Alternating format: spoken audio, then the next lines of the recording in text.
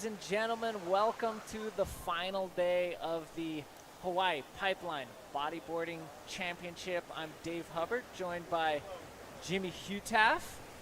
Welcome in, Jimmy. Hi, guys. Let's get straight into the water. We do have the Pro Junior Women Final underway. We're about 5 minutes in to this 6-rider 20-minute heat. This is almost like an expression session style. We just have these 6 riders in the draw. They're just in a straight final. This is Kanani Bustamante on kind of that side sweeping wave. Jimmy, you're noticing the swell direction this morning. Yeah, definitely. Yeah, definitely. It started off really small this morning, and as this morning has been progressing, we are starting to see this west swell, which Pipeline likes, starting to fill in. And here we go, blue, looking at this one. Kaipoi, Koa, There we go. stalling, Nice hoping little for a barrel. little barrel. Coming around that white water. Let's see if she gets a spin, but she just opts to cut out. Good call as that wave just kind of fizzled out. But you're also noticing the swell direction. It does look like a bit more west today. Definitely, and I think that's going to make for some good riding, good direction. There we go, Red Sarai with a Rolo. Yeah, very clean Rolo, lands it complete, rides out of that, no problem. So we do have a great heat on our hands. We are excited for these junior women's to show us their stuff as we're talking about the conditions on this final day. As Jimmy said, you know, a little bit sleepy of a start when we were setting up, but man, look at the sets on the horizon. It does look like we're gonna have this building swell throughout the day. Nice east winds. So we should be having pretty much an ideal day for the junior women's, the masters final, which is coming up next, and then we're gonna be toggling through women's and junior men's the rest of the day. I think it's just gonna be ideal for all these guys. Absolutely. With that last wave, Sarai Akiona moves into that first place position. Top 2 waves will be scored into a total, and the highest total will be winning this final. Let's take a look There we at go. Aikaui. Big roll. Nice Rolo, riding out with a spin at the end. Here we go, splitting the peak. Wow. Big. Oh no, that was Araya. Araya, big Rolo and a kick out. In pink. So, a couple nice backdoor Here we go, waves. blue. Kaipoi kicks out. Very, very nice start. Very exciting. Everyone on the board right now. Yeah, exciting series of waves in this final. It's a 6-rider final. The Masters final will also be with 6 riders. Does look like Sarai Akiona increasing her lead.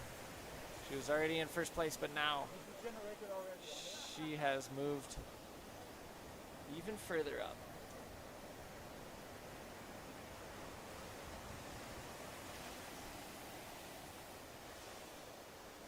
Beautiful conditions again, like we said. We're expecting east winds, west swell all day. Here's a little replay. Nice Rolo there.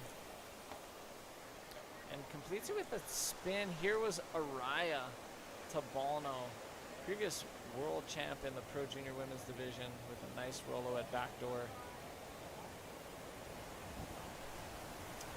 Beautiful.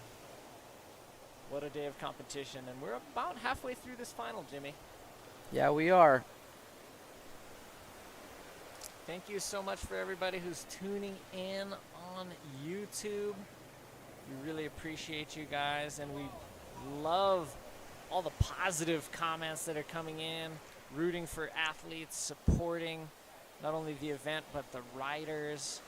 I just want to say thank you so much to everybody who's sharing their positivity on the live chat, everybody who's sharing the links, And for anybody who's liking and subscribing to the channel, all that stuff helps us when we go for sponsorships. And that leads me to our next thank you, which is thank you so much to all the event sponsors. Aloha Freight, really helping us to put this event together. Oh, let's take a look. Our heat leader, Sarai Akiona, up on this left, Jimmy. Yeah, look at this one out the back. Let's see if anybody wants the next one as well. As Sarai is working her way in. Oh, Araya on the knee. Araya tucking in for a little drop knee cover up, and then out the back, Kaipoi, nice bottom turn. Wants to find that section. Cover up. Does get Here a we cover go. up. Goes for the lip. Just a little late on her approach. Incomplete for that Rolo, but a great little flurry of waves there. Really cool. Yeah, it was really cool to see some of these women dropping Araya. Araya's from your island, isn't she? From the island of Kauai? She is, yeah. Araya is Kauai native, down from the South Shore, down in the Koloa Poipu area, and she's been turning heads for a number of years down there, and then got onto the contest scene, started winning events at the Garden Island Boogie Board Classic, and that's kind of where she got her kind of catapult start. She got an invitation to go compete at the Wahine Pro in Brazil, on her way to a world championship about 3 years ago. She became the Pro Junior Women's World Champion. So she is one of the big names in the junior women's division globally. Oh yeah, and very young still. Lots of years. All of these junior women, their level is just continuously rising. Absolutely, I agree with you, Jimmy, and it'll be cool to see when we later on in the day watch the women's competing. Yes. I think we're going to be seeing that, wow, some of these junior women's, boy, they sure are ripping maybe as much, maybe sometimes more in some cases than the adult women's division. So Absolutely. super cool. So 7 minutes remaining. Does look like Araya has scooted herself up into that first place position. Looks like Kaipoi is in second now. Sarai Akiona has dropped down into third. Hannah Saavedra from Peru, the international rider in this final, is really, really impressive, really strong on heavy waves.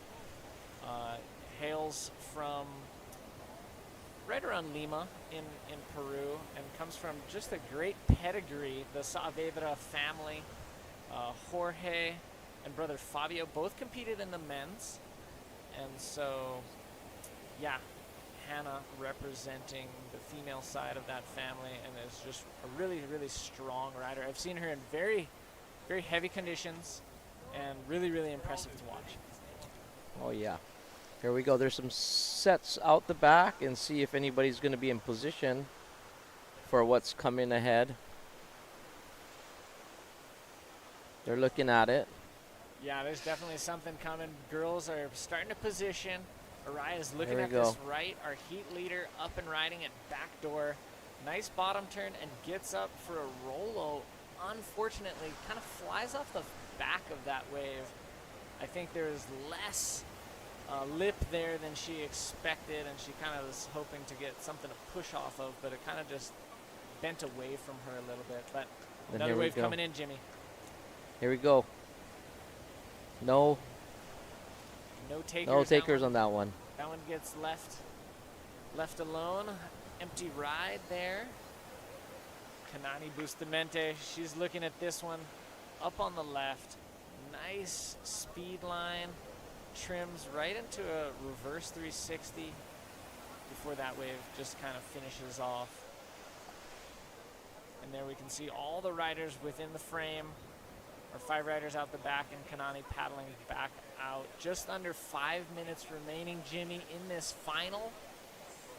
It's any girl's heat because just a one-wave score could completely turn the heat from 6th to 1st and Absolutely. everywhere in between. So Absolutely. this is going to be a very exciting finish. So Dave, tell me about the format for the women's here. Do they have a priority system? 6-man heats. It's a final.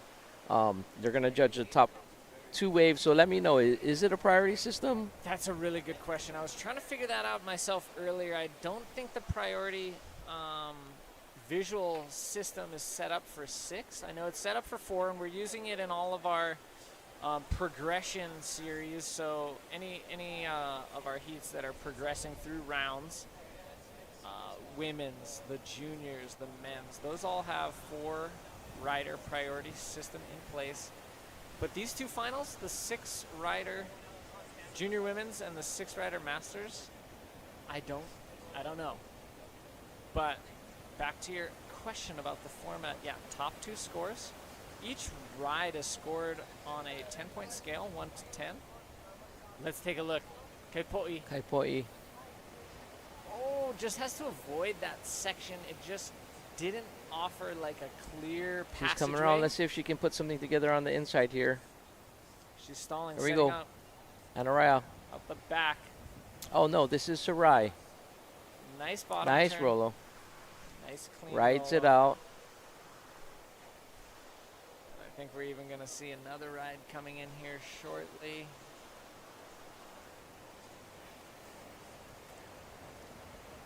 With just about 3 minutes left in this heat. There we go, the replay. Here's our left. This was Sarai's Nice. first wave. There we go. There's Araya getting up in that drop knee stance. What's great about all our divisions is they are open. All stances are scored. Here's Kaipoi again. These are just kind of a little heat recap, little series of replays for you. Here was Araya's nice, oh, that was the roll she didn't make, sorry. Kanani's last wave with that nice reverse.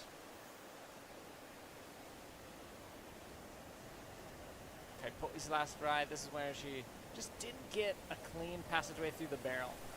Just kind of sectioned off a little bit strangely for her there.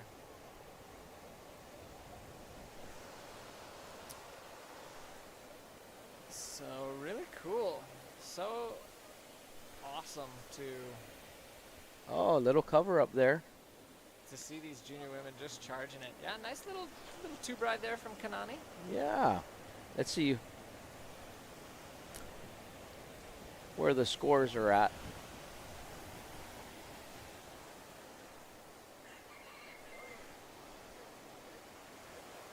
Thanks, JG, for dropping in Team Foam on the comments. Rafael Oh, here we go. Marchena Yellow up and riding. Nice reverse spinner there. goes for a forward 360. I was saying one of our comments coming in asking for when the drop knee is, and these are all open divisions. Drop knee is welcome at any time. Here we go. Speaking of drop knee. Araya Tabano stalling for that section, hoping for a little bit of a cover. Nice. Nice. Snap 360. reverse. Pulls it off clean.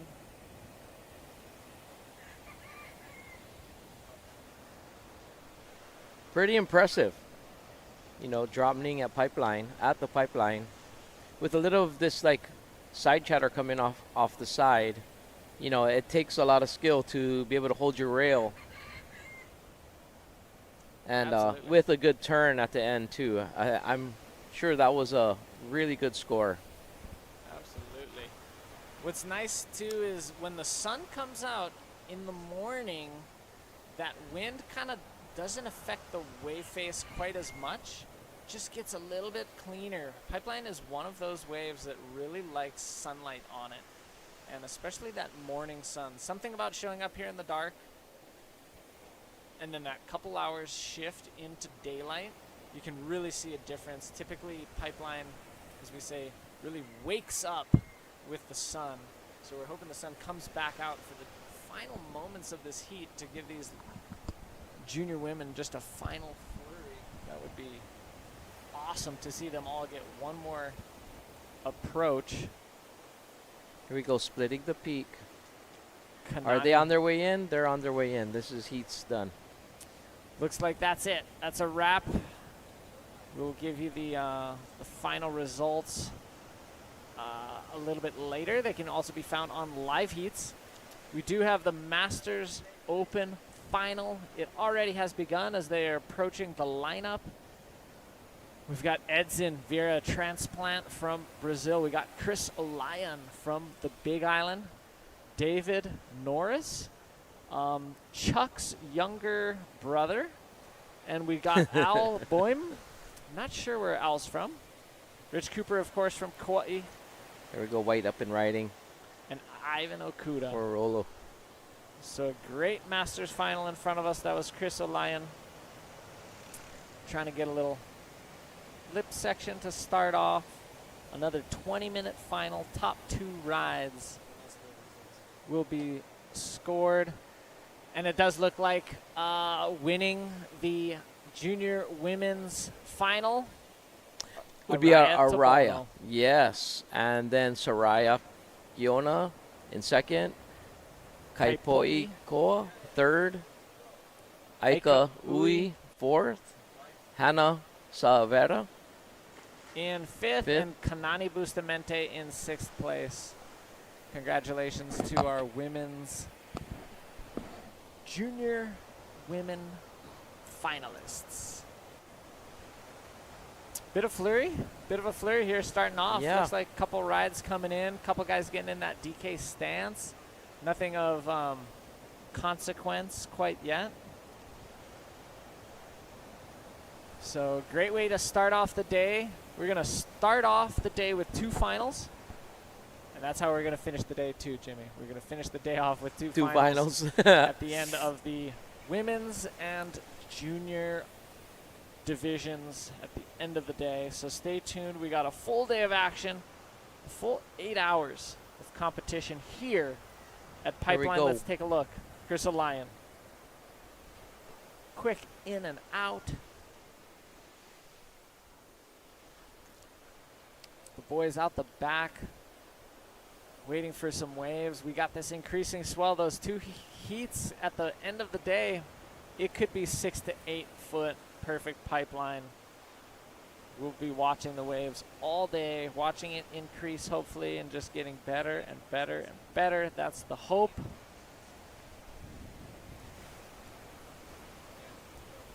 Very, very exciting way to finish what's been just an awesome inaugural event, the Hawaii Pipeline Bodyboarding Championships, put on by So Stoked Series as well as Kaikeha. Thank you to our sponsors. We got a huge list of Looks sponsors. like somebody trying to get into position for this one. David Norris having a dig. Can he get into it? No. Could Long not get paddle, into it. but no ride. Another one out the back. Let's see if someone's in position for this one. Here we go. Got some paddling. Scooping in was Rich Cooper under the hood on that one and just gets locked out. Ow. Here we go. Oh, this is Buddy. Yeah, buddy. Buddy scooping in. Kind of let the wave break on him gently and then returned into our visibility, riding out in front of the whitewater. So, Brada Al, who we call Buddy, making his first ride.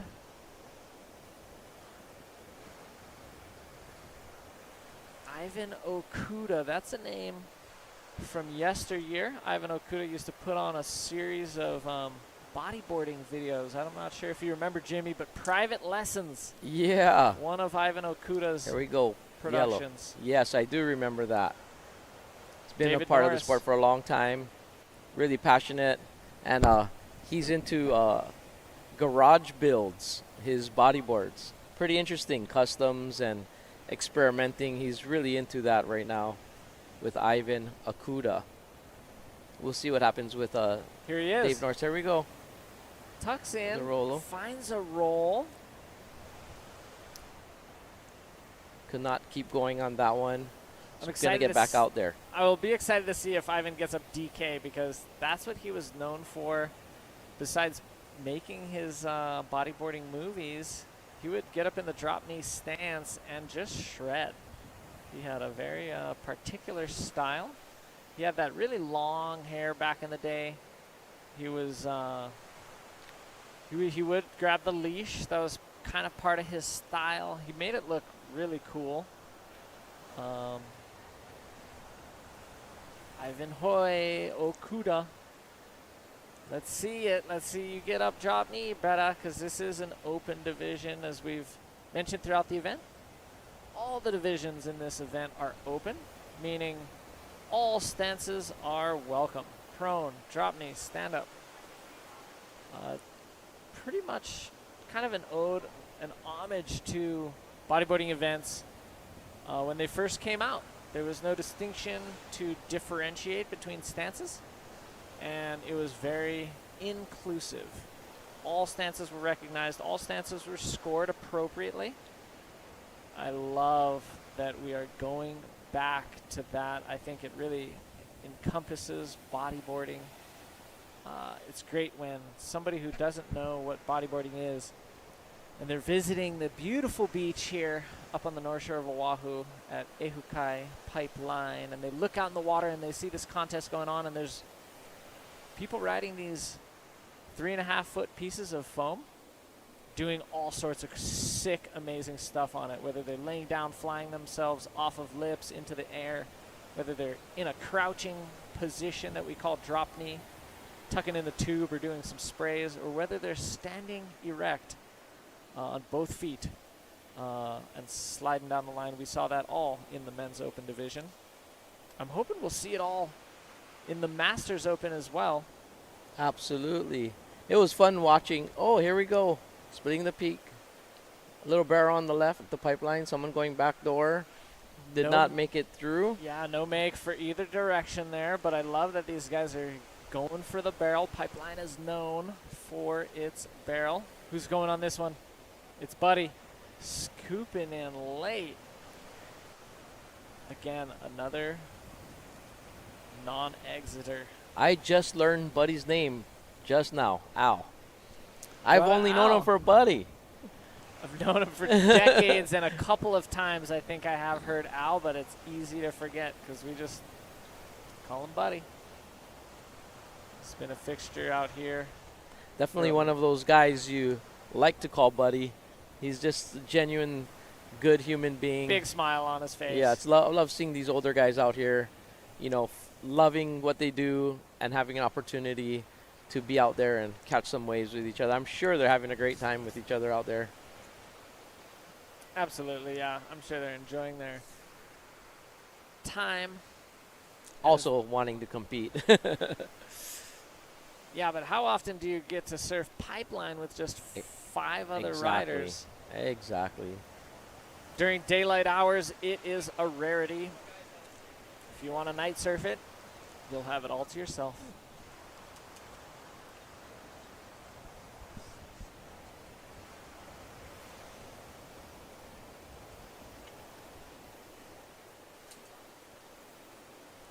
All right, kind of calm final we have here, but we're not even halfway done, so still plenty of time for these masters to get something significant on their scoreline. Chris O'Lyon from part of the Big Island that, you know, he used to surf some amazing waves. I know you know the place well, Jimmy. Down there in Pohoiki. Pohoiki. So Chris, the first time I met Chris was here on the North Shore, and then I moved to the Big Island. And Chris is from the Big Island on the east side. And one of their home breaks is no longer there anymore because of the lava. The lava flow of the Leilani lava flow covered a place called Secrets and Dead Trees. And that's where I meet Chris. That was their hometown and their home break. Very consistent. Here we go. Blew up and riding. Buddy. Late scoop. He's trying to get one. Looks like there's a couple waves coming through. He's doing plenty of those late scoops. Let's see who's There on we go. this one. Rich Cooper tucks in. and we're just getting that pinch. That west angle is just kind of going a little out to sea where these guys are catching them from at the outside peak. Here's David Norris trying to get around, wants something more. Can he at least get a maneuver negative? Looks like challenging for this heat with not that many waves, but they're making the best out of it, that is for sure. But on the Big Island, Chris is one of those guys that likes really slabby waves.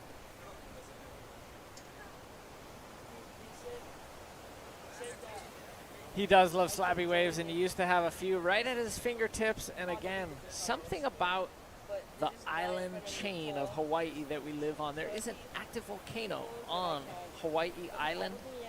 Occasionally, active lava flows will enter into civilized areas, whether it's cruising on into a town.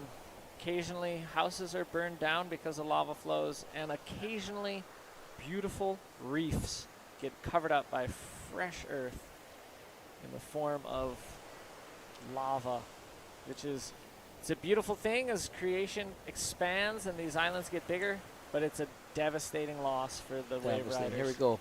Yell up and riding. Trying to look for something. Kicks out. Yeah, that was a very interesting thing when I was living on the Big Island. It's creation, new land. You know, it's the beginning and the end at the same time. It's the end of what you've known and the beginning of new things. Exactly. So, two sides to that coin. But again, I join with those who mourn the loss of those beautiful waves. Some of my top-ranking waves on the Big Island were in that Pohoiki area, unfortunately. Absolutely. Have been lost, but we can, as you say, hope for new waves. Hope for new beginnings. Yeah, and you know, what a tragic thing.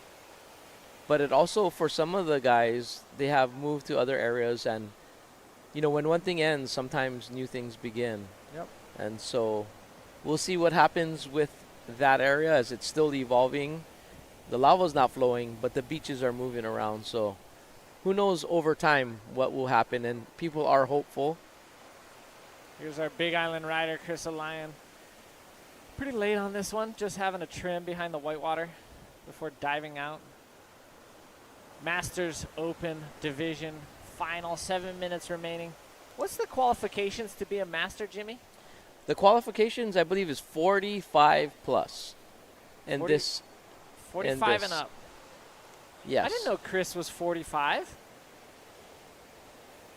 I thought he was like my age or younger, but I guess I'm not too far away. Yeah, Dave, I just would like to say congratulations to you, too, for an amazing run with the men's final. I'd like to touch on that. I seen you going through heats, and it was incredible. You were very versatile going through those heats, the different rounds. I seen you drop-kneeing and prone riding, barrel riding, and aerial riding. How does it feel to be the men's pipeline champion? Oh, it's a dream come true, Jimmy. 25 years ago I entered my first pipeline event, and prior to that, I had looked at this event as the pinnacle of the sport as it was in those days, and always dreamed of winning here. To me, it's always been my highest goal in my career, and to have achieved it, it feels amazing. In the drop knee Here we stance, go. this is Ivan Ivan Okuda. with a nice turn. Very nice slash. Pumping. Wow. Another turn. That's going to give him some pretty good scores, I believe, there. For me, that was the best ride of this final so far. For sure. Two completed maneuvers on the same wave. There was a degree of difficulty. Yep. Who is Here we go. Rich Cooper out the back, tracking down a lip at backdoor and just does not find it. So you've won a bunch of drop knee titles here. Oh, here we go, the replay. Nice bottom turn, kind of swooping top turn, and just gets another rail transition to get some spray off his rail on that second turn. 6 That puts him into 5.6 is first. his total. He's in first place. 5 minutes remaining. That's exactly what he needed to assert himself atop this Masters Open final field.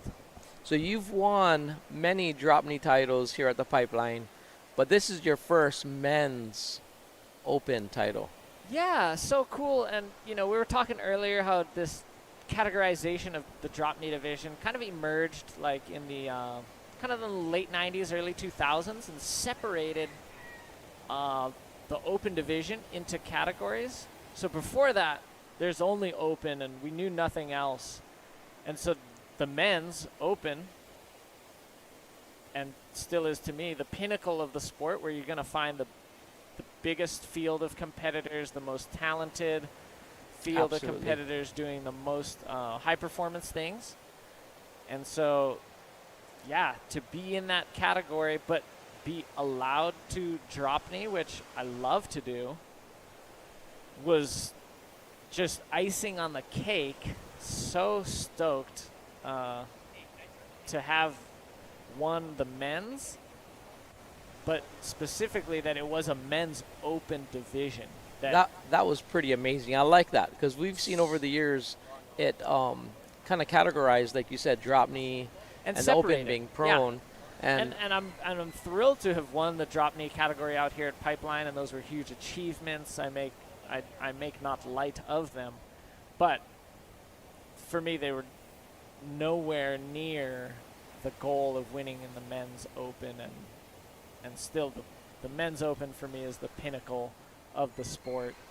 And again, having it as an open category makes it that much more competitive, that much more exciting, that much more interesting for the spectator, for the rider, more technical for the judges. The judges need to be able to understand the degree of difficulty and what is required to accomplish maneuvers in all these stances. So to me, it's just such a better division in every single aspect imaginable. So Absolutely. I'm so stoked that we're doing Absolutely. open divisions again. I think it's a great trend, something we need to push forward in our sport. And I think it's it's just a from a spectator perspective, for me, it was really exciting to watch because right off the bat, you guys were exchanging. The scores are really high, and there was 3 really known drop knee riders in that final. Yeah. And you weren't drop kneeing at all. Everyone was just going for it, huge aerial maneuvers, and it was a battle to the end. And at the end, you got that one wave with that huge flip, and that was like the exclamation point on it. And it was just amazing to watch because it was a battle out there, and the level was so high. It was very exciting to watch. Here we go. Chris Lion just fighting to try to get an edge so he can There get we it go. under Here we go, that. another one. Here we go, buddy. I'm going to go out on a limb here, and I'm going to say that Chris Lion has been replaced by Thor Seraphin, and we just didn't get the update on the live heats yet. I think Chris flew back to the Big Island. I think White in the Water is a different rider. There's David Norris. He's finding his way all the way in. Tries a roll, incomplete there. Edson yet to find a wave. Probably He might not be here. Probably not even here. Just no showing. There we Ivan go. Okuda on his Ivan. backhand Little backside. with that 2-step get up, getting to double knees, lifting the hands off the rail, and then getting that foot up onto the board. Incredible amount of balance to do that, Jimmy. That's why it's so rare. Not many riders use that technique. But Rich Cooper, spin, There you go, spin in the under the barrel, lip. pulls it off. Wow. Can he find a lip section? Jimmy, this could be his chance to win the final. Looks like he's going to ride this one in. We're under 20 seconds to go. Wow. What an exciting heat here. Masters Open final, about to count down in 10 seconds. Who do you think took it? It's the replay Ivan. of Rich. There we go, Rich. That's a spin. That was a in spin under the lip. barrel. I think Ivan, my opinion would be, we'll have to wait to see all the way to the end. Oh, Rich, it did put him in the lead. It did. Rich Cooper gets a 6.83 with his last ride, counting down to 0. This heat is over. Rich Cooper is your Masters Open winner of the Hawaii Pipeline. Amazing job, riders out there. There you go, Richard Cooper from the island of Kauai. Ivan Okuda from the west side of Oahu. Battling it out right at the end. Awesome. Looks like we are going to get right on into women's round 1, heat 1. And this is going to be a very competitive heat. Kanani starting it off. Here we go, still riding. Trimming far. Trying to get that reverse 360. Teresa went on the right. Try to get a lip move at the end, but just did not quite get it. We see here in the suds after an incomplete.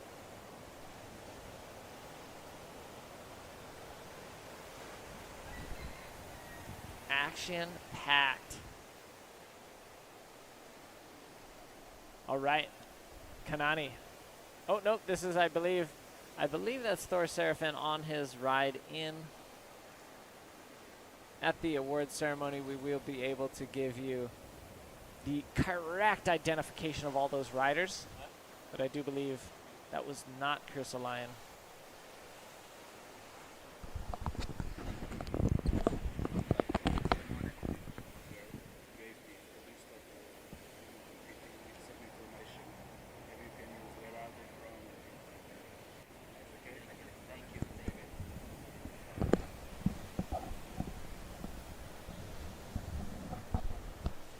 So Kaipoi, Koa, and Kanani Bustamante were some of our junior women's finalists.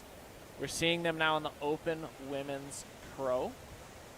We're going to see if they can hold their own up against Aukanai Koa, which is Kaipoi's older sister, I believe, and Teresa Miranda. Teresa Miranda, hailing from the Canary Islands, extremely talented rider, has won the Fronton bodyboarding competition there on Gran Canaria.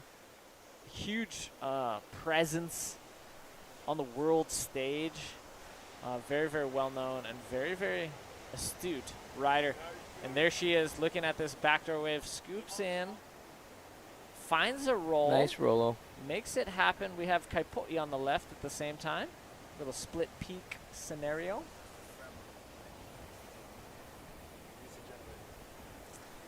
And bear with us. We will be giving you more camera angles, but at this moment we just have camera 1. So working just through a few challenges this morning.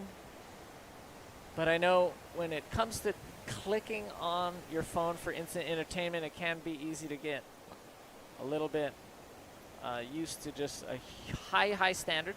So thank you for everybody who's patient with us, still supporting us with positive comments, and appreciating what we can offer at the moment. I assure you it's not easy to pull off an event here. Especially not easy when you add in the element of a live broadcast. Yeah, Dave, you were talking about, the pipeline wakes up when the sun comes up, and it looks like the sun just came up, and I see a little bit of waves coming in, so maybe it's starting to wake up here. Waves are getting pretty, Kanani. Here we go, nice rollo. Really nice ride, but didn't quite maximize its potential. No barrel nor lip move, but she was definitely riding the curl there for a while. But I agree, Jimmy, that sunlight's helping it tremendously. And I think we're going to see that probably for the most part of today. We don't expect any rain today.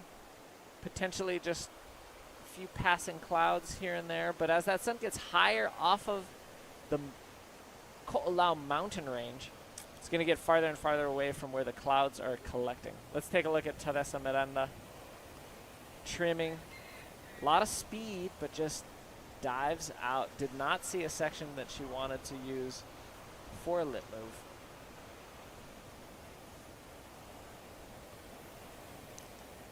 As you were saying earlier, it's a beautiful day, as we say, in Hawaiian. A beautiful day in Hawaii. Absolutely. Such a beautiful day. Here we go, White, looking at something, decides not to go. No takers there.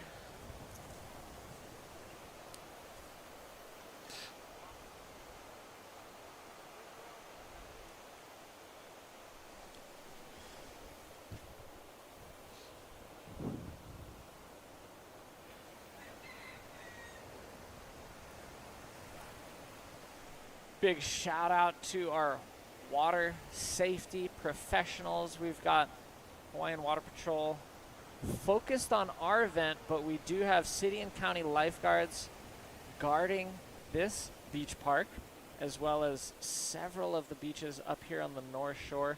Such an amazing group of water safety officials, lifeguards, just do such an epic job at keeping these beaches safe.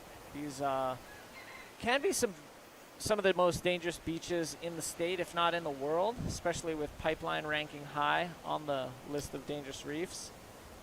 Here we So go. glad What? to have 'em. Kaipoi and out. Kaipoi just doesn't find it there. How's nobody in position? This pretty set good wave catching here. him out. Caught him slipping on the inside. Beautiful wave, just reels across the reef, unridden.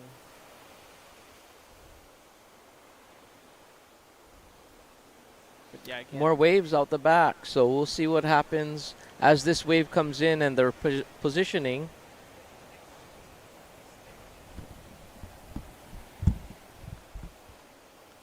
Definitely looking like it's starting to wake up. Like you said, the sun's out. Waves are starting to come in a little bit more now. And it'll be interesting to see on the final heats, too, what the waves are going to be looking like during that time. forecast saying we've got an increasing swell and we could be seeing double overhead waves by the afternoon, right in time for the finals.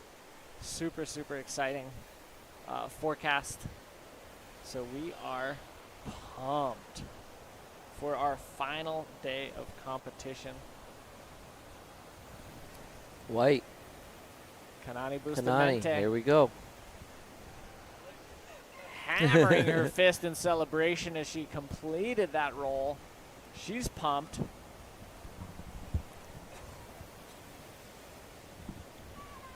That moves her up into first.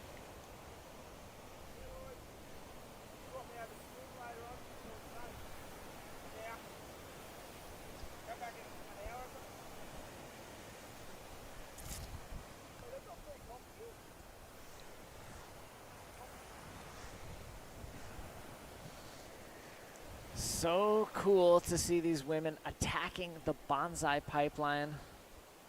Here we got our rider in yellow, Kaipoi. Nice spin with her legs crossed. There we go, another one. Ooh, hangs on to Almost that. Caught one, continues that ride and pulls out. It got steep there for a second. And more waves coming out the back, so it looks like it's starting to turn a little bit here. Kanani getting a 5.5 for her last roll at backdoor. Kaipoi with a underneath a 4-point ride. Teresa Miranda finds a roll here on a left. Nice. Nice Combos it spin. into a 360. Here we go. If she can find another maneuver, this will go into her top 2 rides. She's not done yet, Riding Jimmy. it all the way through. Here we go. She's going to bring this way into the inside. Nice. Hammers Wow. a nice reverse on the inside section. Continues this ride all the way through. Is she going to run up the beach for her paddle out? Because, man, she came That was a very good ride. She came way in. I think Very it was, interested to see what the scores look like. yeah, just about halfway through this heat. I think that was a pretty wise decision to bring that wave so far in. It had that wall that was offering her maneuver after maneuver throughout the duration of most of that ride. Super impressive. 717, the score that comes in for Teresa Miranda, puts her into that first place position. Attackers like Kanani in second need now a 701. Very technical and very well ridden, that wave all the way through. That, I would believe, would increase her scores quite tremendously. And I'm really interested to see where that puts her. Yep, as of right 717 now. into first place. Into first place. Okay, Po'i now. Scooting on this Replay. one. This could be a replay of her double reverse wave. That was her 367. Here's Teresa's really long wave. So we're going to see her get that rollo at the top of the wave, get in a reverse. She's going to find another spin here as she waits for a lip section. The whole time she's just hoping to get one more roll, but she doesn't give up. She stays with the energy. Staying active. Finds a way to draw a lot of speed and just stomp a reverse before that oncoming whitewater. Nice. Really well ridden. I love the maturity. She didn't get too excited about that whitewater coming at her. Some other riders may have tried to force a roll over or like a floppo off that whitewater because there's no lip. But it's just great. She took the speed that was offered her and made a nice reverse, kind of putting some punctuation at the end of that ride to really solidify that that was a good score. There we go, Kanani looking at this one. Little reverse spin, couldn't quite keep going.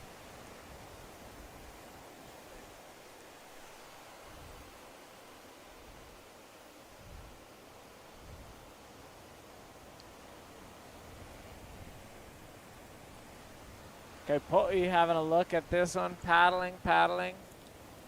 Goes for the roll. Wasn't able to come out of that. You know, these girls, they are really excited to surf the pipeline. They're very passionate about it. And Teresa, where is she from? She's from the Canary Islands. Canaries. From Tenerife. Amazing riding there. You worked that all the way. And here's some more waves out the back. So we'll see where these girls put themselves in position for this set.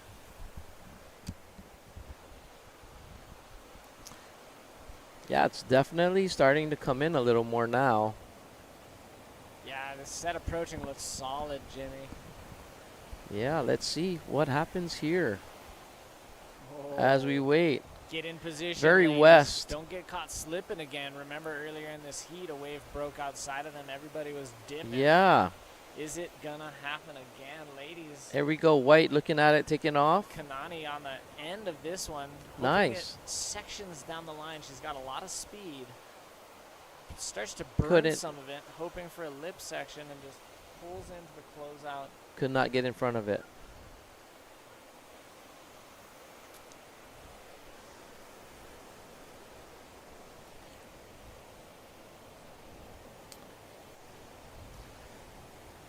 All right, we got Teresa Miranda. She's paddling deep. She sees something she likes. Is she going to be able to get in position? No, but we see a nice wave just a bit deeper than where these ladies are sitting.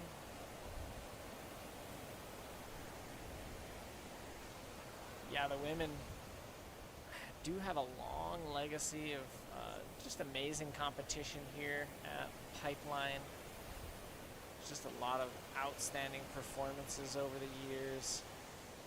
A lot of really gutsy, hard-charging performances. Layla Ali comes to mind as she took off on probably maybe it was like an 8-footer. For sure, a solid 6-footer, top to bottom. One of the few times I've seen a board break in half. Just huge wipeout, but just handled it. There's been some. Oh, look at this wave here. Here we go, Kanani. Ooh, finding a ride there. Let's Oh, little. lip break Oh, on her. a nice Finds a roll. nice roll. That was clean. She lets go of her rail as she leaves the wave. She is excited, but not quite excited enough to lift that arm in exaltation. Let's take a look. Here we go. Right there, she did kind of get in the pocket a couple times. Clean roll. I do like her taking her hand off the rail. That puts her into first place, Jimmy. 7-7-3, the highest score of the women's division so far, but we are only in Heat 1 of Round 1. 5 minutes remaining. Kanani and Teresa holding those advancing positions with some authority. Kaipoi needs a pretty big number. She needs almost a 9-point ride, and Aukanai is comboed out of an advancing position.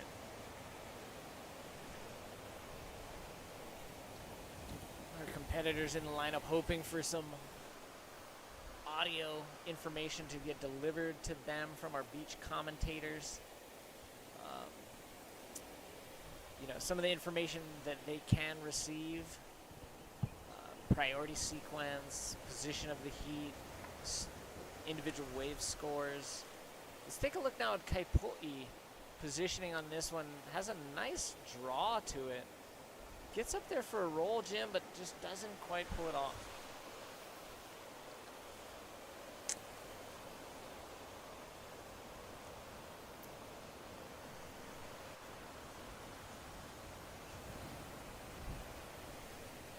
Boy, what a With beautiful 3 day. minutes left, almost 4 minutes, these girls are, there's still opportunity for them. So this could go either way. There's lots of time left.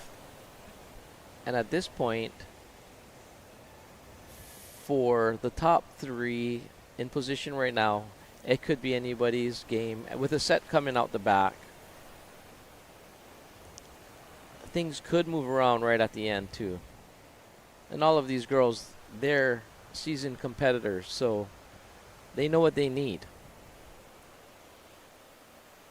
And it's just about getting that right wave. Here we go. Line's approaching. Teresa. Is she in position? Who is in position for this one here? Looks at it, takes pass. Kanani. Here's our heat leader. Pulls in, goes for a spin. Wants to Going connect for this connection. one. Reverse spin into a forward. Nice sequence of spins there before she dives out the back.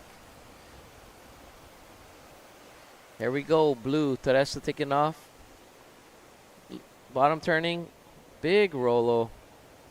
Can she get in front of that? And she kicks through it, gets in front of it, and kicks out.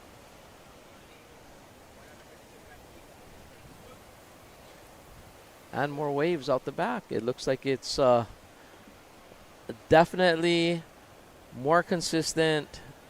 Swell slowly filling in. More waves in this heat. And we probably going to see some pretty exciting stuff as these heats progress. And so far, these girls are definitely battling it out here.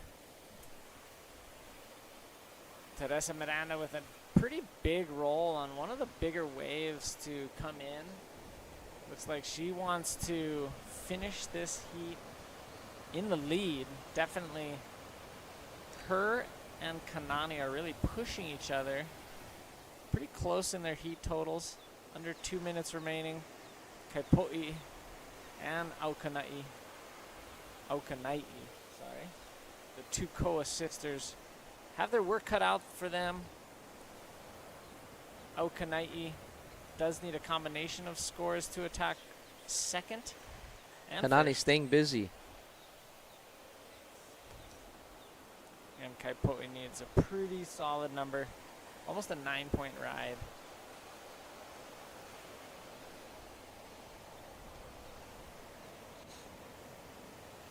One minute remaining, Jimmy. We're getting down to it. With a wave coming in too. See if they're in position.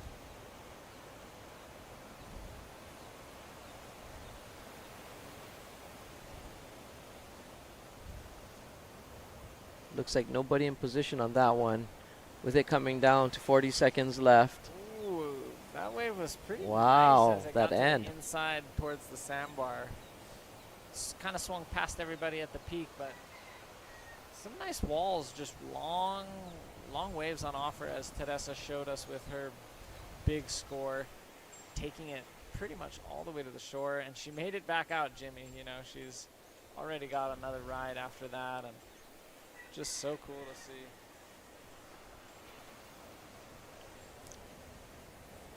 All right, we're counting this one down. Just 5 seconds remaining. Looks like it's Kanani Bustamante and Teresa moving at the end.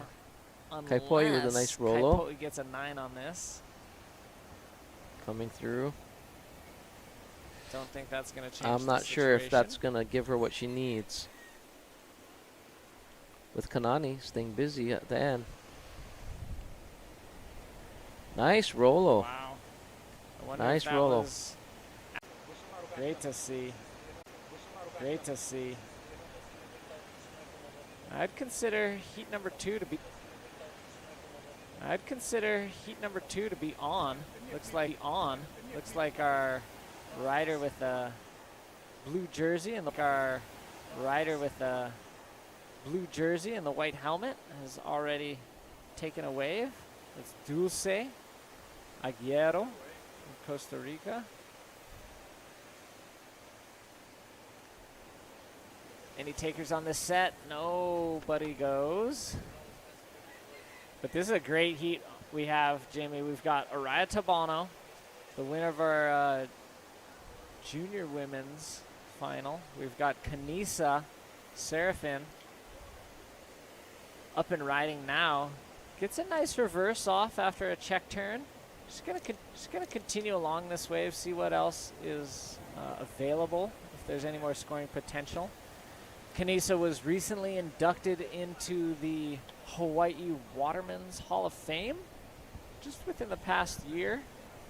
Just renowned for her prowess as a channel paddler.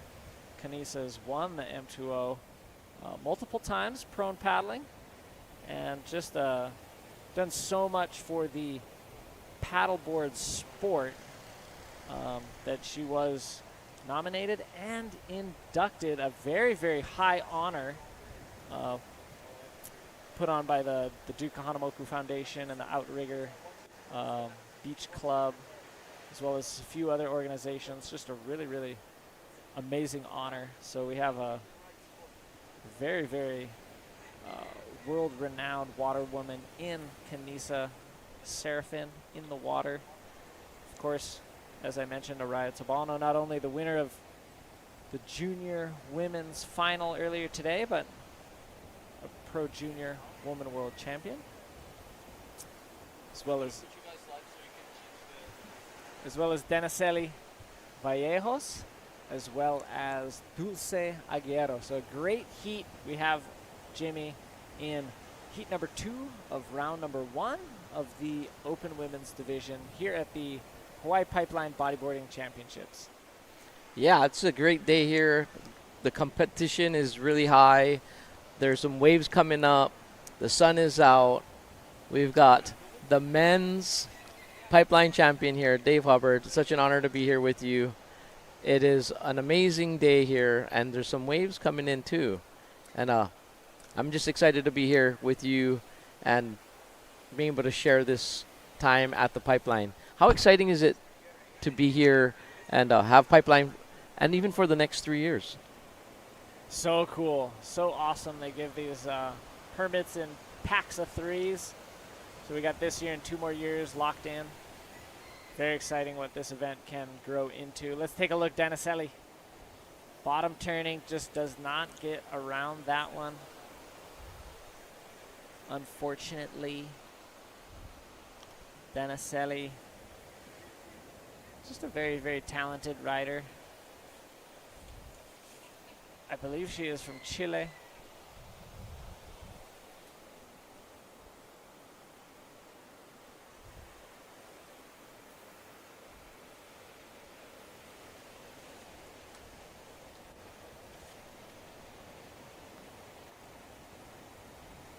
Looks like we got a tie for first right now. Short scores coming in for Denniseli and Dulce. It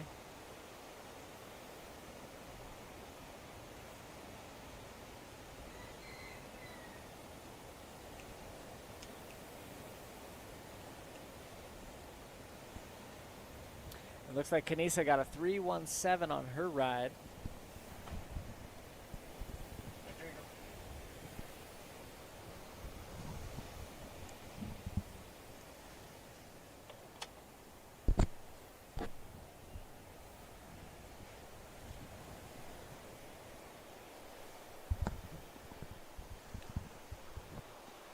But yeah, so exciting. Here at the Pipeline, we've got an increasing swell, west swell, which is one of the pretty much the best direction swell you can get. This is a west-northwest to be more specific.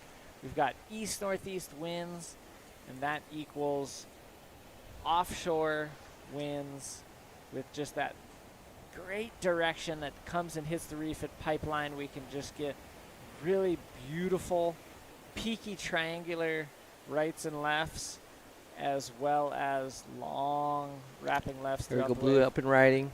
Dulce, here we go, Rolo. She's from Costa Rica. That was a huge nice roll. She's pumped. She was really She's excited. well-timed. It was a really well-timed roll, really smooth, really well executed. There and we it's go. Complete.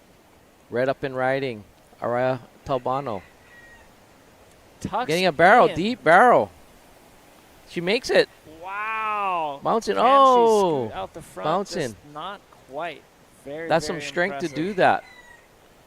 Kanisa, she wants to find a lip move. Opts for a cut off the top before a reverse spin. Rides it on a little further. Great exchange. I expect a huge score for Dulce. That was great. We are seeing some cool I'm very riding. interested in seeing where that puts Dulce. Nice Rolo. And Araya with that barrel. We'll see what the scores, what the judges look at and see. Still deliberating. No score yet. Quite a few numbers to get dropped in. Quite a few rides waiting to appear on the score line, and they'll show up on your screen when they're locked in. Thank you again for everybody who's tuning in and watching the live broadcast. Let's take a look.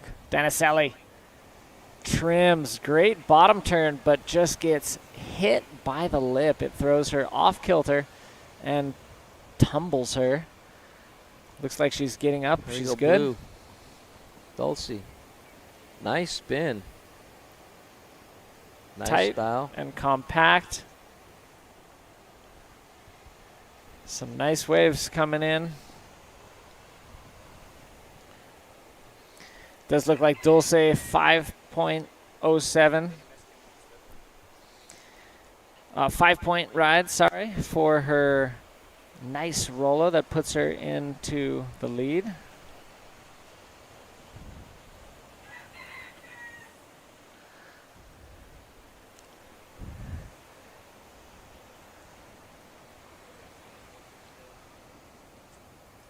Yeah, we're excited because the final day is really just going to be women's and juniors for the rest of it. We already had Masters Open.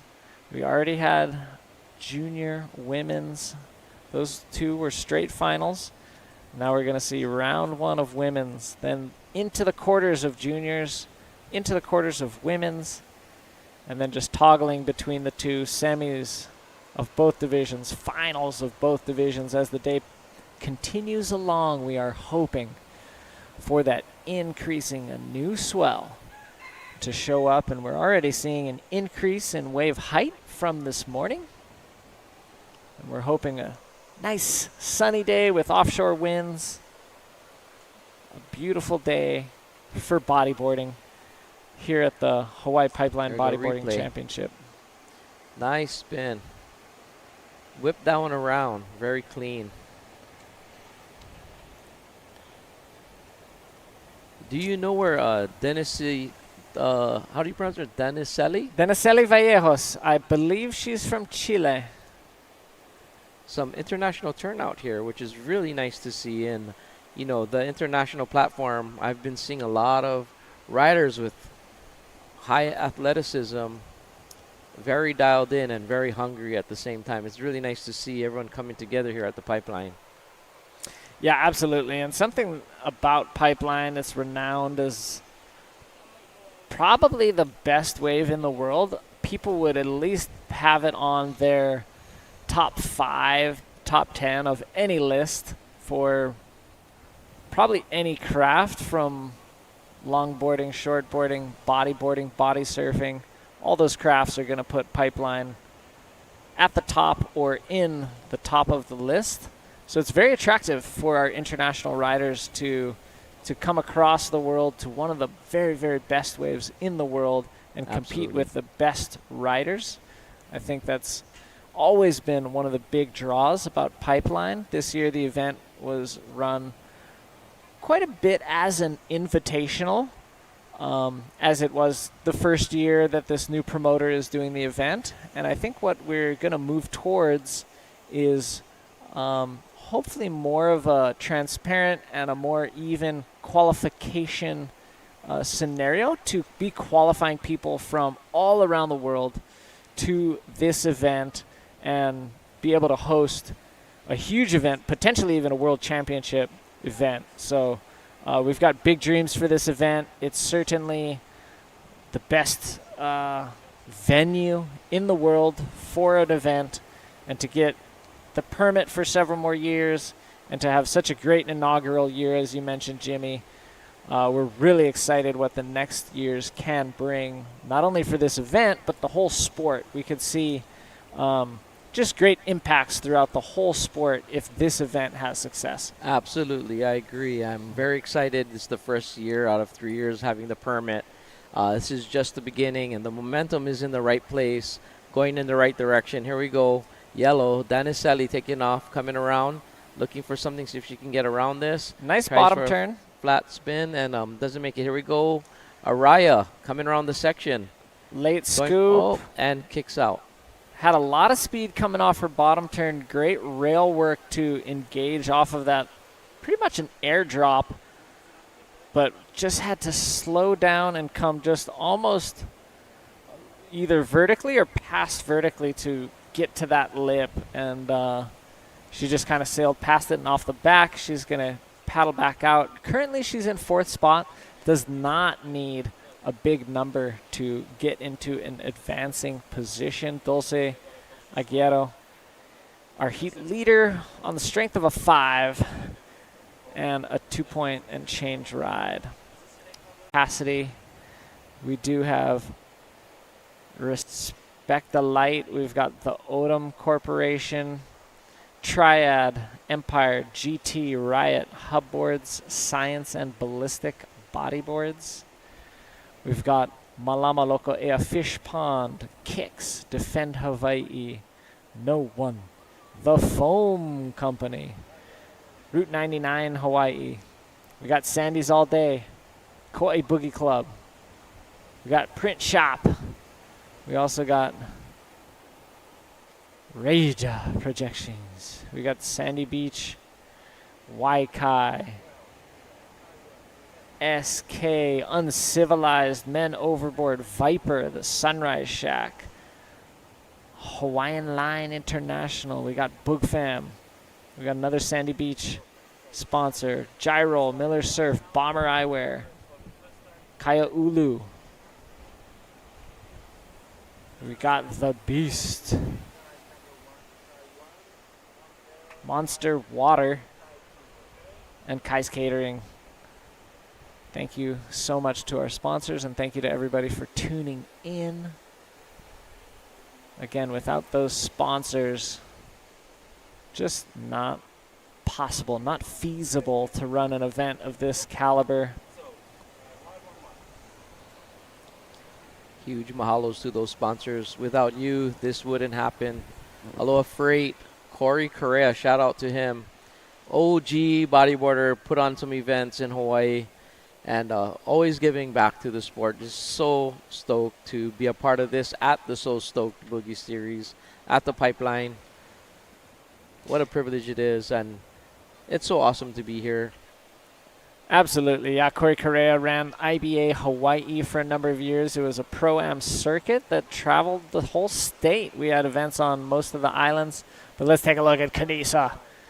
She's our rider in second place. She's trimming down the line. She wants a lip section, but opts for a reverse because the lip just didn't provide itself. She's hoping to improve on her backup score. That was a nice tall wave, nice smooth 360. Under 5 minutes remaining. She's going to maybe have time for one more.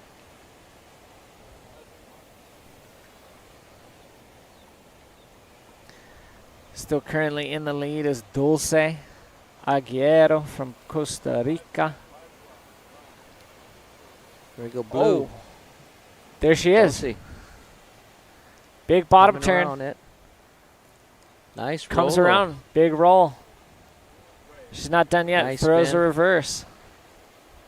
Oh! Araya Tabano with a huge Big backflip backflip at and the reverse. backdoor. Wow. Coupling it with a reverse, Still safe going, to and say. kicks out. That's the gotta best be a wave. huge score here. Safe to say that's the best wave of the heat. Skyrockets That her puts her right up there. into first place. 9-point ride coming in for Araya that puts her in first. Still waiting for Dulce's wave. That was a good wave as well, but let's watch Danicelli.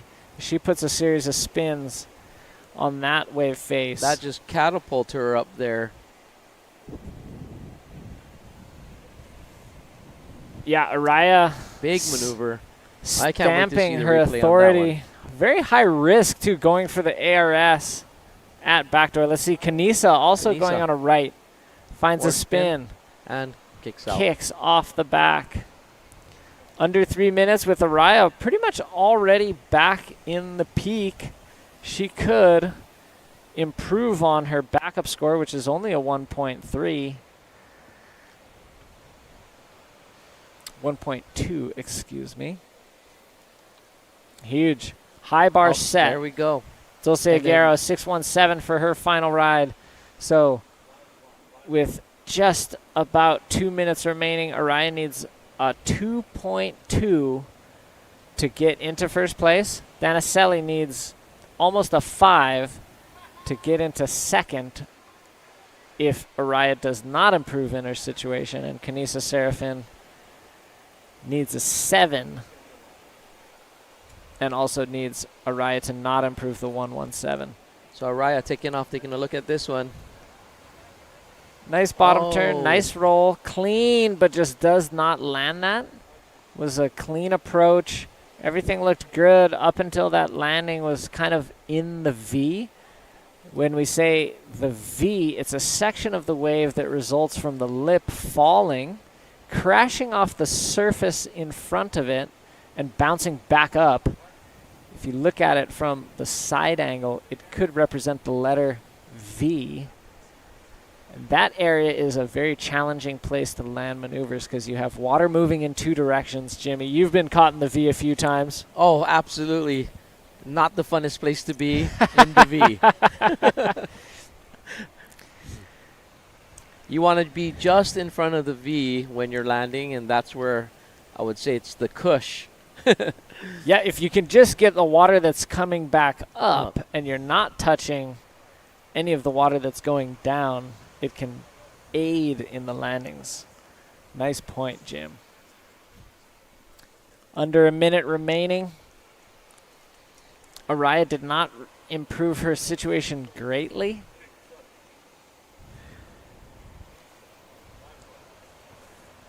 Dulce and Araya in that first and second, those advancing positions.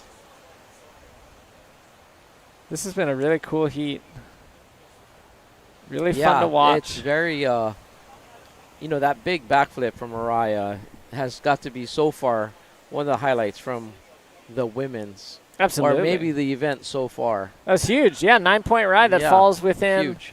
the top 10 of highest wave scores of the entire event. Let's take a look. Kanisa, one last ride with 5 seconds to go. Trims. Can she get to the lip? And finds a little bit of a cutback before going into her reverse. Well done to Kanisa. Well done to Danicelli. Moving on, Dulce Aguero and Araya Tabalno. Moving on now into heat number 3, or round number 1, just began. We've got a complete foreign affair here, as we got Viviana Araya from Chile, Hana Saavedra from Peru, Mayumi Kondo, and Asako Shiotsuki, both from Japan. Yeah, this is a full international spread here. And I'm just so grateful to see all of these riders coming in from all over the world to compete here at the Pipeline. We've seen it in the men's, and now we're seeing it in the women's. And here we go, some waves kind of out the back. Looks like, see if anyone can get into position maybe for backdoor. Nope. It seems like it's kind of over. Yeah, this one's way over on the side. The girls are pretty deep on the Peakett pipe. They're kind of getting sucked, I'd say, almost a little bit towards backdoor, but the set came in kind of wide, kind of off screen. To the right of your screen, there was a couple waves that came in, but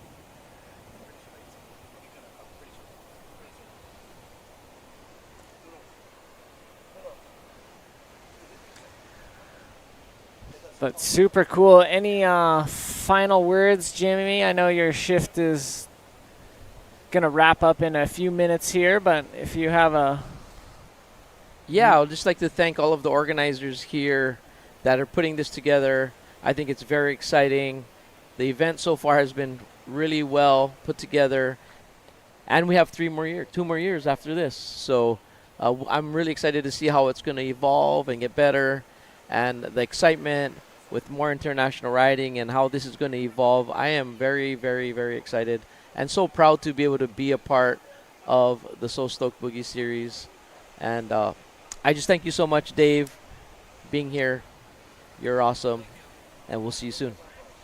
Thank you so much, Jimmy. Really appreciate you. Appreciate your time. Hopefully have you back in the booth at some point later on today. Absolutely. That'd be super cool. Thank you so much. Thank you. So yeah, Open Women's Pro Round 1, Heat number 3. Really great to see the excellent ride from Araya Tabalno get reached. A 9-point ride in that last heat. And boy, did she need it. That put her into an advancing position. She made it on. Dulce Aguero made it on to join Teresa Miranda and Kanani Bustamante from Heat 1. I think that looks like, I'm not sure if that'll be the quarterfinal, but all 4 of those ladies will be into the quarterfinals. Let's take a look at Mayumi Kondo. Trimming, finds a super smooth roll. Really well executed, stays on board, hopes for something more, headbutts that white water. Incomplete second maneuver there for her.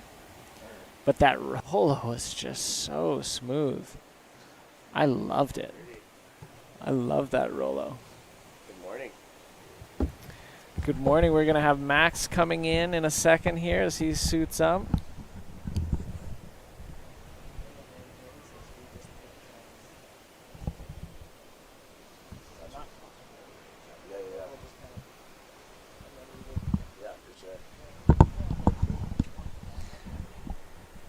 All right, Asako Shiotsuki with a spin. And let's see, no takers behind. Hana Saavedra still waiting out the back. Max, why don't you give yourself a little introduction to our audience here? Yeah, thanks, Dave. My name is Max Ostrowski, currently 23, from the Big Island of Kona. Competed in the contest earlier these rounds, and it didn't come my favor, but I'm just glad to be a part of it, be here, this morning. Now we're doing the juniors and the girls, I believe. Exactly. Yeah. And you had a good day the other day, I believe. I had a great day. Yeah, I certainly you did. Thank you. But yeah, so we're here in this special spot. I'm just glad to be a part of it. Yeah, thank you so much for making the trek over from the Big Island and representing. There was a pretty big contingent of Big Island riders. Oh, for sure. Especially in the men's. Yeah. I want to say there was probably like a dozen of you guys. It was great to see. Yeah, I mean, you know, wherever you come from, I feel like if one guy does it, you know, then we all got to try. So it's just kind of what the sport does to people. And, I mean, this is my life, so that's why I come here. Yeah. So cool. Yeah. So awesome. Yeah. Yeah, and you had a good run. I saw some nice free surfing, and you made it through 2 of your rounds or just one? Unfortunately, I got knocked out in the first round. Oh, was the first round? I was kind of chasing a high score, and, you know, some things I could have done better in the heat, for sure. I remember that was the heat with Stuart. No, that was a heat with Tanner and Dudu. Tanner and Dudu. Yeah. Okay. Yeah. I think that was round 15 or heat 15 round 1. Yes. Yeah, but that was some great riding that happened on that first day. Yeah. Some exciting heats, some close heats. There were some heats that were a little tricky. Let's take a look at our rider in white here, up and riding. Hopes for a lip section, but does eventually find it, but does not ride out of that incomplete ride for a rider in white. So you've competed at the Boog Jam a number of years ago. We had a bodyboarding event out here, not as structured as the Hawaii Pipeline Bodyboarding Championship, but you had a couple nice rides in that event. Was that the first year that you got to come up and ride pipe? Yeah, that was. At the time, I was riding for Empire Bodyboards, and they gave me an opportunity. Oh, almost was looking for a section there. Wow. That was cool. But, yeah, I just got gifted an opportunity to come up here and be a part of that free surf competition, whatever you want to call it. But the waves are awesome, and, you know, it's just been years and years of me coming here, and, yeah. So cool. Yeah. So awesome. And what makes Pipeline such a special wave, Max? I guess for me, growing up as a kid or just being a part of any sort of surfing, bodyboarding, wherever you're from, this is the pinnacle of it for sure. And when it's doing it and, you know, there is 50 people out there all trying to get the wave of their life. Yeah. Some people might be, I don't know, maybe that's not so fun, but I feel like when you got to work for it a little harder, it makes it that much more rewarding. You know what I mean? Absolutely. And just the exposure and just the place on the beach. You know, there's a sandy beach right into one of the best waves in the world. Yeah. I'm used to navigating on the rocks to get out in the water. Some of that Yeah, but just thankful to be here, always. Absolutely. And we're grateful for riders like you coming from other islands in the state. We're grateful for the riders that traveled across the world to be here. Yeah, it's a great field of competitors. Something that also makes this just such a rad venue.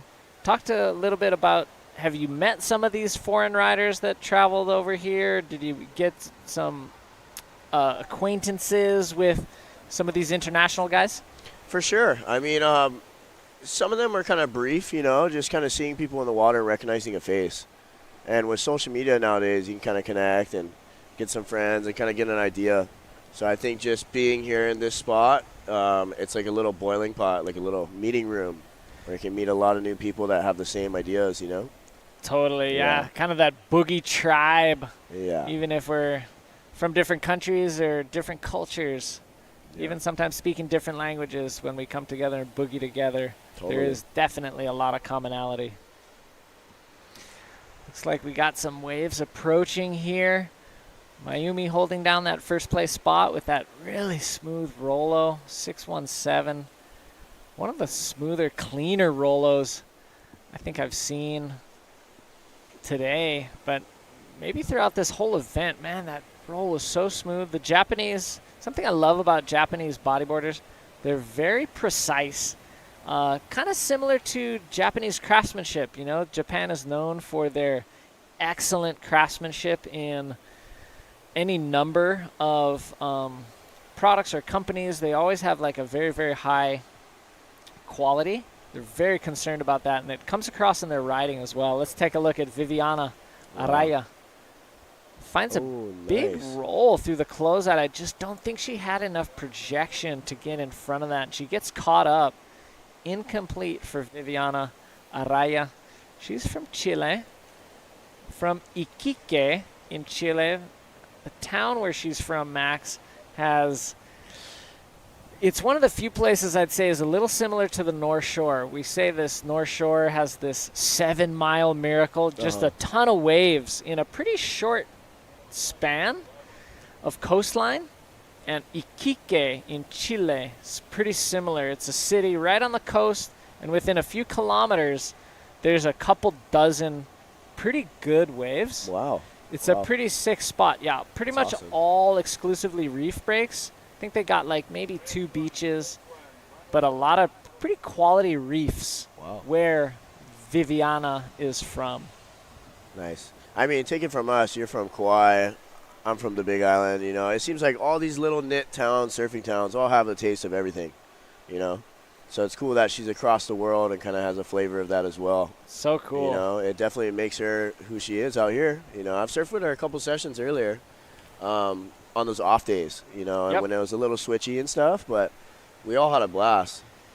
Yeah, she's definitely been out there putting in the hours, trying to learn the lineup. That is something, whether you're a local, whether you're an inter-island guy or international, you got to learn this lineup. It's not the easiest lineup to figure out, and it takes time. Let's take a look at Hannah. Oh. Gets up there. Wow. Is she gonna pull this? She pulled it. Wow. Way to get through the section. It was a little tough. She had to muscle through that thing. Yeah. I like the effort, though. That was Absolutely. Even where she cut that bottom turn, she had to go real vertical because she was kind of latent behind it. But totally. As I was mentioning earlier when we were talking about the junior women's final that she was in, that she is a very strong and powerful rider, especially in heavy waves. Wow. There's our heat leader having a look. Short ride in and out for Mayumi Kondo. Still a lot of time in the heat, though. Anything can change, for sure. Yeah, definitely. And still just one wave could be the difference from 4th to 1st. And have you checked out, Max, the forecast? We've been talking about it so far on the broadcast that we're expecting an increasing swell. Is that what you've seen when you've looked at the charts? Yeah, great question. Great question. Coming from me, I definitely do check my surf line and some apps for sure while I'm here. And it looks like later, sunset. Oh, we got yellow. Nice little wave. Clean drop on that. Hoping for something. Gets a spin in there. Throws a reverse. Nice. But, it looks like there's a swell kind of picking up about later in the day. Kind of looks like something, coming now. Totally. Nice reverse there for Asako. Tries another forward. I think that was a great wave for Blue. But, it looks like sunset and maybe tomorrow. Should be really fun. Yeah, so we got a new swell approaching. Very exciting. There's Viviana getting onto the edge of that last wave. Nice reverse there. Clean. Combos it with another forward there. Yeah. So that's her best ride so far. That's going to help put her in a position to attack the other riders. For sure. But more waves coming in out the back. Is anyone in position? That looked like a pretty cracking right. I know. That's what I was just about to say. Wow, even the left really held open with that offshore wind coming off the east. Yeah, the wind's nice today. Just another beautiful day on the North Shore. That's what it seems like. Gorgeous. Yeah, we've been having amazing weather. Yeah. Terrific swell conditions. For the rest of the period, it does look like the trade winds are going to get up to kind of an outrageous strength. And when the trades are 25 to 30 knots, it really has an impact on the wave conditions and the wave quality. So that's why we've opted to finish out the event today Oh, okay. instead of waiting for potential future swells in the swell window and in our waiting period, just because we've been having some systems roll past our islands that have interrupted the typical trade wind flow. And as the trades return, they are forecasted to come back in full effect, stronger than normal, 25 to 30 knot trade winds, which would make it tough out there. Are you going to be sticking around the entire waiting period, Max? Yeah, I believe so. I'm going to cut it a little short. I think I'm going back Wednesday evening. So my day of opportunity is probably going to be tomorrow all day. Cool. And sunset, for sure. Yeah, this evening. Yeah. And tomorrow. Unfortunately for me, it's been a long trip, and got to go back home and get back to work and plan for the next one. Yep. Yeah. Very typical for bodyboarders, wherever they are around the world, to subsidize their passion for bodyboarding with a part or full-time job. This is a very, very humble sport. Professionals who live completely off the sport are few and far between. Totally. But there's no shortage of passionate bodyboarders the world over who are willing to go to great lengths to participate in events, to chase waves, or even just stay at home and consistently be out there when the waves are good. So it's a beautiful sport. What drew you to bodyboarding, Max? I feel like I've been saying this for a while, but it's just a good release, you know. It's a hobby that you can release with, and just like anyone's hobbies, playing like an instrument or maybe even skateboarding or snowboarding. It's something that kind of brings you back to just feeling like a kid, you know, make you forget about your responsibility and just enjoy the time being. So I think that's why a lot of people gravitate to these types of sports and these hobbies, because it makes you, you know, kind of. I like it. Great. Yeah. Release. Yeah, well said. Release. Well said. A release and that youthful energy that it gives us. Yeah. And I think that's also something to be said about soaking in a salt water solution or saltwater pretty much bath. You know, we practice our sport with at least half of our body submerged in salt water, doing that for hours upon hours, year after year. I do think that has positive health benefits, and youthful energy being one of those pleasant side effects. Totally. A lot of comments coming through on our YouTube channel for Hannah Saavedra. A lot of Vamos Peru. Almost came around with the spin. That was our Chilena, Vivi. Incomplete reverse there, but looks like more waves out the back. Here's Asako. Wow. Nice trim. Finds her way up to a Rollo. Muscles her way through it. Not an easy section. Successful ride here for Asako. And there's Hannah. Backdoor. Oh. Big Rollo. Can she ride out, Max? She doesn't. Ooh, bummer. Yeah, the tent was a little in my way, but I was looking right over it, trying to see if she was going to punch through. I think that was a good exchange for both riders. Absolutely, with Asako getting the better of it with her completed Rollo. So thank you, everybody who's tuning in to the live stream and jumping on the chat, leaving those rad comments. There's a replay of Asako's sweet roll. Wow. I love the pursuit of the wave that she had. There's Hannah. Oh, she was right there. She was close. Just got swallowed up by all the energy, tracking her down.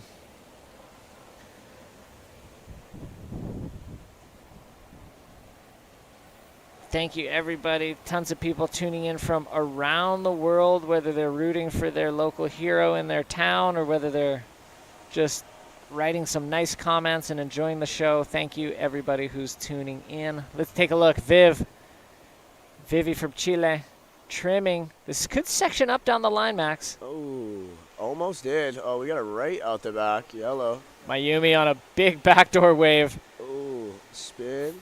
Finds a spin. successful ride. I think that was a good ride for her, for sure. Yeah, she didn't get a big wipeout, and at backdoor, that's a successful ride. Yeah. She's Going right is always pretty sketchy. Yep. Ooh, another nice wave out the back there. Yeah, what I was saying the other day with Tannic, for some of the viewers too, you take that risk on the right, then you got to paddle back out, and it's a time game, especially in the heat too. Totally. Well. Yeah, daylight today, I think you're totally safe. You you take your ride, kind of cut out or finish your ride at the closeout, and you'll be able to get back out without consequences. But on those other days, we were seeing riders take the scenic route, as we say, because they would either attempt the paddle out at backdoor or just see a bunch of sets stacking up and know that it was not going to work out. Yeah. And as you said, Max, yeah, it adds time because you have to let the current bring you all the way around to the left and get out in between pipe and the sandbar. Yeah. Let's take a look at Aaron Welford there. We've moved into heat number 4 now. We've got a great heat on our hands. This is Carla Costa Taylor. Nice. Or sorry, just Carla Costa now. Nice rollo. Air forward off the back just as a flyaway. So cool. Carla's done amazing here at Pipe over the years. Jessica Becker, I believe, is our reigning Open Women's Pipe champ. Wow. Sarai Akiona was in the junior women final earlier. And we've got Aaron Welford from Australia. Got the replay right there.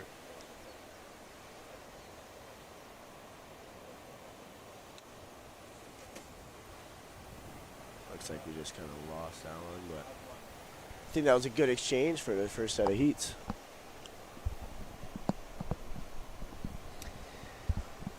Yep, and final results of round 1, heat number 3. It was Asako and Mayumi. Wow. That was awesome. Nice roll from Sarai. That was gorgeous.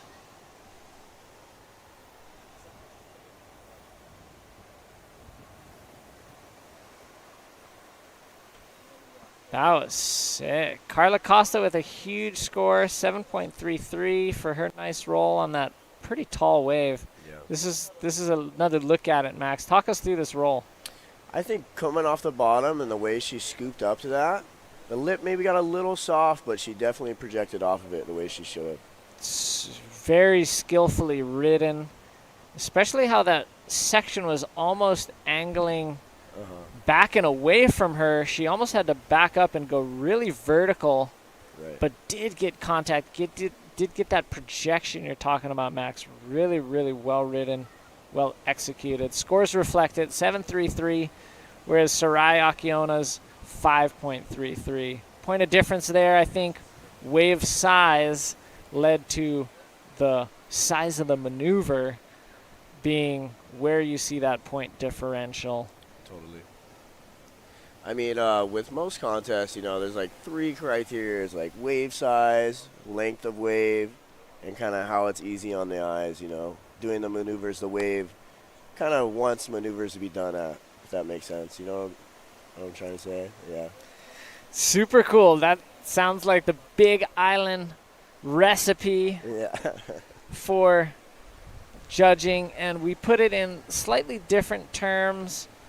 On the professional scale, an event like this, we say the most radical maneuver in the most critical section of the wave will be awarded the highest points. I like the way that sounds.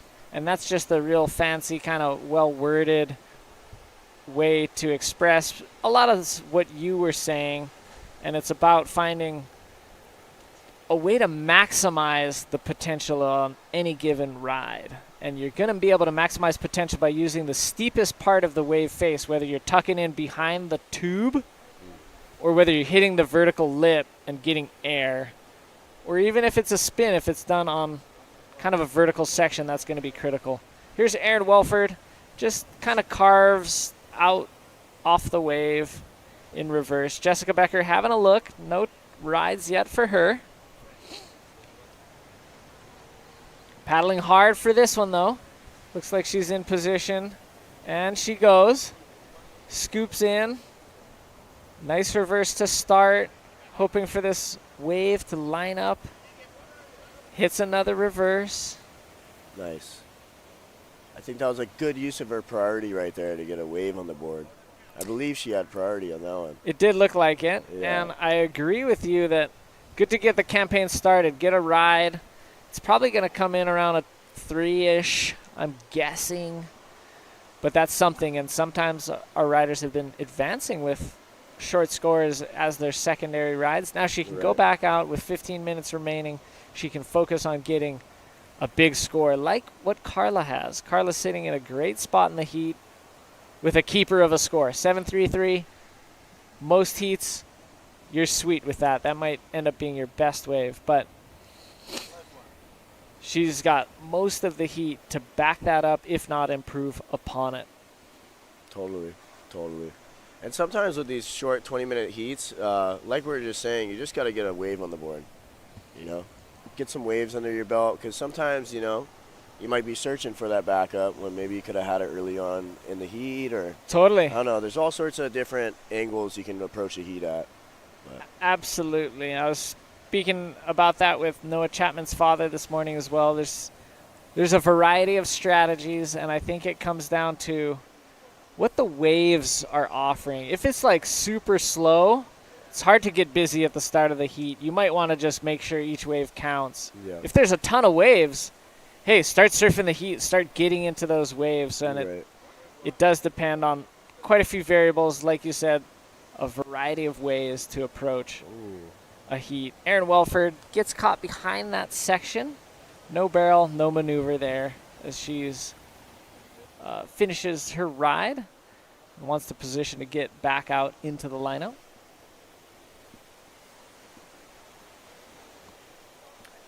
But yeah, later on in today, for these later heats, we might see some bigger surf. Absolutely. Yeah. As we are in the open women's division, Max, I wanted to ask you about the women's bodyboarding talent coming out of the Big Island. Give us the latest. Are there any names we should be watching out for? I would say some old-timer names. My old coworker, Liana, she rips. And there is a lot of underground faces that I remembered over the years and seeing the females out there. And I feel like back at home, it's they're just kind of in their own, you know, realm out there. They don't really care too much about it. They're just doing it as hobby, and they look great doing it. Sure. And they awesome. rip, you know. So cool. But a lot of younger girls coming out, you know, when I go to Magic Sands or I go surf Pine Trees, there's a lot of the younger generation that maybe I don't know by name, but they're on their boogie board and they're having fun. That's awesome. It's all about that younger generation bringing up it. And Sadai Akiona is part of that younger generation. Has to stall to avoid that rock at the inside of backdoor, but did get a series of 360s on that wave. She is going to opt to paddle straight back out to the horizon through the backdoor. That put her in the lead, currently above Carla Costa and Jessica Becker, who just have one wave each. Man, this must be a battle royale for Carla and Jessica to be in this heat together. Carla, one of the most successful Brazilian transplant riders who came from Brazil and moved to Hawaii. Wow. But Jessica Becker was hot on her tails, and I'd say is right there as far as a Brazilian female who moved to Hawaii and found success in bodyboarding. There's just so many similarities between these riders, both very, very powerful in their approach to the lip, very comfortable in big waves, very stable in their line work and their approach. Neither of them seem very intimidated by big and heavy waves. So it's a real treat for me to see Carla and Jessica in the same heat. And, you know, we've got Sarai, very young female rider from Hawaii. We've got Erin Welford from Australia Wow. in this heat with them. So just about halfway done. And it's going to take a lot for the young blood and the foreigner to take on these amazing Brazilian women. Both of them splitting the peak on this one. Carla with the spin. I don't know what Jessica did. But that was interesting. It's just cool to see all walks of life and all sorts of talent out here in one heat. You know what I mean? It's a great time for all these girls to express themselves. And Absolutely. get a good wave, while we're all watching. Absolutely. And great point. Bodyboarding is an attractive sport to people of all shapes and sizes and backgrounds, and all sorts of different people Yeah. come to love this sport. And it's not a sport that just favors one demographic or hold that thought. Let's see. Jessica did pull in on that right-hander, while Carla did get just one simple forward 360 spin. It was enough for Carla to move back into first place. 1.67 added to her 7.33 gives her the highest two-wave total. That's where you see that 9 points there. That's her two-wave total, counting her best two top scores. Seems like that earlier wave that Carla got definitely kind of helped set this heat to the bar. Absolutely. Yeah, she picked a good left and really kind of got one of the bigger rolos of the heat for sure. Absolutely. Yeah. It was so smooth, just well executed, good riding. Yeah. And the wave was pretty tall, it Oh, was for sure. not a medium or a small wave. It was kind of a set wave for what we've been seeing this morning, Yeah. which adds to the degree of difficulty. Let's take a look. Our riders are up and riding. It looks like a situation where yellow and blue are on the same ride. I'm not sure who had priority. Yeah, I'm seeing 2 and 3, so I'm maybe guessing that Sarah had the priority over her, or who knows. Well, I believe whoever has that initial priority is just for them. But we still have a lot of time left, 8 minutes left in the heat. And it looks like the riders are sitting a little deeper out there. Trying to pick up on those right-handers, I believe.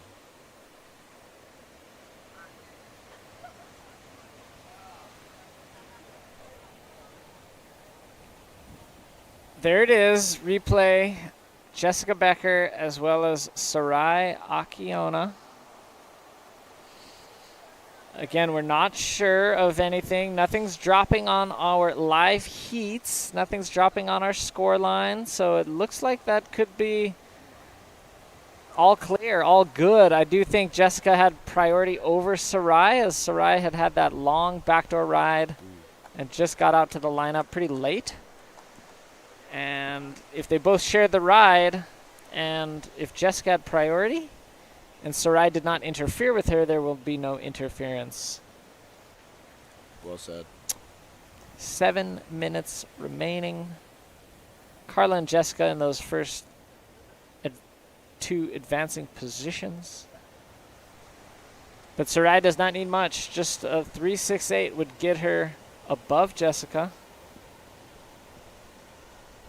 And even above Carla, because Carla and Jessica are tied with 9s. Wow.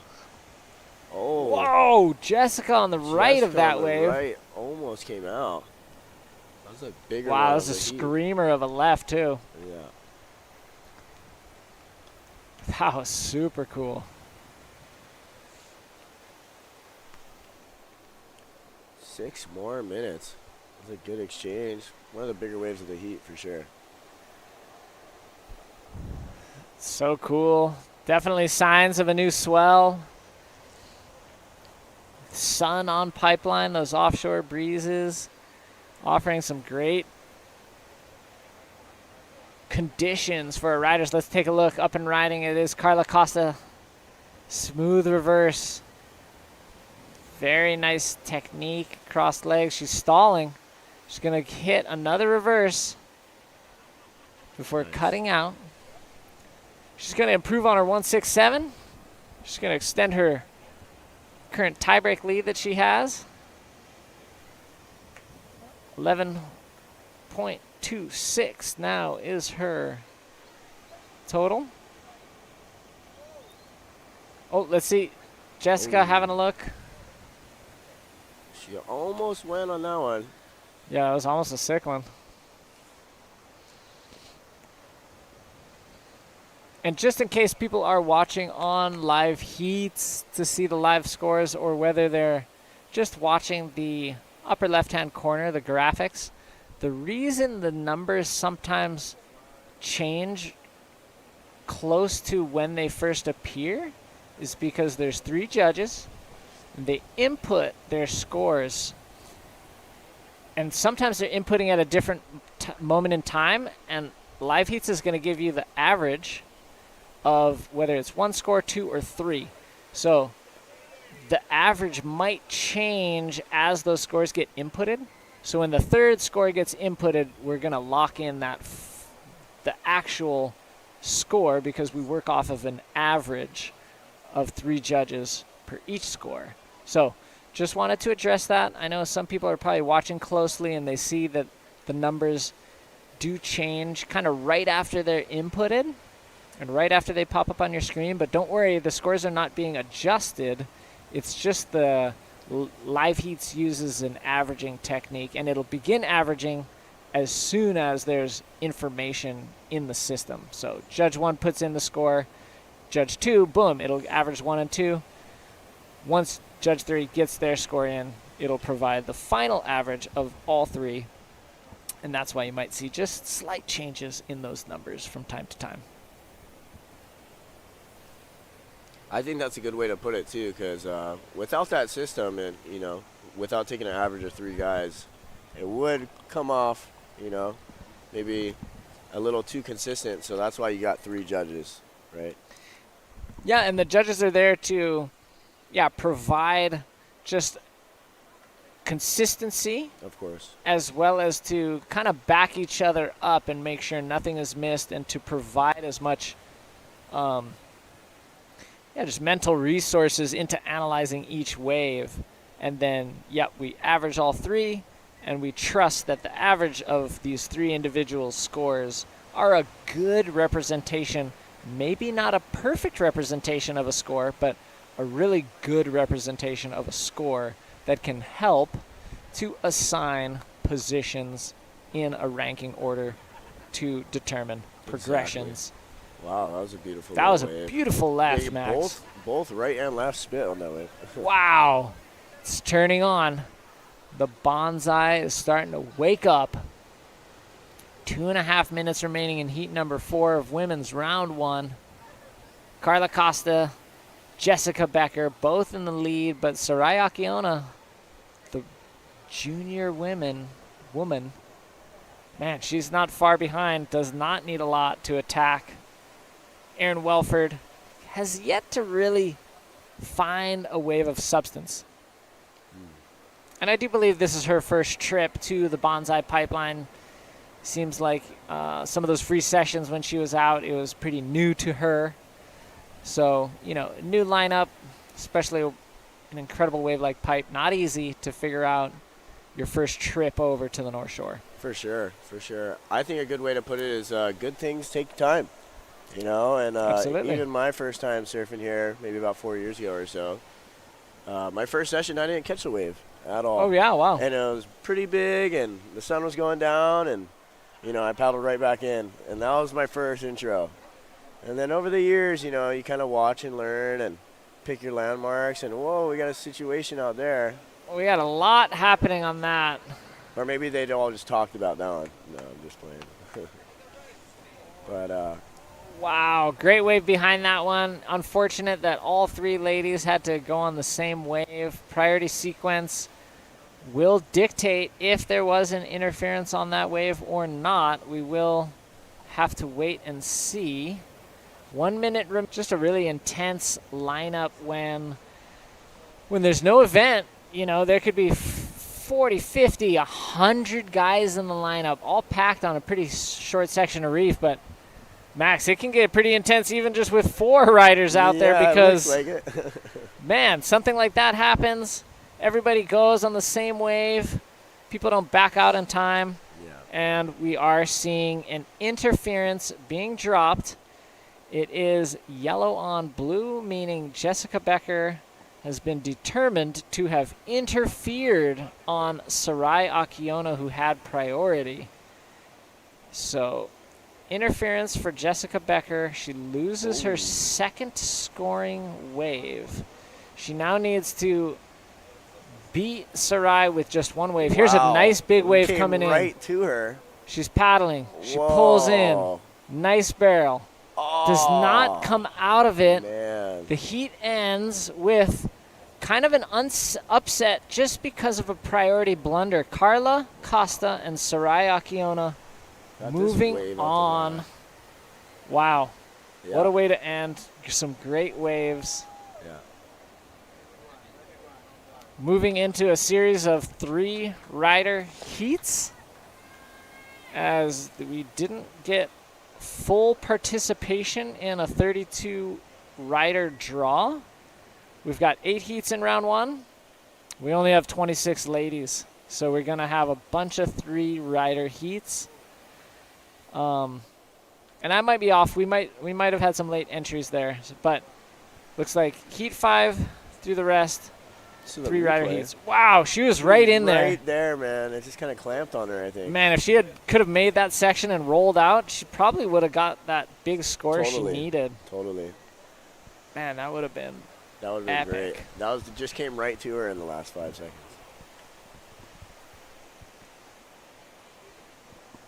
Open Women's Pro Heat 1, Round 5. Who do we got in this one, Max? I've been seeing Ayaka around recently with Mac, and they've been here for a minute.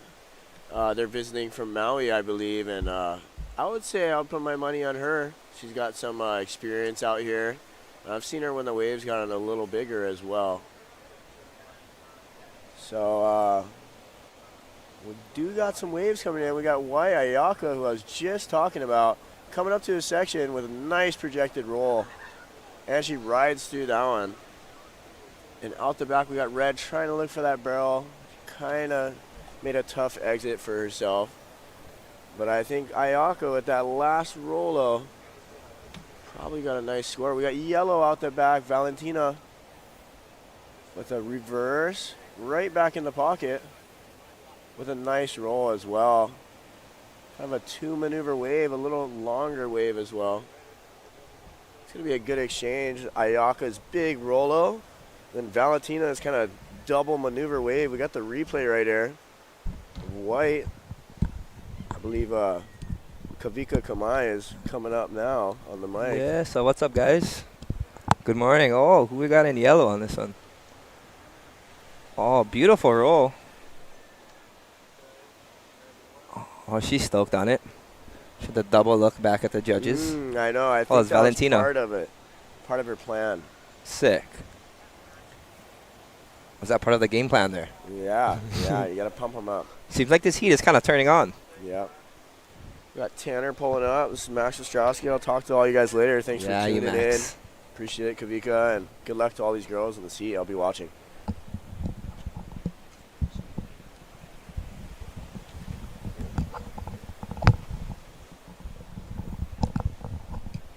All right, what's going on? What's going on, Tanner? Good morning. We're here.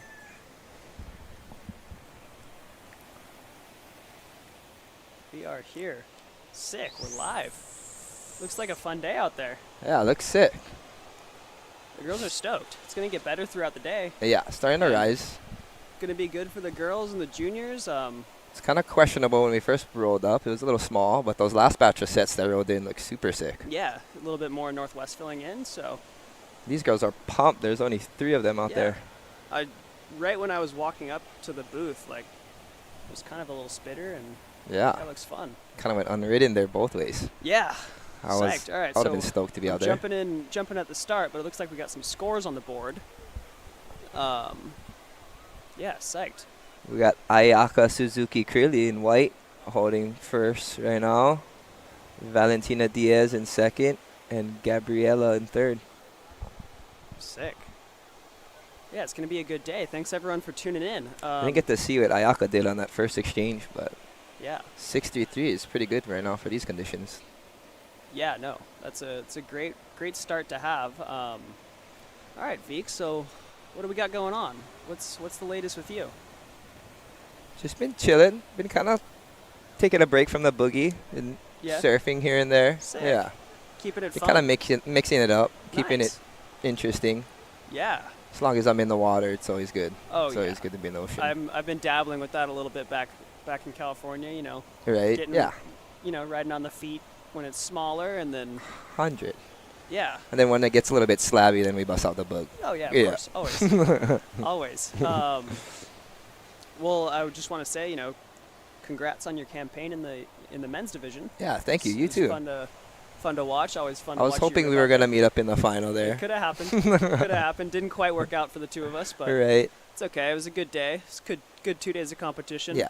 I'd You know. say the best guy won at the end of the day. Yeah, That's for I sure. want to, give a big shout out to Dave Hubb. He was I Dub would zero. say. Oh, we got live action here. Got Ayaka on this one. Ayaka up and riding. Oh, Bangs the lip. nice. That'll be a good secondary score. We'll see where the judges put that. In Mama comparison Curly, to the fresh off of 6.33. pregnancy. Yeah, they just had their first kid. Oh, here we go. Oh. Maybe a good call not to go on that one. It kind of Yeah. went out to sea. Kind of ran away from her. Yeah, back to what I was saying. I think Dave had a pretty incredible campaign leading up to the event on all the free surfs and stuff. So Yeah. he I'd was, say he was had a lot of definitely- momentum going into the competition, and he just carried it through. And we saw it all go down in the final with a Right. pretty He was- exciting heat. He was right from the definitely start. the free surf standout the past two swells that came in before Yeah. the event. Oh, We got here's yellow looking. going. Oh, just parks it underneath. Oh. Oh. Wow, okay. So couldn't quite sneak out the end of that, a little bit of a missed opportunity, but you know what? She probably got a really nice vision in there, so she's psyched on Yeah. that. She's guaranteed stoked. Not going to be a factor in the end of the heat. She's hustling to That get back score. out there. Yeah. She's sitting on a 5.5 right now. She's just looking for some type of backup. Should have been pumped if she could have squeezed out of this one. Okay, here's a replay to walk us through it, Deeks. This is Ayaka looking on the line with a nice roll. Was able to punch through. Got a little bit stuck, but she's stoked. Then we got yellow looking on this one. Just made it underneath. Yeah, you just see those bumps coming back at her, just really slowed her momentum down the line. Making Wind it a factor. little tricky. So that trade wind swell is kind of a, double-edged sword. Sometimes it helps keep it open and, keeps the ramp kind of in your face, but it also, if it's, sometimes when you're trying to bottom turn, it kind of cuts back at you and, forces you to navigate some bumps, almost sideways coming straight at you, which, as you can see, can slow you down quite a bit. But Some bumps, lumps, and humps. yeah, all the good stuff. As that northwest swell fills in throughout the day, it'll kind of smooth it out. It'll overpower the wind swell a little bit and make it a little better. Oh, here's Red going up and riding. Little check back into the pocket, back onto the foam ball, and not much there on the end for her. So Just she'll trying get to back stay out and busy. try to get something a little bit better on the board, get back in the heat. Because as of now, she's looking like she's going to need around a 6 to get through this heat. Seems like the sun just came out. It's looking a lot nicer now. Oh yeah, sun comes out, swell's going to be filling in. It's going to be a good day. Yeah, beautiful day on offer today. Oh yeah, The girls are pumped. they're stoked. They've waited, for quite some time now for their time to run, and I think it's going to be a good day for them. Stoked. Yeah, they've been pretty eager watching all the guys rip it up. I'm pretty sure they're stoked. Yeah, they've been have a troopers, chance to surf. showing up at check-in, and been waiting for their time to shine. And here we are. We got it. We've got it. All right, Veek. So what do you got? What do you got planned for this year? What are you looking at? Probably just gonna do a bunch of free surfing. Nothing really scheduled yet, but Sick. definitely Okay. just going with the flow this year. Nice. Not Looking really. forward to seeing what you do. Yeah, just want to get a bunch of clips, build a little more of a profile. Sick. Yeah. Psyched. I like Super it. pumped to get on some trips with the boys. Yeah, that'd be fun. Find some waves with barely anybody out. That's always nice. Like, it's always nice to travel for events and stuff, but it's so hard to actually get waves, and Yeah. you know, it's, And everybody's there to You know, around the surf, competitions, and it's like on the everybody's world, hungry. on the like around the world tour, like you can get really fun free surf sessions, but you're always in the back of your mind, like kind of preparing or looking for the next day of competition, especially in places like Chile where you're pretty much competing every day of the waiting period, especially like in a wave like Arica or Kike, where they are very fortunate with waves and with swell, where it's pretty fun waves every day. Kind of So the pumping comp's usually nonstop, running. yeah. Yeah. So you're kind of always, you never really get to switch out of comp mode when you're on those trips, which is pretty taxing. Yeah, You for know? sure. Taxing on the soul, I'd say. Yeah. Yeah, it takes a lot out of you, for sure. And I mean, I'm sure in the past for you, like, I was only ever competing in the men's division, in the prone, but you were, doubling with, cool. You were doubling down with, like, drop knee division as well. So Yeah, you got to be there double time. exactly. And because I didn't have a seed, I'm like consistently starting from round one every time. Yeah. So I'm there pretty much every day they're running the event. It's a grind. Yeah. It's a grind for sure. All right, so we got some waves on the horizon. Starting to pick up the buoys. Yeah. Every Slowly heat is but going to just surely. get a little incrementally better. And, yeah, they're going to have some, I think it's going to be really fun. Oh, here we go. Yellow taking a look. It's Valentina driving for Screaming. this section. Oh. Wow. Punches a roll. Let's see if she can push through this. Oh, it just doesn't get through that white water. Doesn't look like it. So that's that trade wind, kind of northeast wind, kind of blowing the section away from her a little bit, like pulling it out to sea, which can make it hard to time, especially off those like closeout sections where there's a peak kind of in front of you. Kind of makes it tricky to time. But she'll get back out and have another roll of the dice. She's got just under 9 minutes, so plenty of time for some more action. I'd say the door's wide open for this heat. Oh, yeah. Oh, nice little right just reeling through. You can see the section right there. Yeah, it looks fun. You can see Ayaka sitting in the lead and with first priority.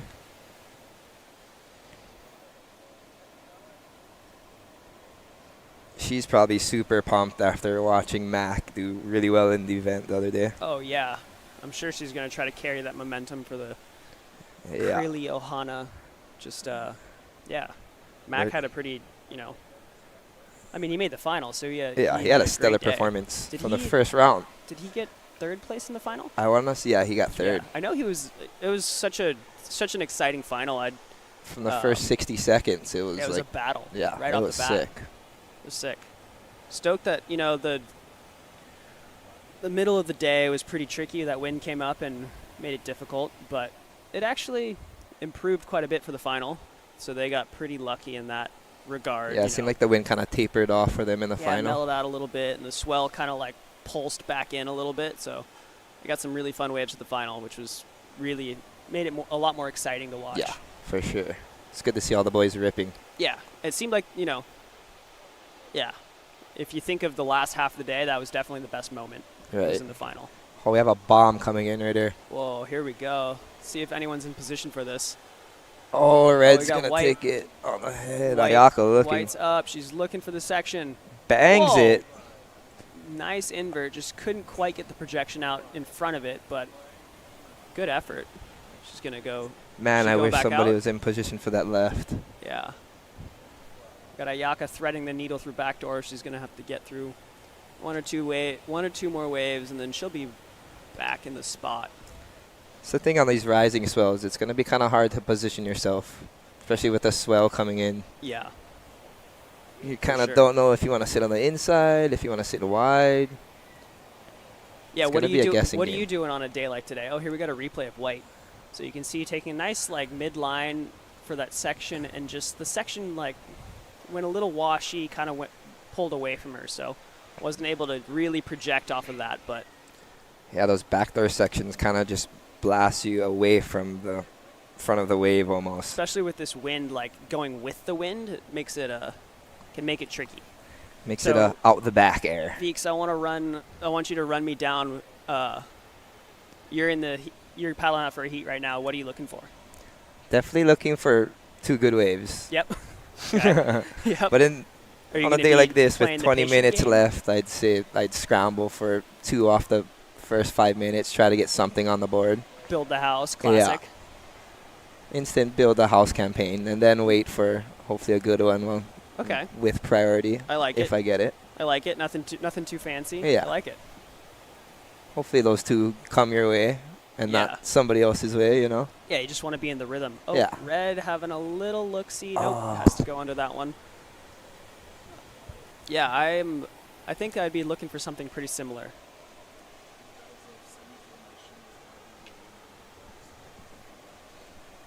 Cool.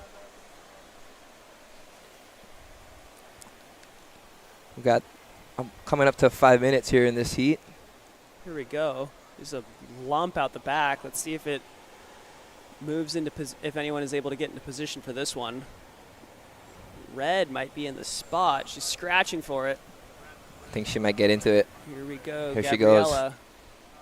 Let's see. Ooh, Oh, navigating some bumps, and it just kind of shuts down on her. So yeah, like you said, that wind is kind of just chattering it and making it pinch on the end right there. it's like it's kind of fighting with the new incoming northwest swell, trying to. Oh, here we go. Yellow taking a look, Valentina, and Oh. just opting not to take that one, which I think was a pretty good call. Not much of an offer on that one, but it's cool. We got a pretty stacked field of riders in the women's division. Quite an international contingency.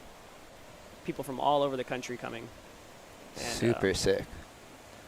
On a day like this, who would you say is your favorite pick? I mean, you're always gonna favor the people with experience out here. You know, 100%. I know Ayaka puts a lot of time in out here. Valentina puts in a lot of time. I'm just going down the list right now, trying to get acclimated to the riders. Carla Costa, I think she was in the last heat. I don't know the results of that one, but I'm sure she's going to be a threat out here. And then, you know, the kind of the new generation of the women. I saw Raya from Kauai had a good heat.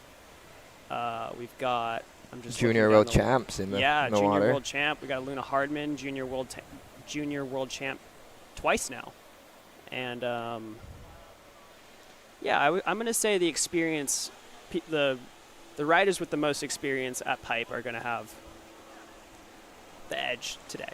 100%. Yeah. Yeah, we have riders from all over the world. Yeah. Argentina, Brazil, Chile, Indonesia. Peru. Yeah, it's awesome. It's really, really cool to see. Oh, here's a little nugget Oh, rolling it's through looking there. so nice right now. Yeah, it looks fun. All right, well, I got to get out of here. Thanks for letting me hop in and Yeah, join you, you. Tanner. Always good to see you, brother. Yeah, I got to head to the airport, but thanks for having me, and enjoy the rest of the season out here, and I'll hope You too. hope to bump into you soon. Yeah. Yeah. All right. Hopefully we bump into each other somewhere around the world. I hope so. I'm sure hoping so. You have All a right. good one, Tanner. Thanks everyone for tuning in, and we'll see you guys soon. All right. Later.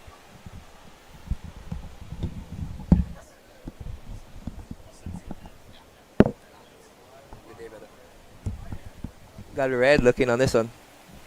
Looking at the lip. Cracks it. Stomps the landing. Just trying to push forward there for authority. Oh, gets a little body surf out of that.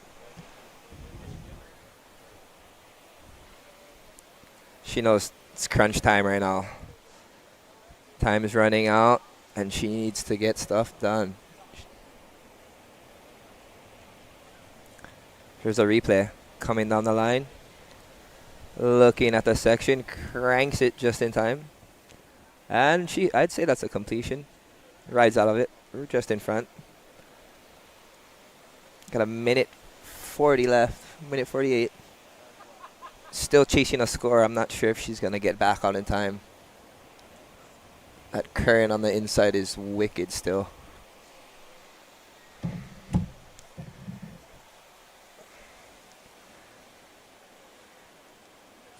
The next heat, we got Ayako Enchada in red. Junior world champ Luna Hardman in white, and the clam dragger, Tracy, in yellow. Just under a minute left in this last heat. Ayaka's still up the back holding her priority. Yeah, she hasn't been competing for a while, but she definitely knows how. Multiple time world champ. Yellow, Valentina, trying to back up her 1.6. Finds the lip, lands the Rolo, looking for another one. Doesn't get up in time. Definitely going to back up her 1.6.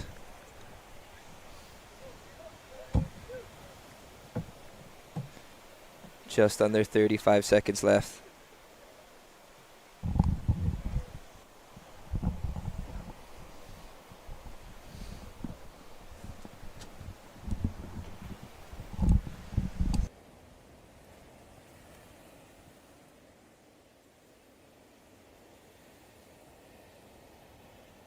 All right, huge mahalo to Kavika Rourke-Kamai and Tanner McDaniel, helping us out with a little bit of commentary, action, and now very excited.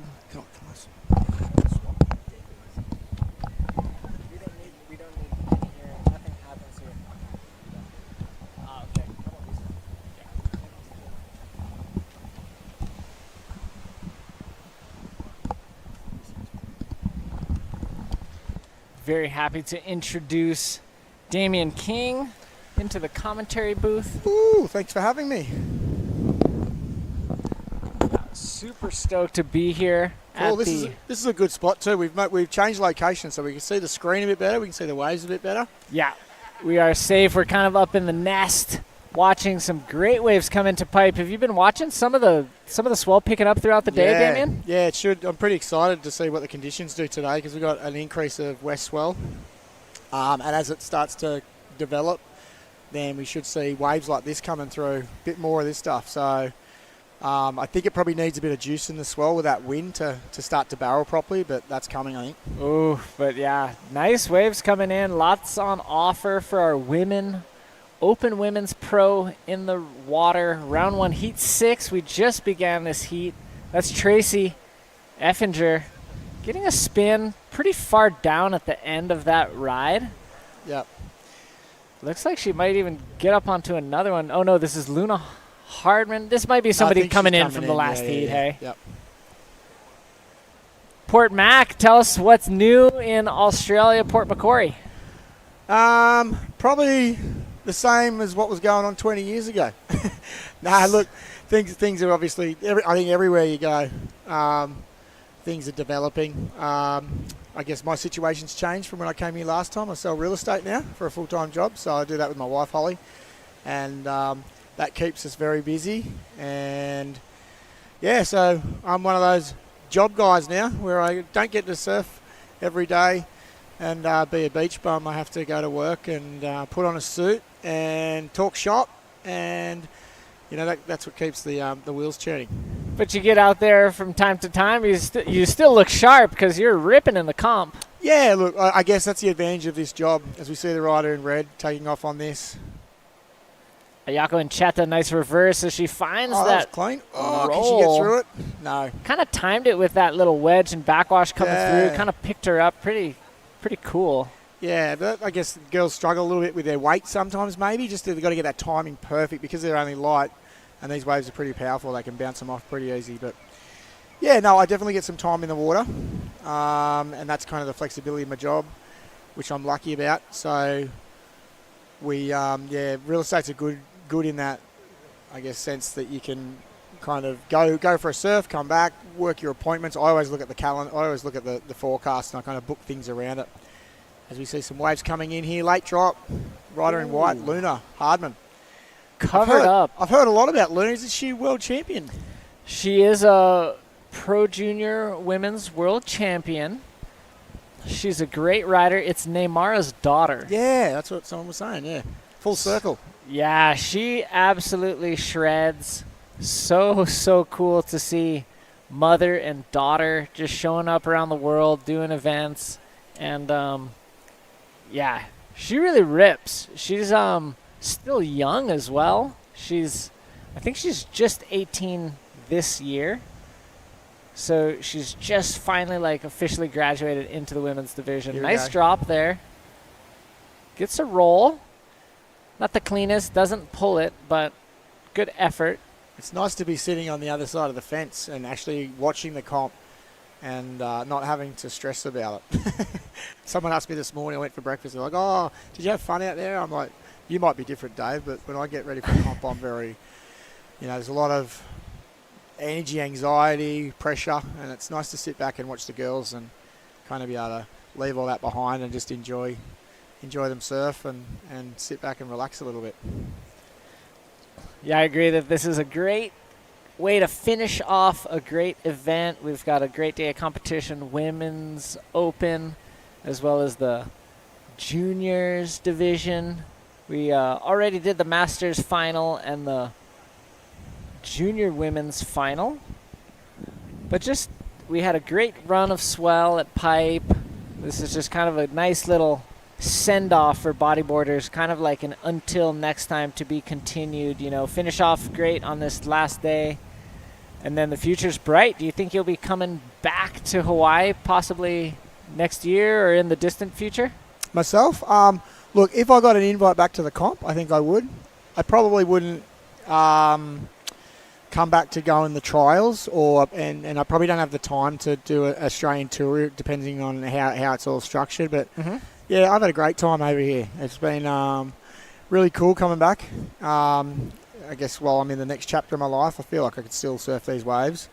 And yeah, if I got invited back, I think I'd come back for sure. And my wife's here, we have a good time, bring the kids probably next time. And yeah, you have to be crazy to say no, I think. But no, it's been great. And now the comp's over. We're still here for another 10 days, so we're here for 10 more days? Yeah, 10 more days. So we're thinking about me going to the Big Island. Apparently the lava's running there. Yeah. I was talking to Timmy Hamilton, so we might do that. I was talking to Gavin. We want to do a cultural night somewhere. Got to do Taco Tuesday somewhere on the island. Sure. But yeah, just kind of enjoy it a little bit more. We've got a nice little place there at Camiland on the beach. So probably the first time we've ever had a holiday where we don't have kids and we can kind of go, what do you want to do next? And have some time to ourselves, which is pretty cool. So cool. So after the win, what did you do? I don't think you did the drunk, crazy Australian thing that I would have done if I'd won the contest and just had an all-night 3-day bender. I saw you look like you had dinner and a nice little salad. Exactly. Yeah, didn't do the party thing. Just went and had a nice feed, just a quality meal with good friends. My brother, my wife, Jared was still around, and just enjoyed the just kind of winding down from the high energy of that afternoon. Yeah, because you guys surfed a lot too, and I was talking to my wife beforehand. I was like, I wonder what they're going to get up to tonight.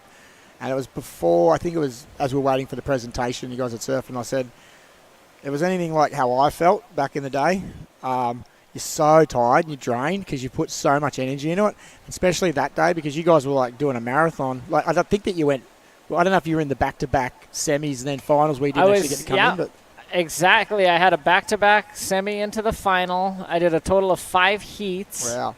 And so it was, probably about 2 hours of water time if you count my paddle outs and stuff. And I was tired. So here we go, Ryder in white. We've got Luna Harbin. Huge rollo at back door. That. Can she punch in front? Yeah, she Hang goes. on, Luna. Come on, push through. There we go. Big hair flick just to put. She's using a lot of upper body strength there. That was pretty cool. We might be able to get a chance to get a replay of that potentially.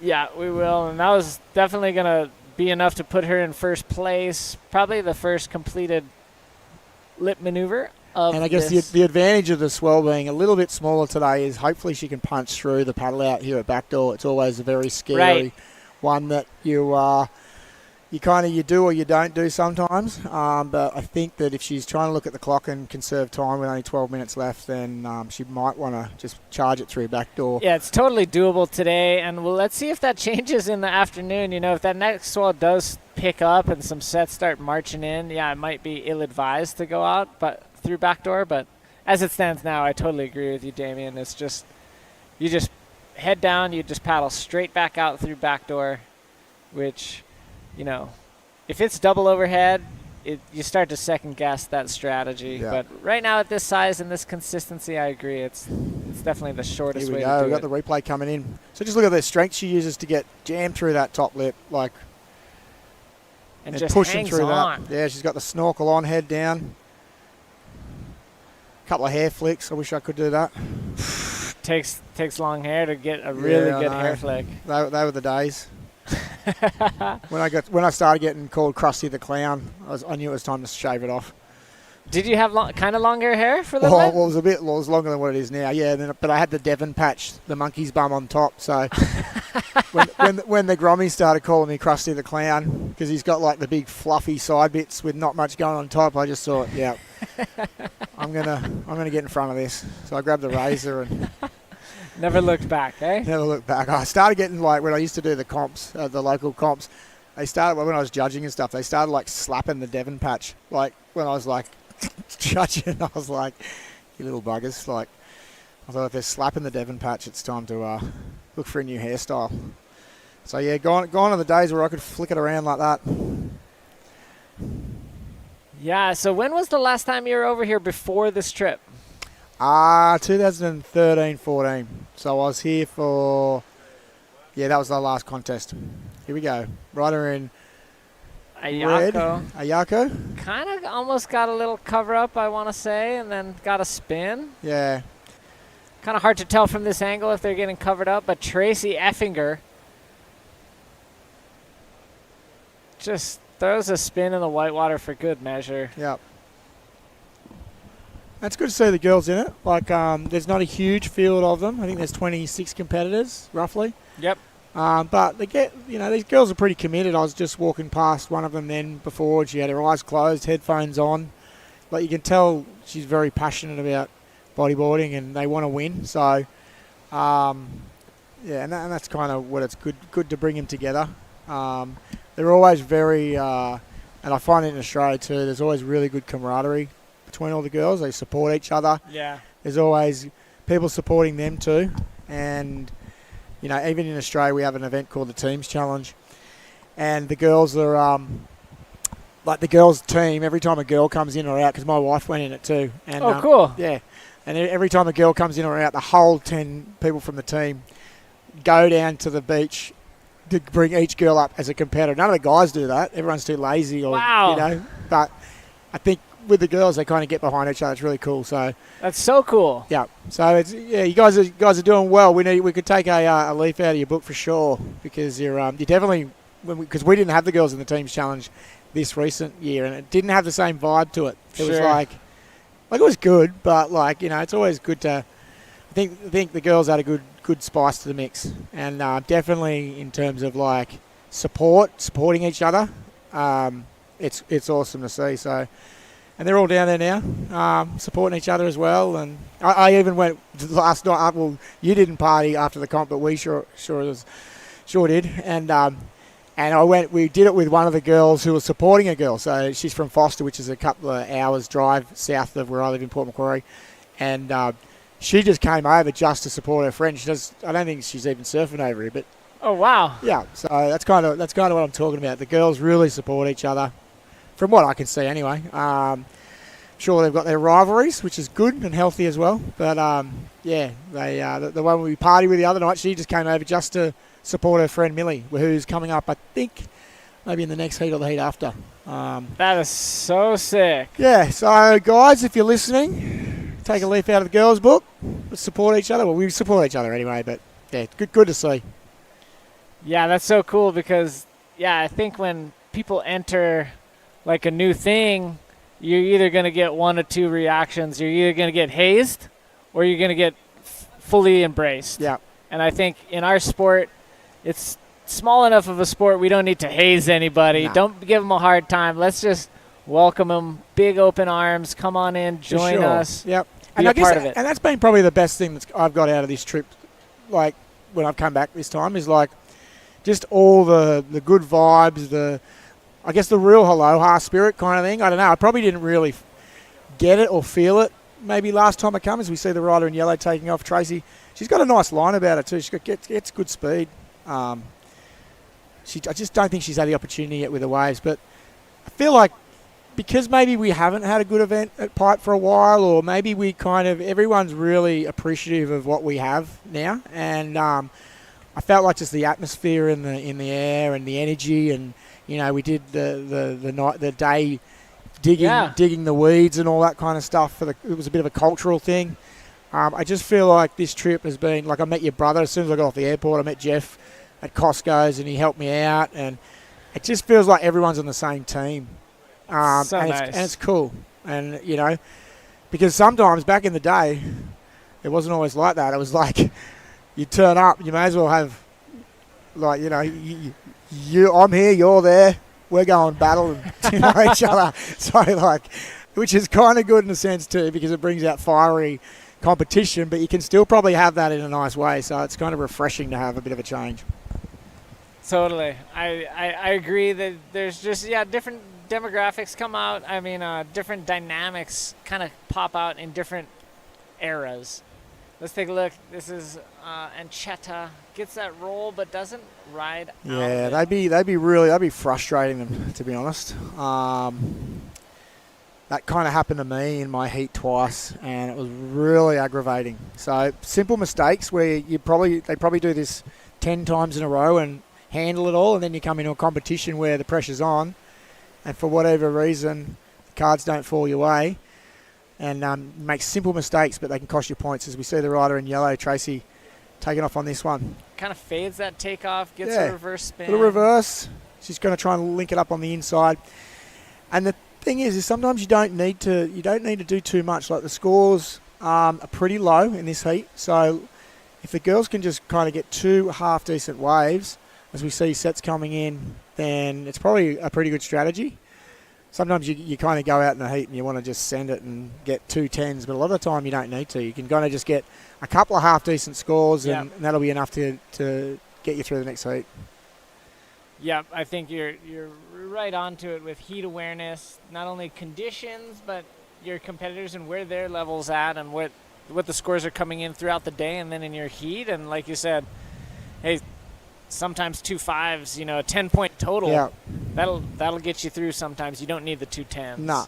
And sometimes you do. Like, I know when you guys had your final, everyone was going for it, and you get to a certain level in your heats and you know who you're up against, where you got to go, okay, cool, it's time to no holding back. Yeah, it's time to throw it into whatever gear I've got.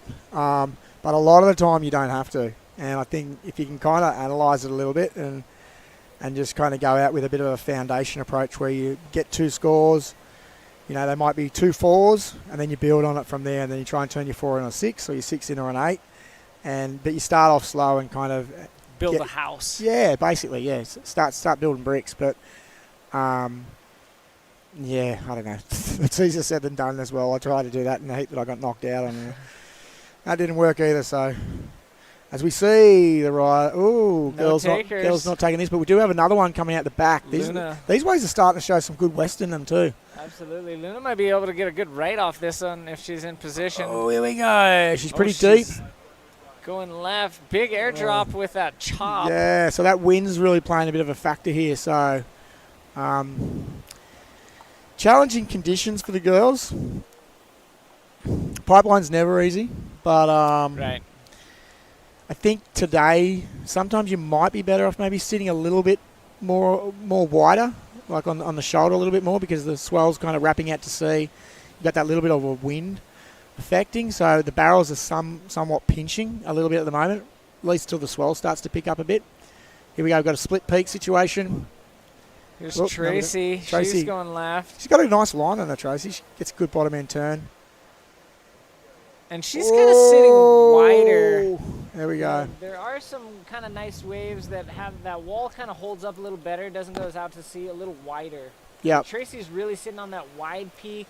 That's why when we focus on the riders way out the back, she's not really in the picture. She's trying to get one that has that secondary wrap off the peak coming wide. Luna's going to have to dip a nice one here. Looks like our riders in the next heat are kind of getting prepared. So how many Australian women are in this event? I think there's 2. There was Erin. We had her in an earlier heat. Yeah, there's Erin and Erin Welford. Well, here we go. A little bit of a replay. And you know what? All she needed to do was probably handle that roll, and that would be enough. It is a fairly low-scoring heat. As you see the rod in red. Here we go. Bomb. Taken off. On the outside, push through. No, she couldn't quite get it. That would have been a nice wave, though. There's still sets approaching. We've only got, I think, I don't know, what have we got? About a minute. A minute left. So, here we go. Yeah, going to be an exciting finish. Luna just wants to replace a 1 with anything. Ooh, this is one of the biggest waves ridden. A lot of speed. Finds a shoulder to turn off of. No. Barely.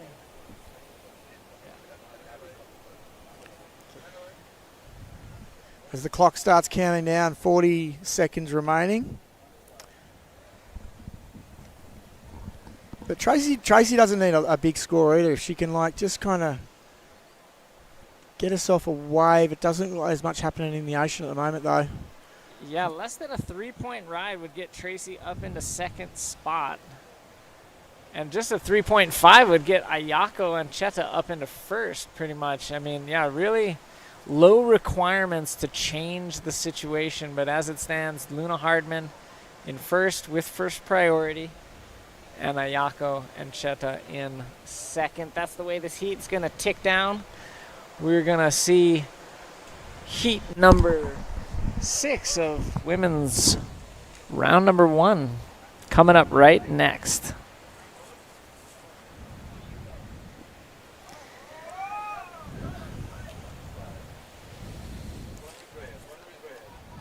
All right, we're going to have one of our riders coming on in. Look at this one. We got Manuela Freire. Geez, that was good pronunciation. I didn't even know where to start. Maybe. There's parentheses maybe on my info sheet. Maybe that's how to say it. Victoria Jauregrui and Aoi Koike. Zaragui. Is that how you pronounce it with a J? Yeah. Would you say Jaya or Zaya? Kind of H. Kind of make that J a H. Oh, big sets. Jauregrui. Clean-ups. Girls are scrambling. Here we go as they're coming in for their heat. Yeah, of course, Aoi Koike, one of the most established I thought that was Japanese bodyboarder females, 2-time Pipeline that champion. one. There's one. Oh, That's that a one nice was wave. sick. Trying to dig up some more information of our other riders here.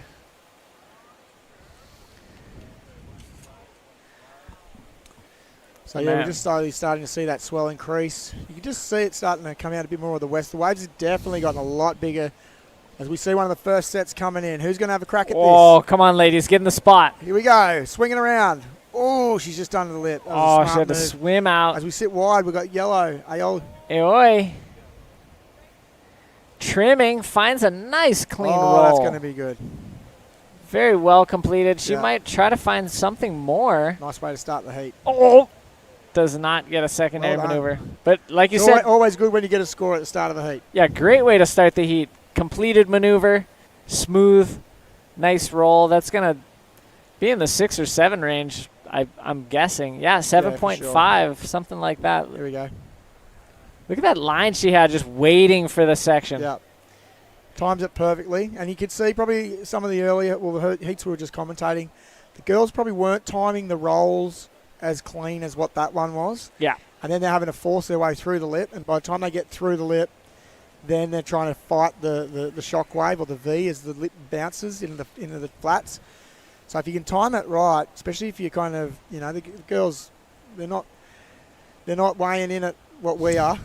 So they're a lot lighter, so the waves can throw them around a lot more. So I think if you are a girl or even someone who's lighter grommet, timing is really important. So the cleaner you can time it, then the better chance you'll have of making it because you'll be able to land, well, most of the time before the lip and you don't have to drive through too much whitewash. So But it is a bit hard today because the waves are kind of like the wind's playing a bit of a factor. So you sometimes think the lip's going to come out at you and it doesn't. It flickers and it says maybe now, maybe now, maybe now. So, but yeah, I definitely think the lighter you are, the better your timing needs to be. And another part of that, as you're talking about, timing, Damien, is, there's a lot of energy with a throwing lip. When the lip is throwing over, it's offering a lot of energy, and you don't always have to use so much of your own energy if you time it well. Yeah. You can let the lip do most of the work. If you time it perfectly, it'll almost even rotate you into a rollo. Yep. And it's very, very minimal if you can nail the timing. Whereas if your timing's off, you're going to manufacture the rotation, the projection, everything. Everything becomes forced. Here we go. Rider in white, looking for a nice line. She's using her legs there, you could tell, which is cool. You could see her inside leg grabbing in. So we see the rider in red. Late drop. Girls are really giving it a bit of a crack, actually, which is nice. Yeah, absolutely. And they're definitely going to have to push it as these rounds progress. I mean, this is like Pipeline could really turn it on today. So it could get firing in the evening. They're calling it 8 to 10 feet by Savo. Yeah, could be double, maybe almost triple overhead with this new swell. It could be absolutely cooking. Yeah. I'm surprised the swell hasn't come in a little bit more than what it has. It might be just a tad late. But we're happy to see some of it. Like, it's for sure bigger than this morning already. When we came on dark, it was pretty calm.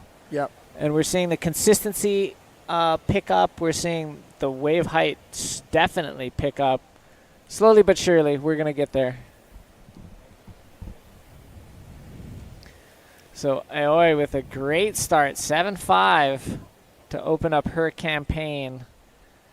I'm watching the mixer here at our live broadcast, doing a great job in front of us, checking audios, checking all the camera equipment. He looks like a DJ. He's got all these buttons and knobs in front of us, and that's brought to you by our crew at Portugal you've come over from. So, yeah, really appreciate you guys coming over here, distributing the content globally for everyone to see live. I think that's a huge factor. Production company. Yeah, and that production company is Bodyboard TV, just so critical at helping some of these events that have been happening with low budgets kind of achieve something great, Yeah. I saw Bodyboard TV pull off some incredible things down at Bocas in Panama. It's like out of a storybook. You could have a documentary about how they got connectivity to the internet, like in the middle of a jungle on an island, like off the mainland of Panama. It was like really crazy, but they pulled off a super quality webcast and came over here offering their services at a very reasonable sponsorship value. So Bodyboard TV from Portugal, the Lopez family, just amazing. Let's see our rider Victoria scoops in. Nice line that's cool. there. Yeah, that's good. Held on to the wall, didn't slide out. Good for the roll. Kind of scoots up to the lip, but avoids doing any maneuvers and just cuts out. Yeah, no, it's great, and it's good to have bums on beaches, but you can't beat, having something that's broadcast to the greater public, because I know even with what I was, before I came over here, I had a lot of people going, how do we watch it? How do we watch it? How do we watch it? And there's a lot of people tuning into that pipeline contest. The waves probably weren't typically as amazing as what Pipeline can get, but the level of competition still had everyone on their toes. And I know there was so many people tuning in and so many people excited to see bodyboarding again, I guess on a global platform, in a quality venue with good riders from all over the world. It was like it almost gave the sport a bit of an injection. And without these guys doing it, it wouldn't have it. So, yeah, super important for an event. And it's almost to the point you wouldn't even nearly run the event unless you had it. So super appreciative these guys were here and got the job done. So everyone around the world could also experience a taste of what it's like to come over here and compete or watch a pipeline event happen. Yeah, absolutely huge. Bodyboard TV just really kind of saving the event, as you put it, like without a live broadcast, really hard to get the impact that you want. Because I even watched the Vans Triple Crown one. I don't know if you saw that, Dave, but like without not putting those guys down at all, but like our broadcast is and I never thought I'd ever see it. I never thought in my whole time I'd ever watch Pipeline or came here that I'd see. Basically, it was done by Nathan Florence, and it was pretty cool how they did it because they were kind of keeping it, old school and doing it with their phones and stuff, and it reminded us of what we were like a lot of the time growing up, bodyboarding, and you can only use the tools you got. But they did a great job with what they had, but very fortunate to have a professional crew over here, multiple cameras, just being able to, broadcast the event live back to everyone. And that extends to you, the viewer. Thank you for tuning in. Thank you so much for liking, sharing, commenting, subscribing, for sure. All those things. Push it as much as you can, guys. Super helpful to us. That helps us come around for the next time. So we just really appreciate everybody who's tuning in, everybody who's watching, and everybody who's sending us positive comments. It's so easy to be spoiled and expect to just have a silver platter just right in front of you with the best production you could ever imagine and perfect waves and riding, but reality is what it is, and this is what we got, and we're making our best with it, and our riders are doing the same in the water. So yeah, for sure. Aoi, nice ARS attempt at backdoor. Here we go. We got a big set coming up. Rider in white. Victoria. Love the camera angle change. That was. She hangs on to it. Yeah, I thought she was going to get buried then. She was in between a rock and a hard place then. She nearly got under the lip. But with that west swell, you got to kind of, I guess, pull those higher lines. But that wave looked like it was going to gut her out a bit on her. So, yeah, that was a tricky one. You see the rider in red taking off now. Manuela. Let's see her. She's trimming down the face. Wants to get up for a lip maneuver. She was my partner in crime digging the other day. Yeah. And I've seen her out here on a couple of big days too. She's, I think she'd enjoy a bit of swell. As we see, Victoria just kind of like a fly on a glue trap. She just needed to pull a high line there. Man, she was really sticking to the face really well to at least get that far. And, had that lip thrown just a little further out. I think she would have tucked under the curl. And she would have got like a really good score because I think that wave ran off on a perfect. She had good speed. She would have kept up with the barrel. It kind of pinched a tiny bit at the end, but I think she would have got out by that stage. But, just those high lines. You see those spears at Pipeline. We didn't get that one on camera, but that was a good deep one that came through. You see him wedging into the second sections that we're seeing right now. Yep, there's that kind of wide section, that secondary little wall before the sandbar. That's where our camera's on the still shot right now as we're watching Manuela. Yeah, so I had a bit of a, she was my partner when we were digging. We got in there, I thought we were turning up just to, I thought it was a thing where we just kind of rub our hands in the sand and walked off, but it was a full day's work, wasn't it? Yeah, it sure was, and it was hard work at that. Oh, yeah, I did my back. I looked like I had a little knot in my back the next day. But I saw Manuela out here before that, and I never met her before, but it was like probably 6 to 10 foot, and she was out here like literally paddling right around where I was and giving it a good crack, and I remember thinking, God, these girls are ready for it. So I think that, if the swell does come in, I think we'll see a few of these girls, hopefully as many as possible, but I reckon we'll see some really throw themselves into some heavy waves out here, and that'll be amazing to see.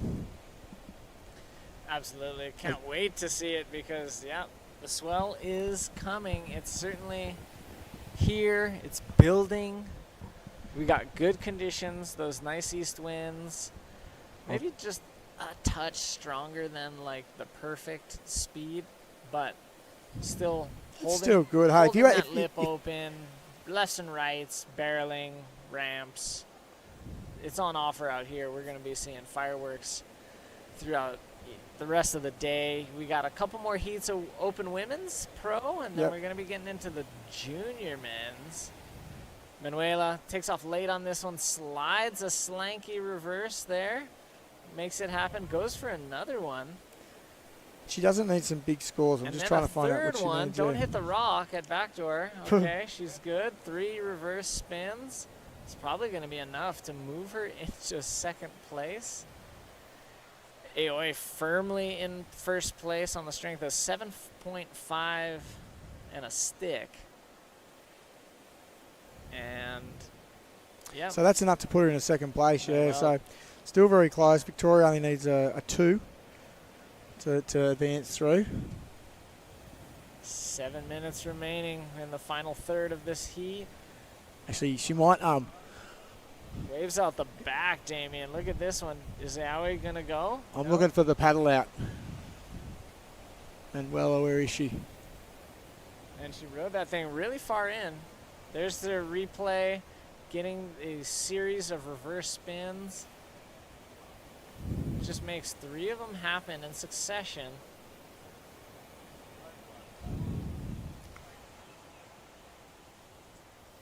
Yeah, we're definitely going to be seeing some crackers later on. I'm excited to see what these juniors are going to do. We've got a 16 junior field. We're going to have 4 quarterfinals of 4 riders each.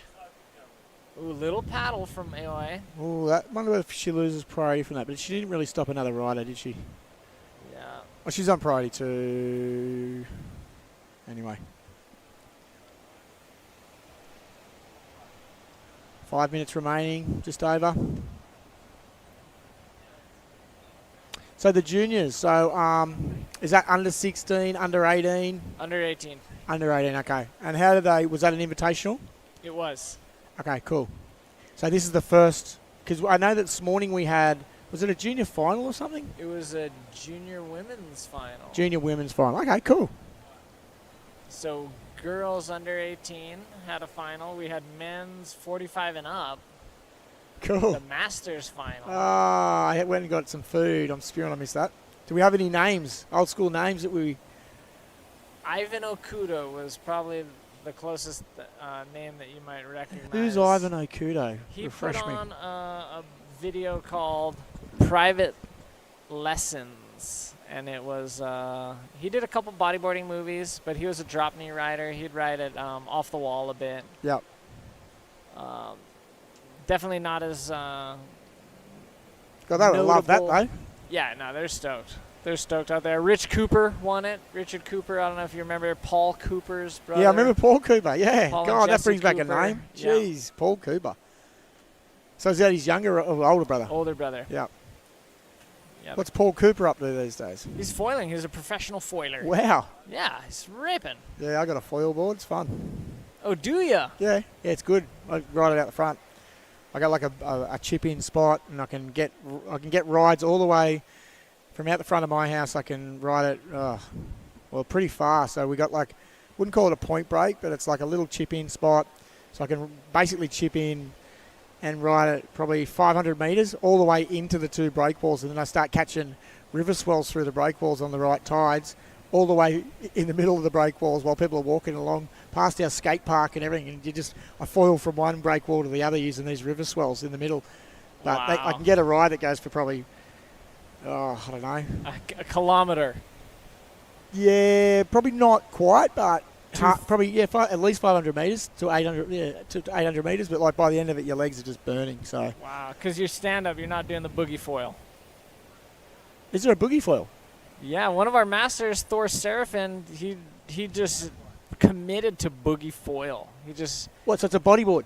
Yeah, it's on a book. He's put the mast and the foil. He's run through several variations. Oh, that'd be and insane. He just boogie foils. He Oh, just that'd be lives for it. cool.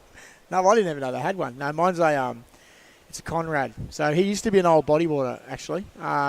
Almost counts. Yeah. Well, well, that's how I got into it too. He goes, "Oh, do you want to get into foil?" And he gave me a cheap deal on one, and then I went, "Righto." Have you ever done it before? Just the boogie foil with my buddy Thor. But And you got up and cruised along? flew for a second.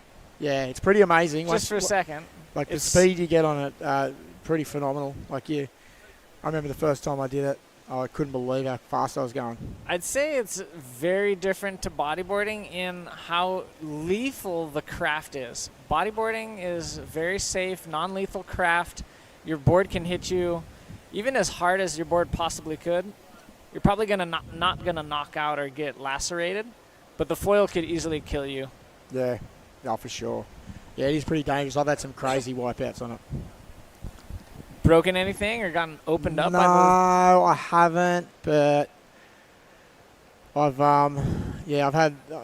had some close calls. But with that type of thing, is like a close call can just give you like 50 stitches, as we see the rider in yellow.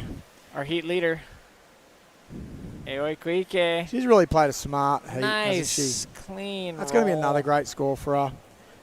She'll be almost comboing the other field after this, I think. I'm expecting that to head into a 5 or a 6 at least. She seems to get good projection off those rolls, actually. Yeah, great technique. We should get a replay on this, and I think we were talking about earlier the timing. And you'll see her timing again. Pretty perfect. Something the Japanese have really mastered is bottom turns, and the women excel at their bottom turns. Yeah. They use as much energy as they can from the bottom turn, and yeah, when they connect it with perfect timing, the result is just an amazing here we go. This roll. this could change everything. So this wave, Go she's Victoria. paddling She's paddling hard, scoops right under the curl. under the curl. Yep. So we've only got a minute left. I Does- don't think that'll better her Does scores. not make it, but here's AOA. Look at this timing, Damien. Here's the bottom turn right there. Whack. Boom. Nailed it. Yep. And timed it right there on the end of the wedge where the wave kind of wrapped out to sea a bit. So she, got right onto that corner bit, which was amazing. So good work. 12.83, not quite combo situation. Other riders are needing something in the 9-point range. Here's Manuela. She's paddling, trying to get in position. Here she goes. Takes off, steep Oh, takeoff. that She's was totally in the barrel. awesome. Is she going to make it Oh, out? she She was nearly with made it. it. She was She with it for nearly a made it. while. Oh, she'll be disappointed with that. But, Great takeoff. yeah, that was cool. Total commitment, too. And here's Victoria. She Ooh. needs something to try to get ahead of Manuela because right now she's in third and just 10 seconds left. I think we're going to see Aoe and Manuela Cool. moving on through. Love to see a replay of that if we get one. As you see, here we go, Aioli. Wow, look at that speed line. Oh, So fast. Just nothing on offer. Just kind of gets ahead of her there. And the heat is over. Aoe Kuike and Manuela Frege moving on through into the quarterfinals of women. here we go. Look at this replay. Man, she was scooping. Oh, she was close. She was there. She probably just And Victoria's last ride, she just kind of comes in.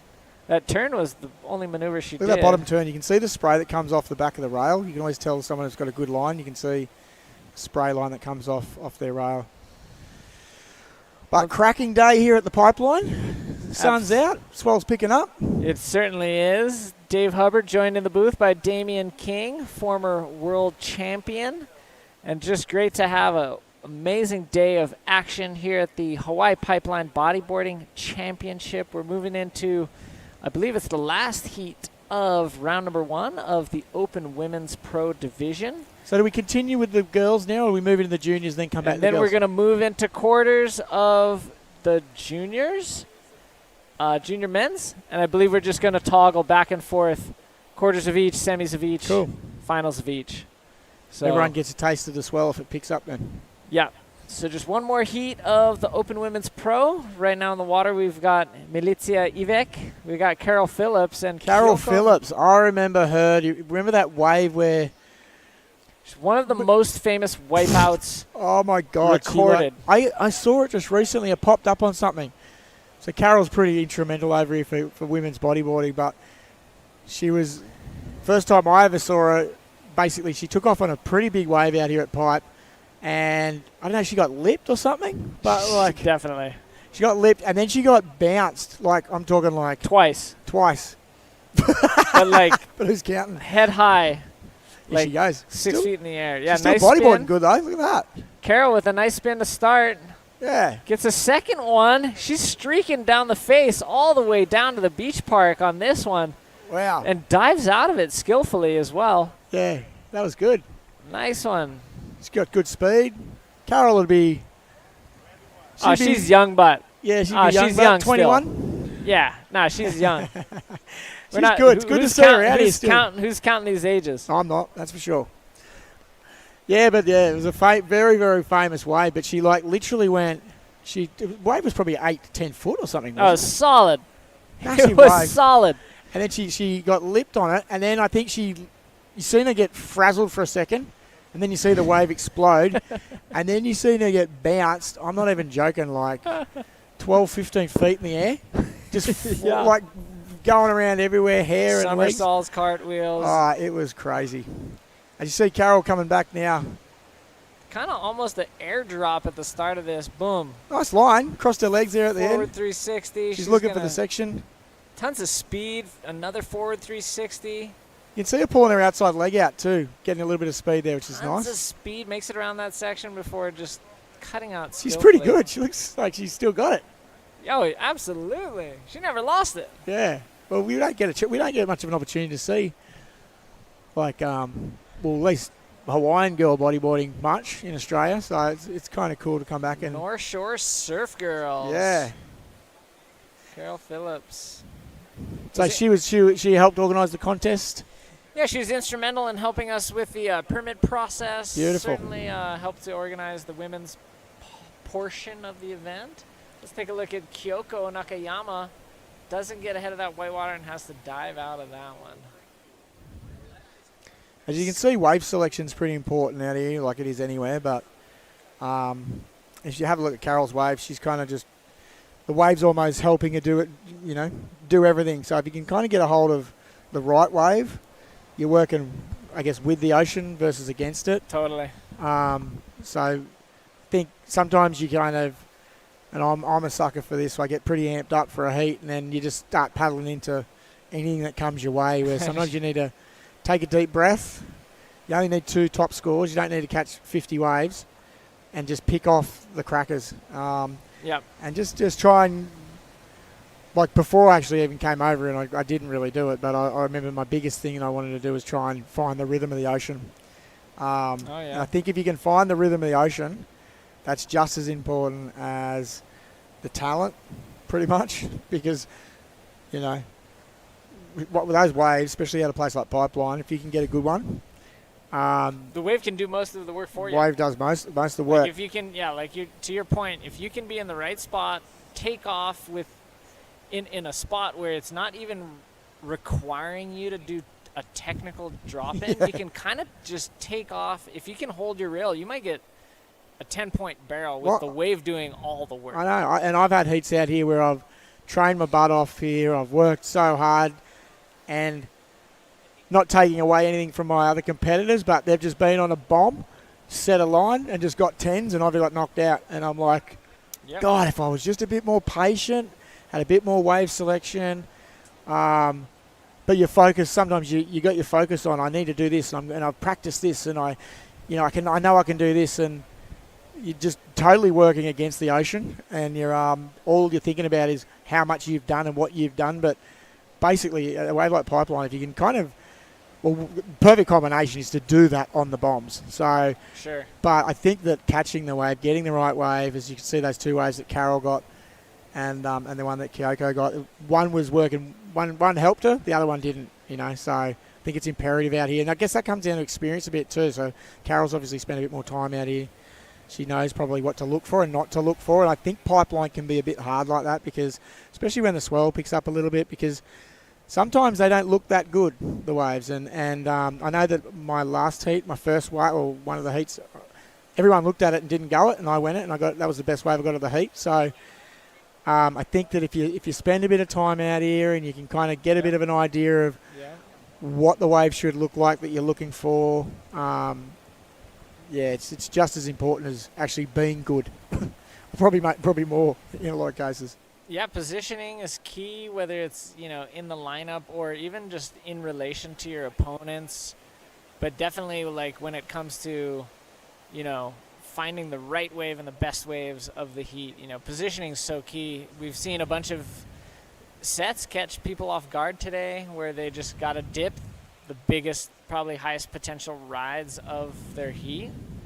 So yeah, whether it's being in the right spot for a medium one, knowing where the sets are going to break, as you were talking about earlier, being in the rhythm of the ocean, that's like you know, something when you look back on somebody's campaign throughout an event, you kind of, that's one of the things people sometimes say is like, well, it just seemed like they were in the rhythm, Yeah. you know, like Yeah, they were it's- getting the good waves. Yeah, it sounds like a bit of a catchphrase and a bit of a, you know, cliche, but yeah. it's so true. And here we go, as we see the rider in yellow.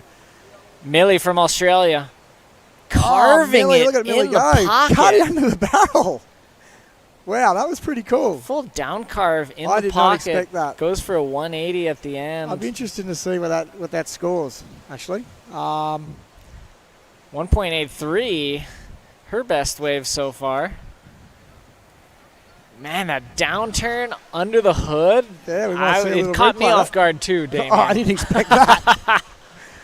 She's been watching Tom Boyle movies of Mike Stewart back in the early 90s. Totally. That was a radical maneuver in a critical section of the wave. Yeah, I kind of feel that probably should have got a better score than that. I know that she wasn't in the barrel, but I just think it was unpredictable. It kind of broke over her for a moment. Yeah, I think that was a bit harsh, that score. But I'm not a judge. So 193. It looks like they bumped it up. Actually, that's the average. Now that the average has come in, all three judges. So. Also, okay. Yeah, no, I agree. I could have went north of a 2, north of a flat 2 for that. Even a 3. Like, you know, she could have hit the lip. But she didn't. But she didn't. But like, but I sometimes think that's kind of good in a sense. Like if the move's a bit different. I think sometimes it's good to encourage, you know, surfing that's maybe a bit different from what everyone else is doing. Like, you know, I love a carve that. under a lip. You know, It's unique for It's sure. unique, It's and- creative. yeah, it's creative, and I think that like sometimes it's good to just kind of give a few points for that kind of stuff too. But anyway, she's still in a good position. She's still in second. She takes off on another one. Millie, rider in yellow, from Foster in Australia, spinning around the lip. Ooh, just caught gets her. about 270 of those degrees completed before catching her nose. It's okay. Piece it back together, Millie. You got plenty of time. Yeah. More And that's another hard thing I think you find it a lot of anyway, is when you maybe start off the heat not the way you wanted to, and you get halfway through, you feel like you've lost it, and there's nothing you can do about it sometimes. And sometimes you got to be able to. I remember Andrew Lester once said to me, he goes, just shake it off and move on. Yep. Because you're only kind of halfway there, and heats can be won in half a heat easily. So yeah, even the last minute. you know, in the first half of the heat, you kind of feel like, oh, am I going to win it? And so you can definitely come back and make a big comeback in the last 30 seconds, as in the last minute, or last 10 minutes we've still got now. As you see the rider in white, Kyoko. Oh, nothing more on offer there. But yeah, and again, she's not picking the right waves, and I hate to be critical, but unfortunately, the waves aren't working for us. We see Carol on the outside. She's got a cracker of a this wave looks here. like a smoker. Oh, Nice look at that. takeoff. Beautiful takeoff. Smooth line. Looking for the ramp. Just Didn't quite get it. cruises through a spin. Yeah, but still a nice wave. You see Millie on the outside. We've got sets approaching. Come on, Millie. Get She's in going to have a position. look at this, but she's going to go over the top of this. She Paddle needs- hard. Get out there. Something's coming. Yeah, we see the sets coming through as that west swell starts to come in a little bit more. Yeah, and to your point, Damien, I think there's few things more devastating, whether it's in a competition setting or even just in life. Almost nothing more devastating than negative self-talk. Because it's one thing to make a mistake. Everybody makes mistakes. But if you let that mistake kind of domino effect into more mistakes and just poor performances as a result of telling yourself, oh, I did bad and I'm doing bad and I'm going to do another mistake, you know, that'll just eat you up, whether it's in a competition or in life. And I just encourage... snowball effect, isn't it? Exactly. Yeah, I'd encourage people to, learn from your mistakes, and that can happen whether we're in the water or in life. You know, just pick yourself back up, like Lester told you, shake it off. Hey, and move on. You still have so much more potential in front of you, whether it's 10 more minutes in your heat, or whether it's another opportunity at your job or school or whatever. Yeah, sure. And I guess, hang on, I'll just, we've got a big set approaching here. We've got a beautiful right. And a Come left on, here. Millie. We've got Millie swinging around. She's pretty deep. Oh, she's gonna going to have a crack. swing. She's kicking into this one. The lip assaults her as she's she been under the takes lip off. there. God. Just was not quite in the right place for that. No. But that's fine. She's going to dip through this and get back out quickly. I'm just trying to get her scores what she needed. But yeah, good point. We do, I guess, one advantage of what we have in real estate is we have some really good training. And to add to your point, they talk about small wins and capitalizing on small wins. Oh, yeah.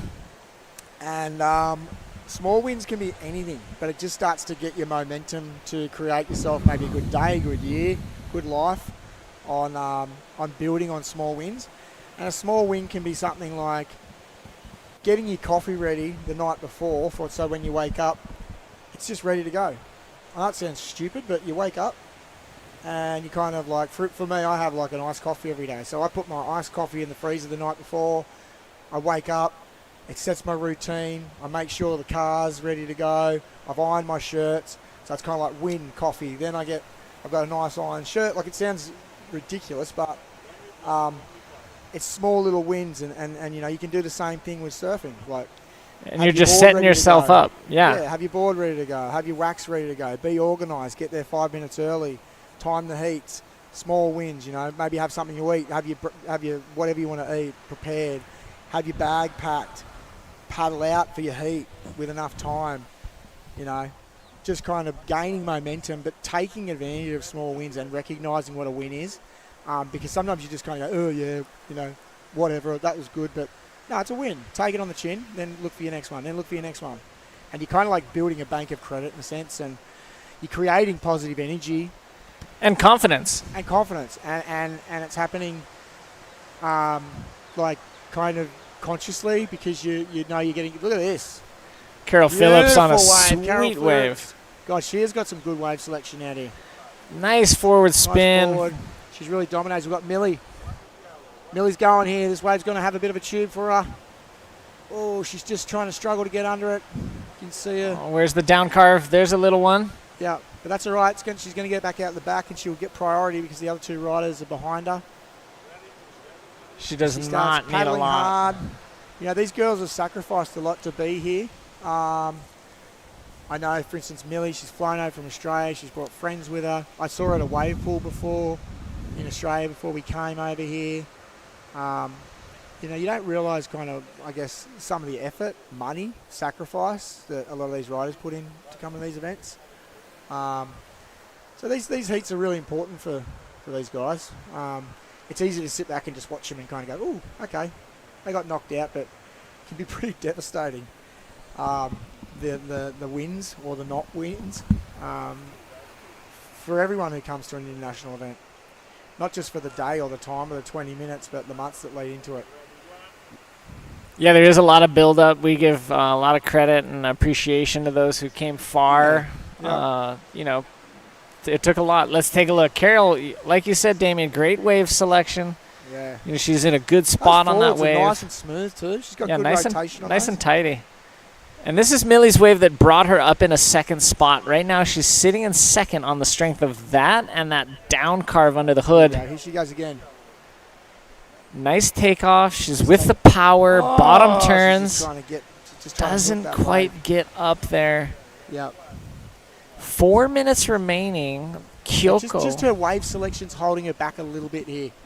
So if she, but it is hard out here too. You know, it's easy to sit here in the booth or at home and kind of go, I do this or I do that. But when you're out there and the clock's ticking and you got 3 minutes 50 left, and you only need a backup scorer, and you look at a wave and you kind of go, oh, maybe I can get a quick roll out of this, or maybe I can just get a backup score, and the wave doesn't do it for you. You know, every wave's different at Pipeline and has a lot of different moods. So as Millie just kind of grabs this insider, which could be a smart move for her, she's obviously looking for a roll. Goes for the forward spin. Does not quite make it out of that one. I agree. Not a bad strategy to just catch a scrap on your way back out, just to try to get a little bit more distance between you and third place, because Kyoko Nakayama from Japan, sitting in third spot, does not need much. She just needs a 1.23. That'll get her up into first position. Carol Phillips, our heat leader, on the strength of a pair of mid-threes. Amelia on the inside.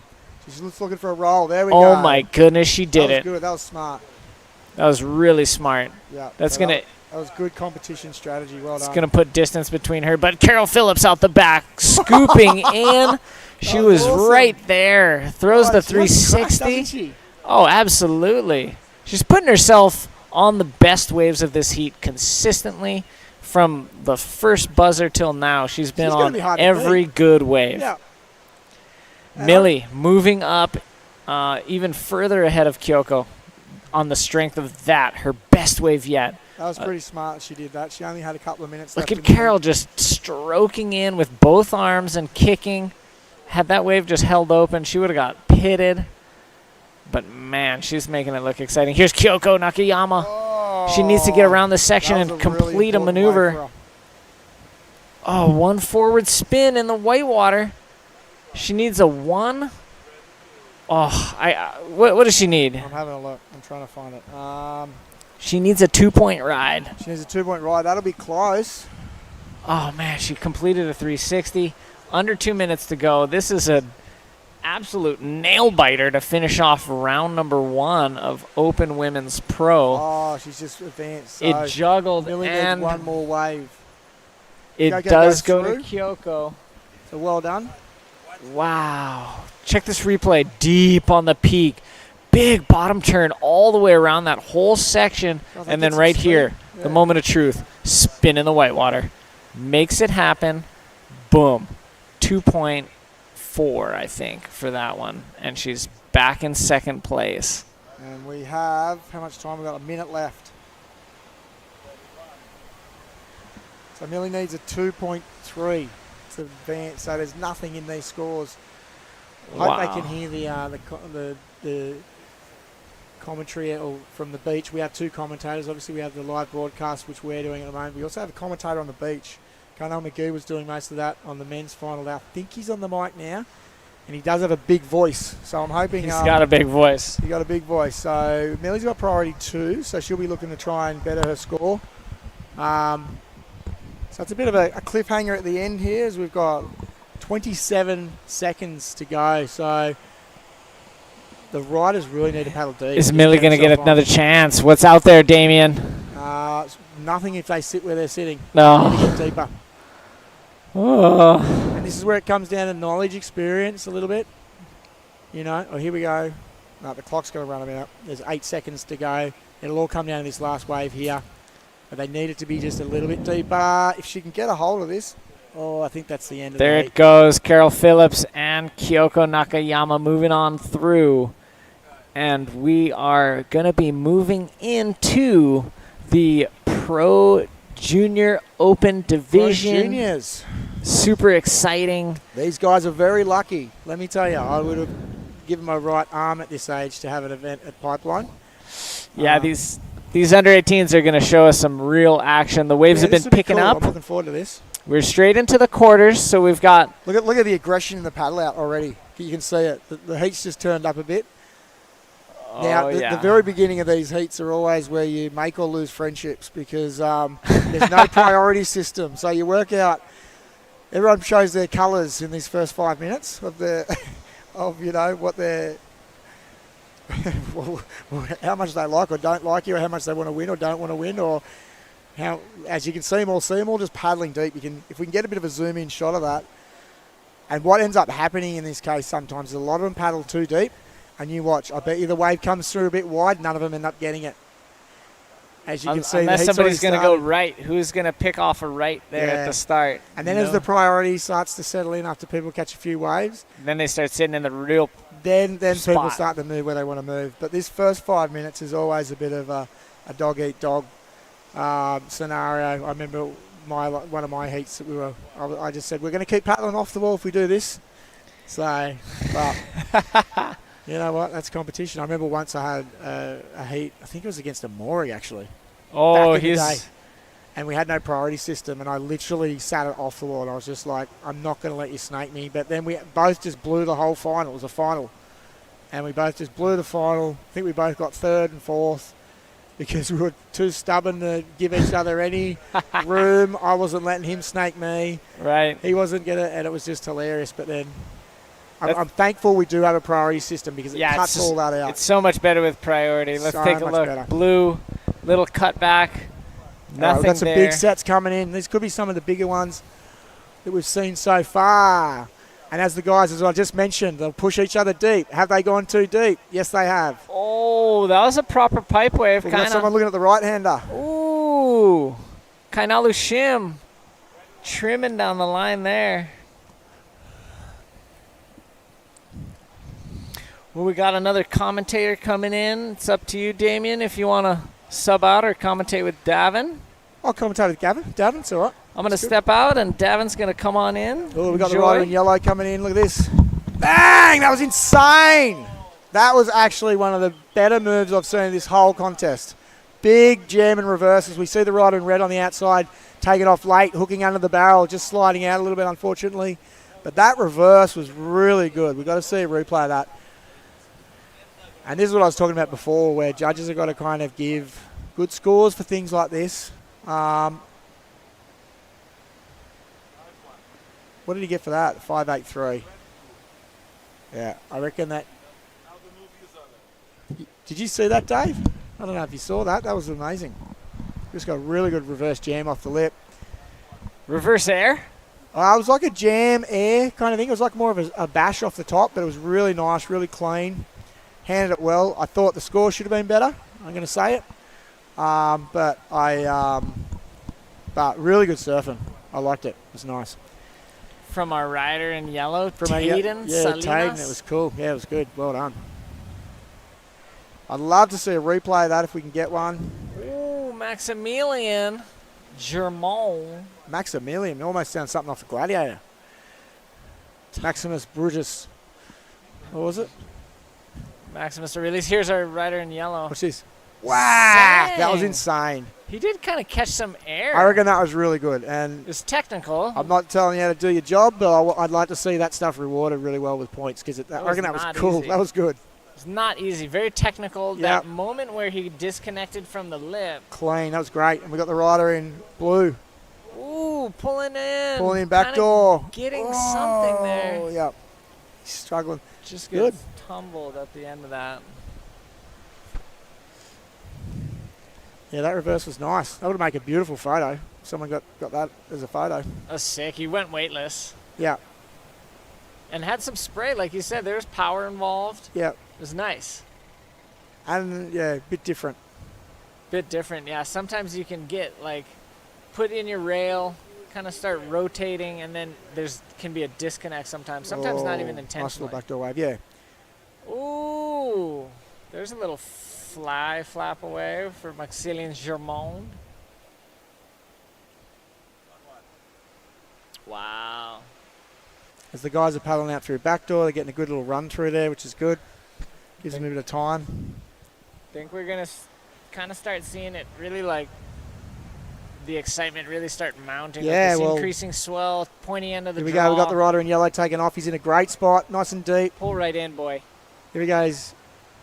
Carves cool. it. Little carve under the barrel. He's going to get a second section. Smooth spin. Yeah, that's right cool. up into a roll Wow. and punches out in front of it. Really That was dominating. Nice. Ripping, That was actually. so cool. Well done. Tayden getting us excited here in the commentary box. That was super fun. I was loving that. And he had the wave work with him too. He had got that, outside and inside section, so it had the link up. You should be able to got the rider in red here. Just with that wind we've got at the moment, you've got to be careful of the back door. It's kind of blowing into the barrel at Pipeline, but chandeliering a little bit. That was a nice carve. That was nice. I liked how Yeah. he stuck his leg out, but it got him that rotation for the forward and then forward right into a rollo. Very Yeah, and smooth riding. And he kind of used the spinner as a way of bottom turning around the whitewash too. It did kind of get him around that section. Yeah, he didn't just turn around. He kind of used the spin as a bit of an in-between move, which was good. 617. Our Yeah. rider, Tayden Salinas, put a quick total of 12 points on the board to separate himself from the field. Kainalu Shim with just one ride. Shaden on with 2, but none of their rides are really noteworthy. Maximilian does have a 4.5 along with his stick, so good start to the junior men's. Yeah, great start. Absolutely loving a shift in the action, increase in wave utilization. We're seeing these juniors really attacking it. They're hungry. Yeah.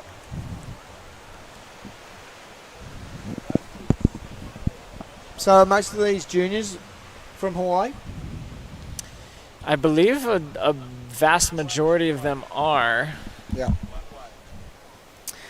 I know we have some juniors from the Big Island, quite a few from Oahu, a couple Kauai boys, Californian. Oh, We yeah, cool. do have There you go, the rider in white lining up this section. Didn't quite get to it in time. we have a rider from the Canary Islands, Jorge Hernandez. Hawaii letterer, son of Vaj. Yeah, I wonder where Maximilian's from. Germond. Could be from anywhere, hey?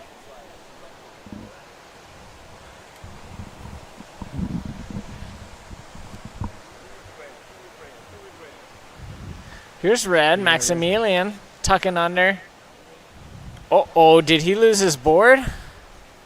I see a board just dangling in the whitewater. Man, he's swimming. Oh, he's spewing about Oh, man. It's not a hub board's Like leash, I'll it, tell you that. lucky.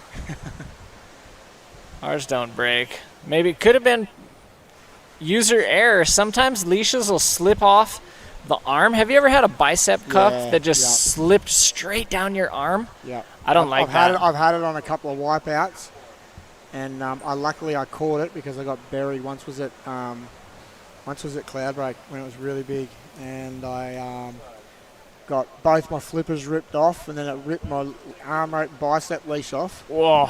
and I had to grab it underwater, and I still passed out. And the jet ski driver pulled me up, Whoa. and he said, I've only ever seen that twice where the guy's eyes are white, where they roll forward when you get them. So basically I lost consciousness. But if I didn't grab that bicep leash, might have been lights out. Oh, that's cool. Jet ski assist. Where was that for my heat? Here we go. Sets approaching. The guys are sitting a little bit deep here. But they're going right. Whoa. So drop in there. But I think that was because of the priority. So Wow. Shaden might have had priority. So he's allowed to do that. I'm pretty sure. Wow, Hawaiian Water Patrol hooking up that board rescue. Whew. And then we had 2 guys going at backdoor. Sets are picking up, no doubt about that. And as you can see, as the wind continues throughout the day, on kind of on the horizon, you can see these wind chops that start forming on the ocean surface.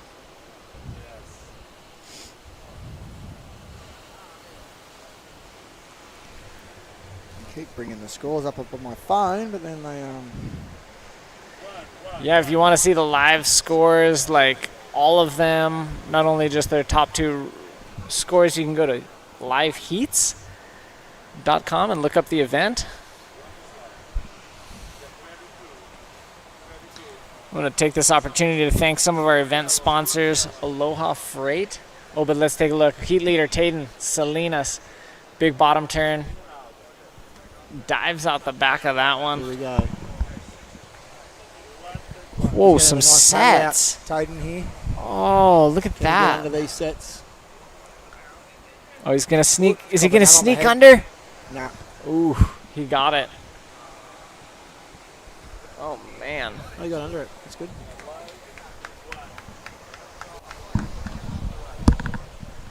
All right, so you can see these riders are a little bit deep out here for pipe. Sometimes you wish you could throw a headset on them, just tell them to paddle a bit wider. Like they're looking for the right-handers a little bit, but they're just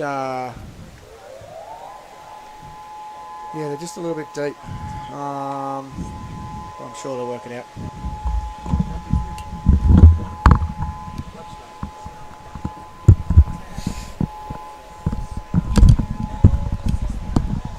All right, we've got someone jumping in the booth. We've got Davin.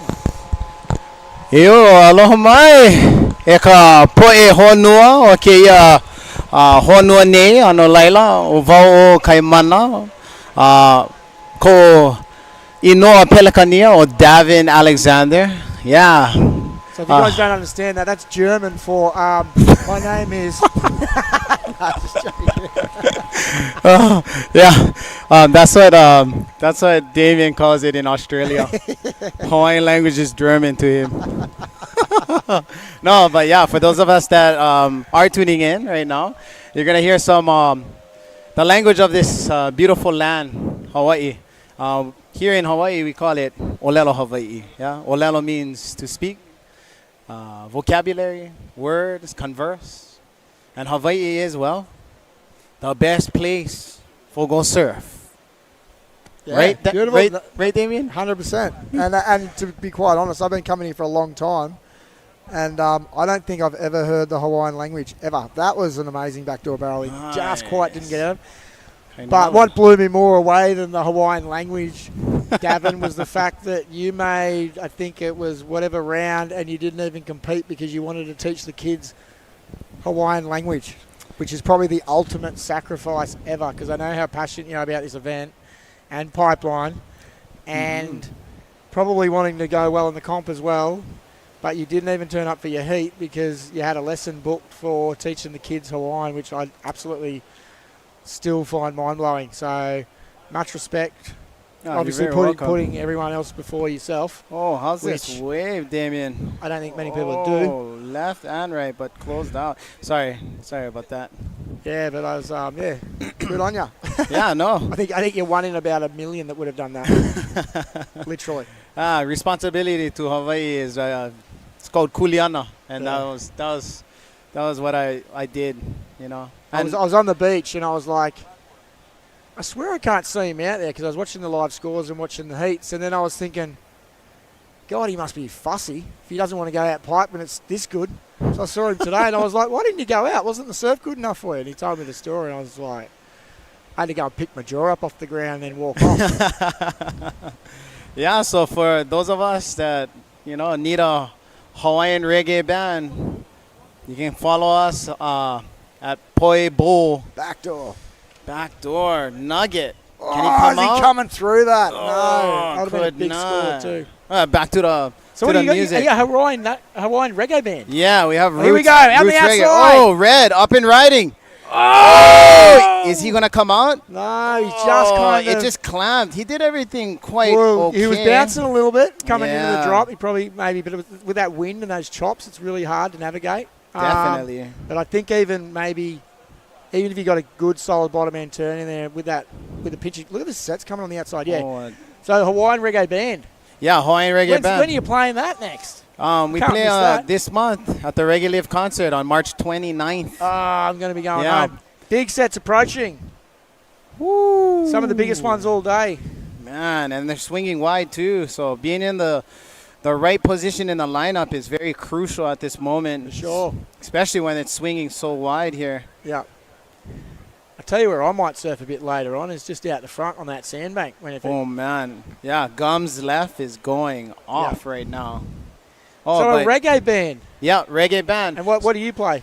I'm the guitarist. Oh, yeah. Yeah. I'm more of a vocal man personally. Oh, yeah? Yeah, Yeah, bloody you oath. seem like one of those guys that can sing very beautifully. Oh, Yellow yeah. up and Well, riding. at least I think so. Taking a bottom turn. Here we go. He's going to look for the just a little section. bit in front. Let's see. Ooh, he didn't quite hit the lip, I think, the way he wanted to, but he almost pulled it off. He did a really nice Almost. reverse. And he was Davin, a little before- bit in front of Yeah, the wave on that one as well. before you jumped on the commentary box with us, he did a nice bash off the lip reverse, which was pretty cool. And that was one of you got a 5.83 for that. And then you got that second score of a 6.17, which you got a bit of a combo. So Tayden Salinas. yeah, Tayden's doing pretty well. As we Ah, see, here we go. doing Another good. guy looking at the right hander at backdoor. Red, Maximilian. Vermond. I could not find the exit on that one. No. Panning out to the other boys out in the lineup. So where do you play the band at? Whatever type of concerts we got. That'd be cool. Whatever type of concerts. So Here we go. here's a replay of Yellow's Last Wave coming out. So you see him trying to line up. Just kind of probably hit it a bit horizontally, maybe a little bit more vertically. Might He give it- needed more of the lip there to push them back yeah, around. yeah. As we see, White. White. Bit on the shoulder there. Yeah. Could not complete the spin, the reverse spin. And there you have it. Some action here at the Banzai Pipeline, also known as Kulananalu or Ka'o Pulu Pulu. Really? Oh, yeah. Yeah. Well, unofficially. Shout out to Kaipo'i Keling there. One of the monarchs and one of the pillars of the Hawaiian language movement here. Taught me everything I known.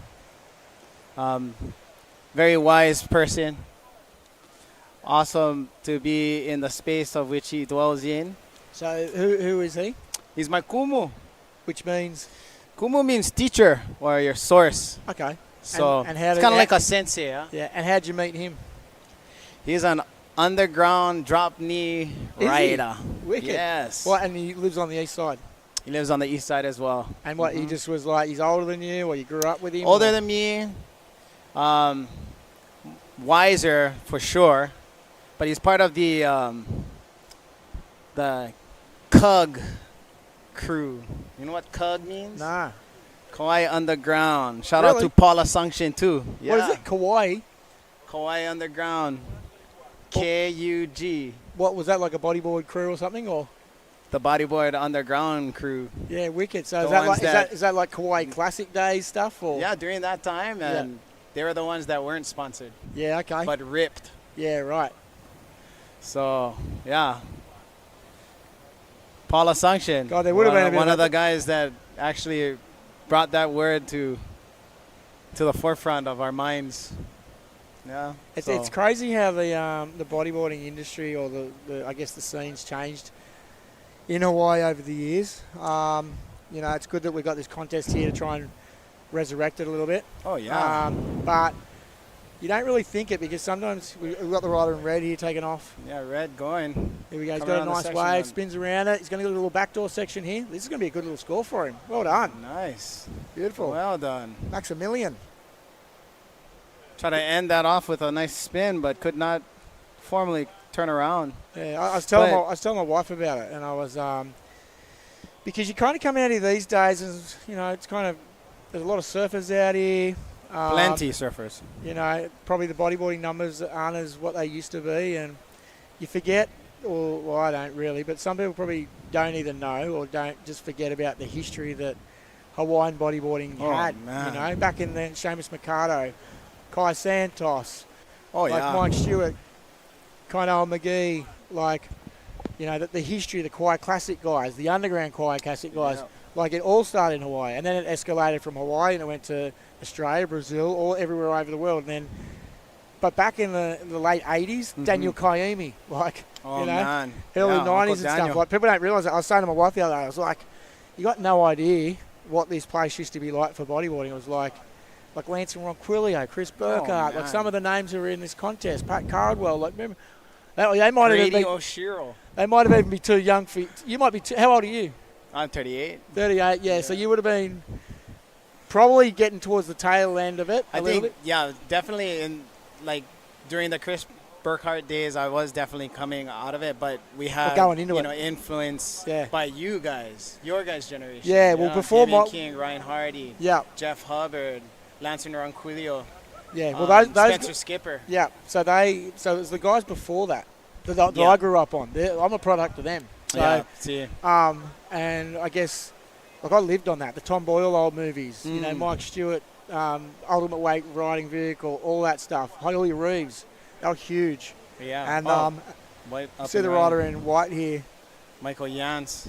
going for it. But I guess for me it's kind of like, it's crazy just to see the history that bodyboarding has had in Hawaii, and it's kind of, I don't know, I hate to be negative. It's sad that it's not, you know, we got something, we had something, it's so special, really. The Kisasakis, a whole lot of them, you know. Yeah, They were like right. rock stars. I remember when Mike Stewart came to Australia back in the 90s, and I remember thinking he's walked on this beach. Like he used to, my friend was he was a organiser of competitions in Australia, Jim Murray, and his two sons, Adam and Ash Murray, they were in Australia. And Mike Stewart used to ask for a first-class ticket, I think it was, to fly to Australia. He used to get put up in like accommodation, had to see the competition, all this kind of stuff. Like back in those 90s, these guys were like rock stars. Oh, yeah. I remember going to contests and seeing like crowds of thousands running because one of the pros had turned up in the car park. Like it was ridiculous. And I mean, you lived through the golden years of bodyboarding, huh? yeah, well, and even when I started, I was probably like we probably made more money out of the guys maybe in general. But in terms of like glory and kind of fame and vibe and just like that was it. Like that, the generation before me, they were the rock stars of the sport, and they were the true gladiators of bodyboarding. And Oh, yeah. and like it's so good to see him still a part of the sport. And here as we see the rider in white taking off, Michael. Oh, a nice flip outside of the Wow. ball. Can he turn it around? Yep. Did That's he great. make it? Oh, no. Unfortunately, he did not complete that maneuver.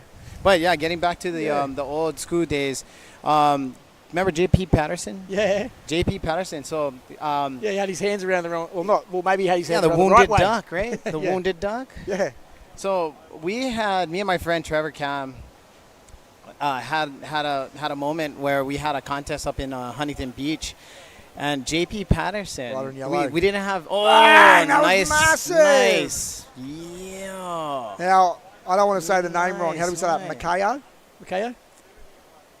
Makayo? Makoa. Makawa. Makoa O'Hoon. Yeah, Makoa. That was insane. Putting up a nice flip. And the juniors are pretty good. Like, yeah. These guys are not. I didn't know what to expect. You know. Makoa, I believe he's a young boy from the island of Hawaii. So, I mean, forgive me if I'm wrong, but I know that this boy. Here we go. Getting a rips. beautiful And replay look here. At this. Timing was perfect. Jam that. Perfect. Yeah, Yellow. Makoa. that's great. Nani loa no, which means beautiful. Here we go. Rider in blue. Blue's taking a look. Priority on one. The wave. Using his priority for this. Let's see what he can do to answer back. Nice little roll. Continue his campaign, but unfortunately got cut short with that spin, not being able to be completed there. But yeah, so me and my friend Trevor Cam, we went up to Huntington Beach at one of the contests. We couldn't find a place to stay.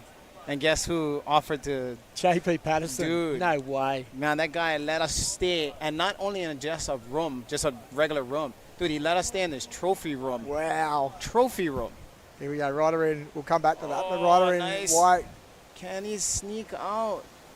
Something must have happened there. We must have caught a rail or something. Yeah, maybe. Thought he might have made that wave. Wow. So then, what? How did you meet him? Was it just randomly? Yeah, it was random. We How- didn't have a place to stay, so JP was like, "Hey, yeah, Did you see him at come the on." beach or something? Or Mike Stewart actually hooked us up yeah, cool. to have us Oh, that was cool. go and stay with them. Oh, what is Liam made the most of that. Yeah. Oh, one of the younger riders out here, son of Harry Antipala, Kauai Classic. Yeah. Wow. Is it? Yeah, No that's way. that's his son. So Well, it was cool seeing Liam Chris Antipala. Burkhart's son going this too. Nash is his name. yeah, Nash, Yeah. and he done did a big air or big something invert, on the big right. invert, Yeah. fully extended. Oh, there's my Nice beautiful wave. wife over there. We're going to go to a cultural night, Davin. I want you to put us on to one. We're going to do the full Hawaiian cultural yeah. night. Damien with- wants to go to a luau, and so Yep. hopefully we can go ahead and hook him up. Yeah. Yeah, And I was just saying to Dave, it's kind of like, it's cool coming back a little bit and probably enjoying the culture a little bit more. yeah, Like after kind of haven't been here for over 10 years. So definitely. sometimes you can kind of get in that competition headspace and you live and breathe it and you don't appreciate the surroundings a little bit. And I guess Totally understand that. I'm probably pretty guilty of that, to be honest. But and that's why, the Culture Day. Yeah, I love That's it. exactly why I put it on. Yeah, That's exactly why. yeah, I reached out to Malama Loco Ea. yeah. Kamehameha Schools, all of that. Here we Try go. to get the vo- organization Yeah, to know that the bodyboarders are here to give back, and what a beautiful moment and beautiful day and space that we yeah, got I to know. share. Yeah, yeah. you And know, I said that as competitors. 100%. And it was good camaraderie between everyone, Yeah.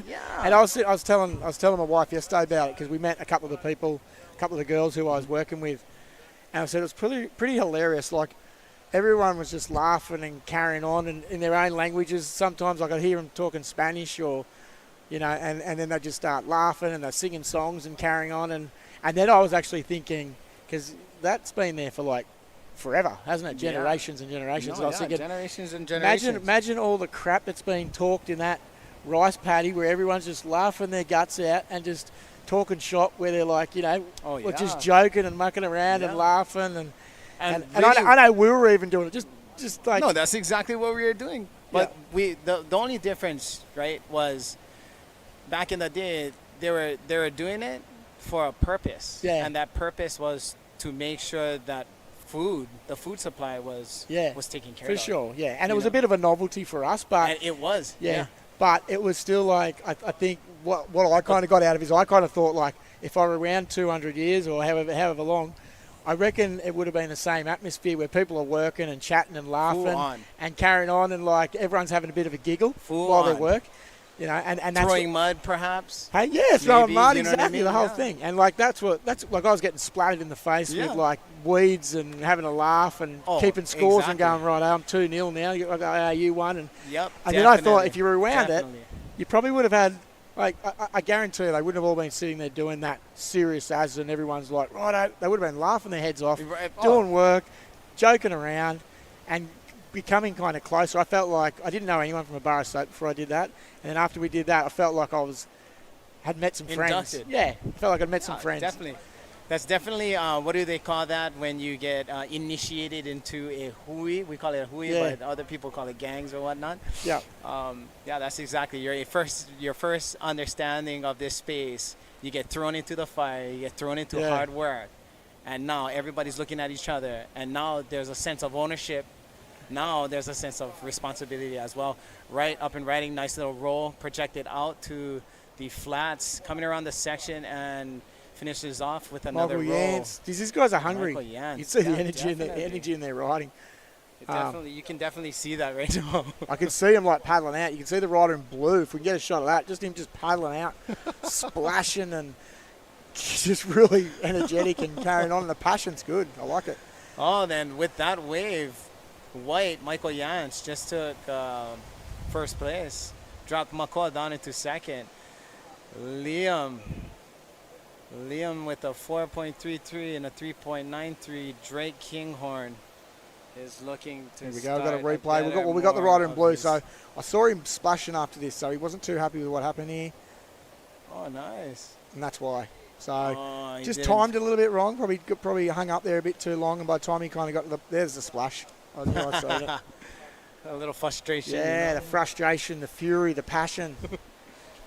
Yeah, Damien. I mean, I'm sure. Look at you. Out of how long were you out of retirement? Like 11 years. 11 years. Selling real estate too. So drinking cups of tea in a cushy little office. But look, I never was really retired. I could never retire from the ocean. I've always been in there. I live in front of the beach.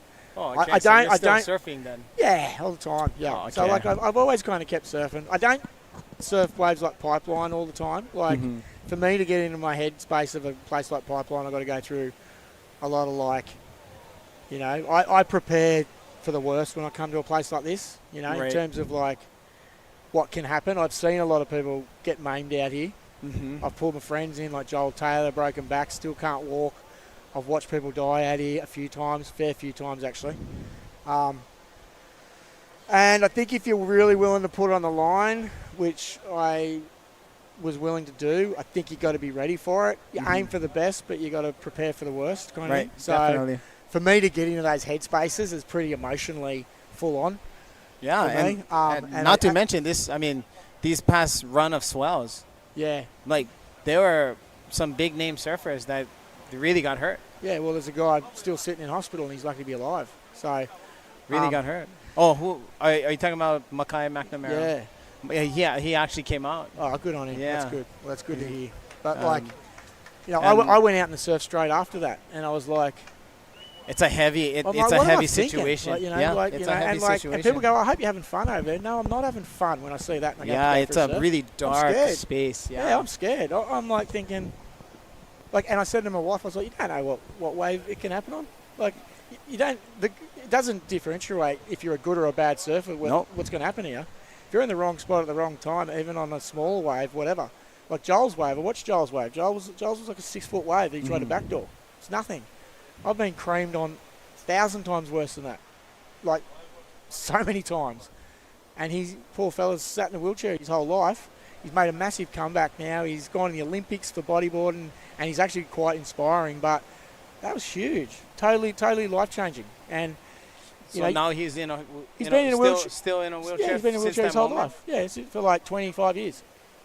He runs Unite Clothing. So Joel owns Unite. So, and Joel was amazing. What's his last name? Joel Taylor. So Joel Taylor was a good friend of mine. He was an Australian bodyboarder. Pulled him out here at Pipe, and he had a grapefruit hanging out of his back. Bang. Oh, that's intense. First surf I man. ever had at Big Pipe, Christmas Day, 1998. I watched the bloke just get a blanket put over him and just pulled up out of the beach and had to go out there. A couple of years later, there was 3 of us out in an afternoon, and it was getting like to 20 foot, and it was on dark, and 2 of us got in, 1 of them didn't. Bloody washed up at Pupakea. I mean that. Like I mean this. You Lance name it. and Ronquillo, I remember Lanson. Oh Same yeah, thing hella with vaxxed Lanson. out. I remember that one. Like, there's a lot, it's Anything can happen out at Pipeline. Well, I've surfed all over the world, and I've surfed Chopu and Ship Sterns and Shark Isle and all these waves, but I've never seen people die like I have at Pipeline, or like be maimed, like forever. Yeah. So like, there's always a wait, if and you can play it safe, and you can probably sit on the shoulder and maybe go just good ones and blah blah blah. But if you're here to try and really have a crack and it's big, then for me personally, the worst thing about it is getting myself in a frame of mind of being prepared for that to happen. Otherwise, you won't go the waves and you won't surf it properly. You'll sit on the shoulder, you'll go only waves that you think you can make. You'll never really take on a really heavy wave. Yep. And when you've seen that, like I did 18 years in a row here, like that was a lot, 2 months of time. I used to come here at the start of December, leave at the end of January. So I've spent like years here, really over the space of those times. And they're always the big swells, and you see a lot. It's scary. Like like that car park. Yeah. The amount of times I've got out of that car park scared, like rattling in my bones, just going, definitely. oh my God, it's big out there. Red, taking a look. So yeah, Nice so roll. I don't know. It's not always like that. It's really kind of Spin like, to finish. but it's Leonardo for Tipala. me, it's a scary place. It's like Oh, when definitely. it's This is the big. mecca of surfing right here. Yep. Oh, But look at these today's sets beautiful. coming back in. Today's amazing. Yeah, so we got Damien, Ryder yeah. in blue. Look at Blue taking off on that nice little peak, coming around. Is he going to? Ah, that was really nice. Roll. That was nice. And you know what I Great loved? Kinghorn. I loved how he didn't turn into a flip. No. I loved how he just enjoyed the roll, slowed it down, timed it perfectly, went with the lip. Look how fast he's Such paddling. a Jesus. smooth, He's been on the smooth roll. He's been on the Skittles all morning. And just like that, Yeah, I want to see went a replay straight of that. from 4th all the way to 2nd with that massive, beautiful, slow. And sometimes I roll. like the fact that, ARSs and backflips have been in the sport, but I also hate at the same time because you always see a it beautiful all the big time. slow roll Yeah. is like such a nice move that flows with the wave so well. Oh, And look at this set coming right. Here we go, Yellow right. going. Oh, he's going to have a good section here too. Nice.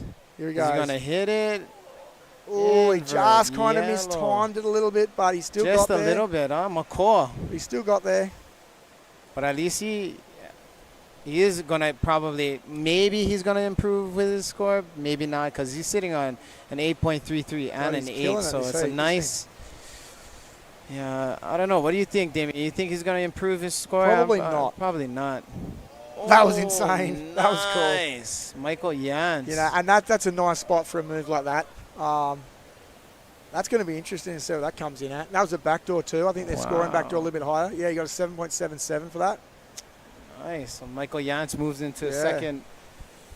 And maybe we might get a replay on that roll. Maybe we'll see what comes through. I think we just had a shift change on the mixer, so I might see if the guys might have a replay of the rider. Yeah, hopefully we can get that replay on blue, on the right. Blue. I think we might be struggling for that, so that was nice. But yeah, so I guess, you know, you get new moves that are introduced in the sport, but you also don't want to lose some of the most functional and traditional beautiful moves like a big, clean, slow roll. Like you can do those rolls on 10-foot waves. Oh yeah, definitely. I remember we used to like just practice just coming out of the vertical section on waves that were like, you know, 8 feet and just slowly projectiling out of waves that were like, you know, 8 feet and trying to land with the wash. And Mike Stewart used to do some of the best ones ever. Oh yeah, almost looks like Air Forward some of his rolls too. Yep. But you know what I always do remember from you, Damien, and I used to love, and I would always try to emulate you, is when you would go out, take off on a nice big, like, cutthroat barrel, and you'll go up, and then you'll do that nice little check stall right in the center of the opu nalu, the belly of the wave. Check that, and then you just sit in it a lot more deeper than what you would have done if you would have made your whole bottom turn. Yeah, and I remember that. Yeah, and I remember so much about that. Well, I used to when I first started practicing that, I don't know if you know a bodyboarder called Brett Lilliman, and we went to Chopu before everyone knew about Chopu, and we said, let's do this every single wave. So every single wave we got, we basically would bottom end turn and we try and check underneath the lip to the point where we were still carving while the lip was barreling over the top of us. Then by the time you just finish the carve, you have to pull your nose up because the shock wave hit the front of your board, and then you just start hovering on the back of the tail, going through the tube, and try and pop over. Oh, red! Trying to get in the barrel, but got denied. A little bit of frustration on the exit out. And unfortunately, like I was practicing that a little bit before leading into the comp. Yeah. And I guess that's the only disappointing thing sometimes when the waves don't do it. You kind of trained to do, because that would have been my move. Like I would have. And I would have tried to potentially, and I don't know if you ever saw me do this, but I sometimes would do that and then go straight into a forward under the lip. I did that a couple of times. But you can turn that into thing I do remember. You can turn that into a combo. That so was you can kind your of signature thing, right? You take off, you come down, you come wide, and then you line it up almost like you're going to hit the lip. You carve it, and then if you... Makua, split peak. Here we go. White going, Michael Jans. And that's where it comes down to different styles and different things. And that's, I think, where... Man, Makua Ahun, he is completely dominating this heat. He's smashing it. 2.8, an 8 and an 8.33. I mean, he has 2 scores in the excellent range. Yep. And his other score was pretty good too. And I'm pretty sure Makua is from Hawaii Island. I'm quite sure he is. Yeah, right. But, you know, that's the one thing about Hawaii Island riders. They're humble. They're good surfers. But you know what also makes them really, really, really awesome? That they're all big wave surfers too. They can handle out a big surf. Yeah. Oh, yellow coming up. Oh, had to dig out. And blue capitalized on the outside, but did not find something to do anything on. And white trying to look for a section and opt not to do anything at that moment. Yeah, I remember. I got a taste of that. The Hawaiian guys with. Hey, take a look at the camera. Show them your beautiful. Hi everyone. Your beautiful space. Hey, Malama Loko Ea. For those of you guys that don't know, come and check it out. It's a restoration of a fish pond in Haleiwa town. So those of us that are watching right now, there is something that you can do with the community, and check them out. I believe they have a website too, malamalokoea.org if I'm not mistaken, but check them out. And shout out to all our sponsors. We got So Stoked Boogie Series. We have Aloha Freight Company, Odom Corporation, North Shore Surf Girls, Kamehameha Schools, and so much more. Yeah, so thanks thank you everyone for very your much. support, guys. Event wouldn't be here without you guys, along with all the hard-working people who are putting this event together. There's a lot of passion in this sport, and you can feel it. You can feel the vibe. You can feel the passion. We have the Open Junior Men's quarterfinal Heat 3 out in the water right now. Nash Burkhardt. We've got Chris Burkhardt's son in this one, which should be good. Yeah, Nash Burkhardt, Cole Chambers, Davey Anderson, and Hawaii Letterer. Hawaii. Awesome. Swell's picking up, so you can see these sets coming through. Oh, we got. Are all of them? I'm not too. I know that three of our competitors in this heat are from Hawaii. Hawaii Letterer. You know where Hawaii is? Even though Ryder in white. Oh, that's a nugget on the inside. It's a great way to start and the that's heat. Nash right there. Nice cutty forward. In. Nice. Comes from some good stock there, Chris Burkhardt. Yeah, Nash. Awesome. I remember once Chris Burkhardt, his dad, because when we used to come over, it used to be like literally up just 150 Australians back in the day that used to come in. And we used to go for earlies. And I remember Burkhardt come out here one morning. Hang on, I'm just going to cut this story for a second. Look at this set coming through. Look at the set. No takers. No takers. Probably the best one of the morning. Here comes Pipeline. Was. There that she was is. Beautiful. And right nobody wanted anything to do with that. That was gorgeous. I don't think they were even in the position to do so. But hey, if you're out at Pipeline, that's the kind of stuff you want to try. Yeah. Well, I think that as people start to, as the wave starts to do it, the positions might change in terms of where they're going to sit. But yeah, Chris came out one morning and was, and he saw how many of us are there. And he just goes, he just looked at us all. Here we go. I might get a quick replay here from the rider in white, Nash. Nash Burkhardt. A little bit of foam on the inside, but still, it's a good way to start the heat.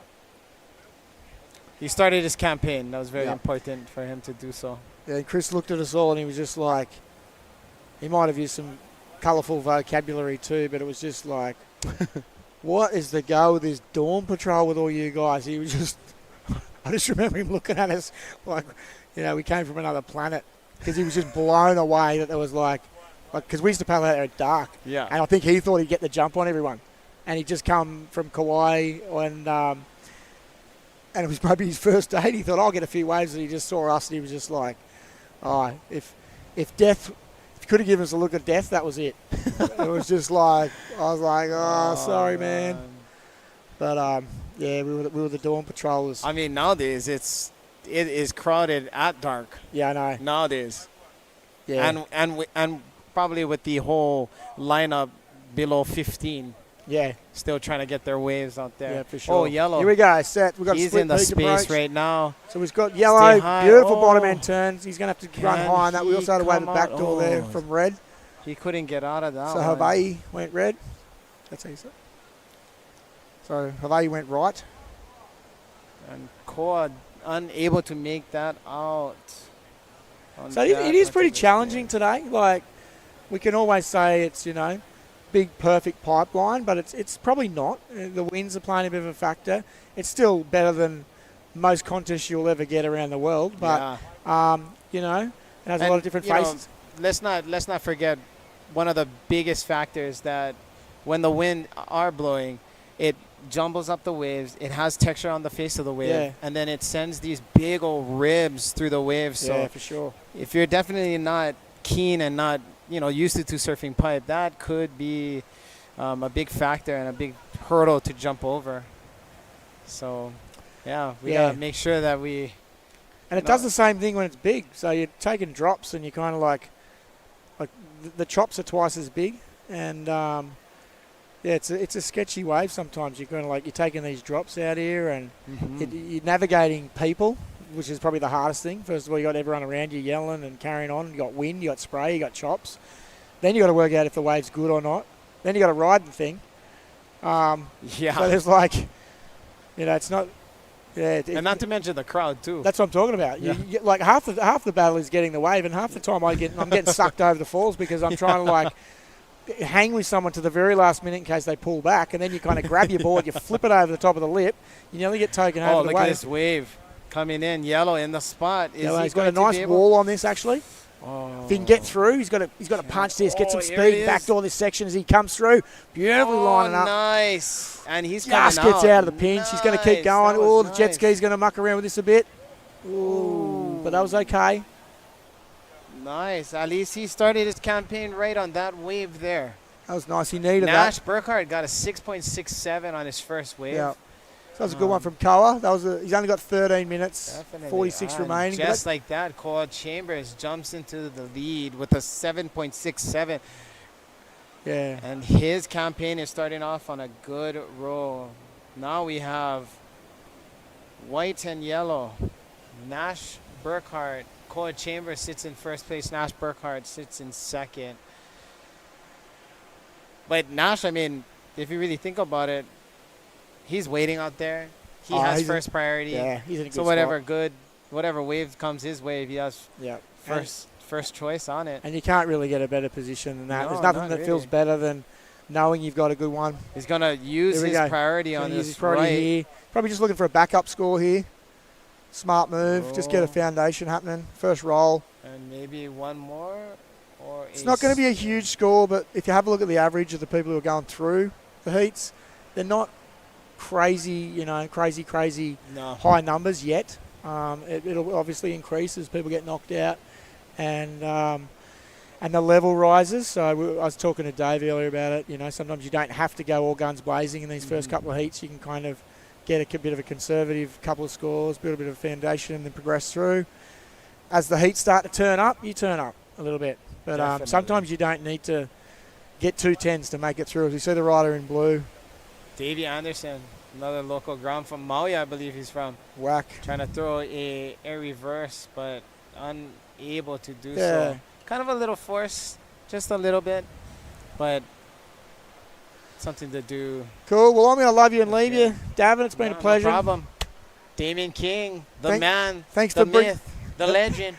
Probably more the myth than anything. The unicorn. Yeah. But no, it's been great, and you've brought a very great Hawaiian vibe to to this event, and even listening to you. I've got a friend of mine, if he's watching in Australia, his name's Tao Wu. He's from New Zealand, but he lives in Australia. He's a bit like you. He's passionate, wears his heart on his sleeve.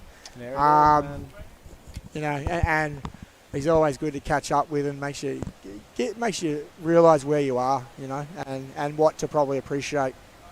Because sometimes you can get in these composition zones, and then you get on the plane and go home, and you go, where was I again? Yep. Yeah. So you're making sure we don't do that, which I appreciate. We got to give back. We got to give back as much as we possibly can, whatever space that we have, opportunities we have. Yeah. Cool. All right. Yeah. I'll throw ladies on and the gentlemen, man himself, Damien King. Our pipe winner, Dave Hubbard.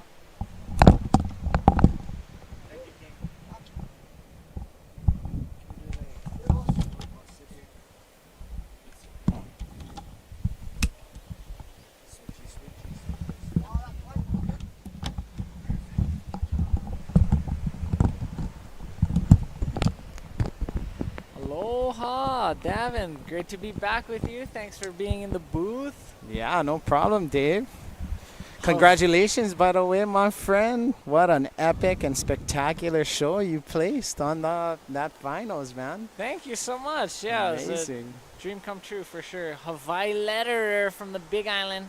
Oh, so Hawaii is from Big Island. Sneaking in there, Vaj, son of Vaj, letterer, long time Big Island legend. Whoa. Part of that previous guard. Oh, I just was talking to Vaj too. Davey. Dave's from Maui, yeah? I think so. Nice little spin at the top of that. That was kind of cool. Man, what insane action we get in the juniors right now, huh? These guys is it's good to know that Hawaii. Now I know. Now I can put his last name back to the face. Yeah. Letterer. Vaj. Got it. I remember Vaj, man, back, I think, was 2012, 2013 or something like that. He did an insane invert on that backdoor wave. Close out, completely cycle. He had a great campaign. I think that was the year he made quarters. Oh, yeah? I think he made quarters at Pipe Man. before. He had a solid campaign. Even I think it was the Bambucha. same year Tyler Ching Johnson might have made Oh, my quarters. gosh. you know? Another couple, Maui boy. couple local inner island riders came and Yeah. showed up big at Pipe when the field was fierce. It was. Definitely fierce. I mean, still is always going to have an amazing field of competitors. Especially in Hawaii, yeah. Yeah. We may not be on the world tour, but we get the tour right here because we're competing with each other every day. This is the championships. I foresee in the future, this event getting bigger and even more prestigious with some of those accolades. Potentially, potentially we could be handing out world championship crowns here at the Banzai, And wouldn't that be a sight, to No better place to do it, in my to opinion. exercise that space, man, to exercise the mecca of surfing for, a stage and for our bodyboards to do so as well. Pipeline is just such an amazing wave. Something that Jared Houston was talking about after his trip here is he was reminded of that there's no other lineup like Pipeline. There's no other place. We got a lot of heavy waves, at least in bodyboarding. Shark Island, Fronton, Teupo. Those are pretty tight spaces as lineups and not a huge playing field. But Pipeline is spread out almost over the size of a football field. It's a huge playing field. Let's take a look. Koa Chambers, nice rollo. Smooth off the top, looking for something more. High lines it into kind of a late flip there. Incomplete on that. Oh. But you know what I'm saying, Davin, as far as at least 40 yards wide, all the way out to second, even past second reef. It's a huge area where you can take waves at any one of those places. It's a big space. Not an easy space to navigate. No, not an easy space. And almost every place on this Pipeline lineup is heavy. Yeah. Is heavy. And it's always moving. It's always shifty. Yep. Current. The crowd. Then you add the people. Yeah, you add 100 heads on there. All kind mayhem going down. And it's all kind baloney. all kind baloney over there. bologna sandwiches just being handed out. Oh, here comes a set right here. Dave, blue, take no look, going right. Nice wave for Davey Anderson. Tucks in. Does he find the curl? Can he sneak out? And he does. He comes out. Nice. Flies out with a lot of Very speed. Nice. He needed something to here continue comes- his campaign. Yep. White. Up and riding. Nash Burkhart. Beautiful bottom turn. Headed up.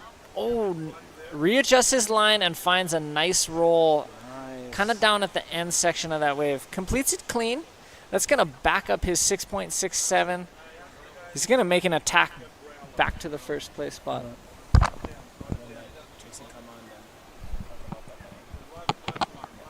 Sure. Did she advance in her heat? And she could come back for women's. No better help for women's. There's sneaking out with so much speed. That was really cool. Good waves coming in for our riders. Looks like we got a 4.83 for Nash. We got a 6.83 coming in for Davey. Yeah, just 5 minutes remaining. Wow. This is a pretty cool heat we got on our hands. A lot of great names, a lot of skilled riders. You know, it's exciting to see the juniors kind of anywhere you see a young blood coming up. It's really rad. Oh, but here comes another set, Dave. at Pipe, it's splitting the peak. Red going right.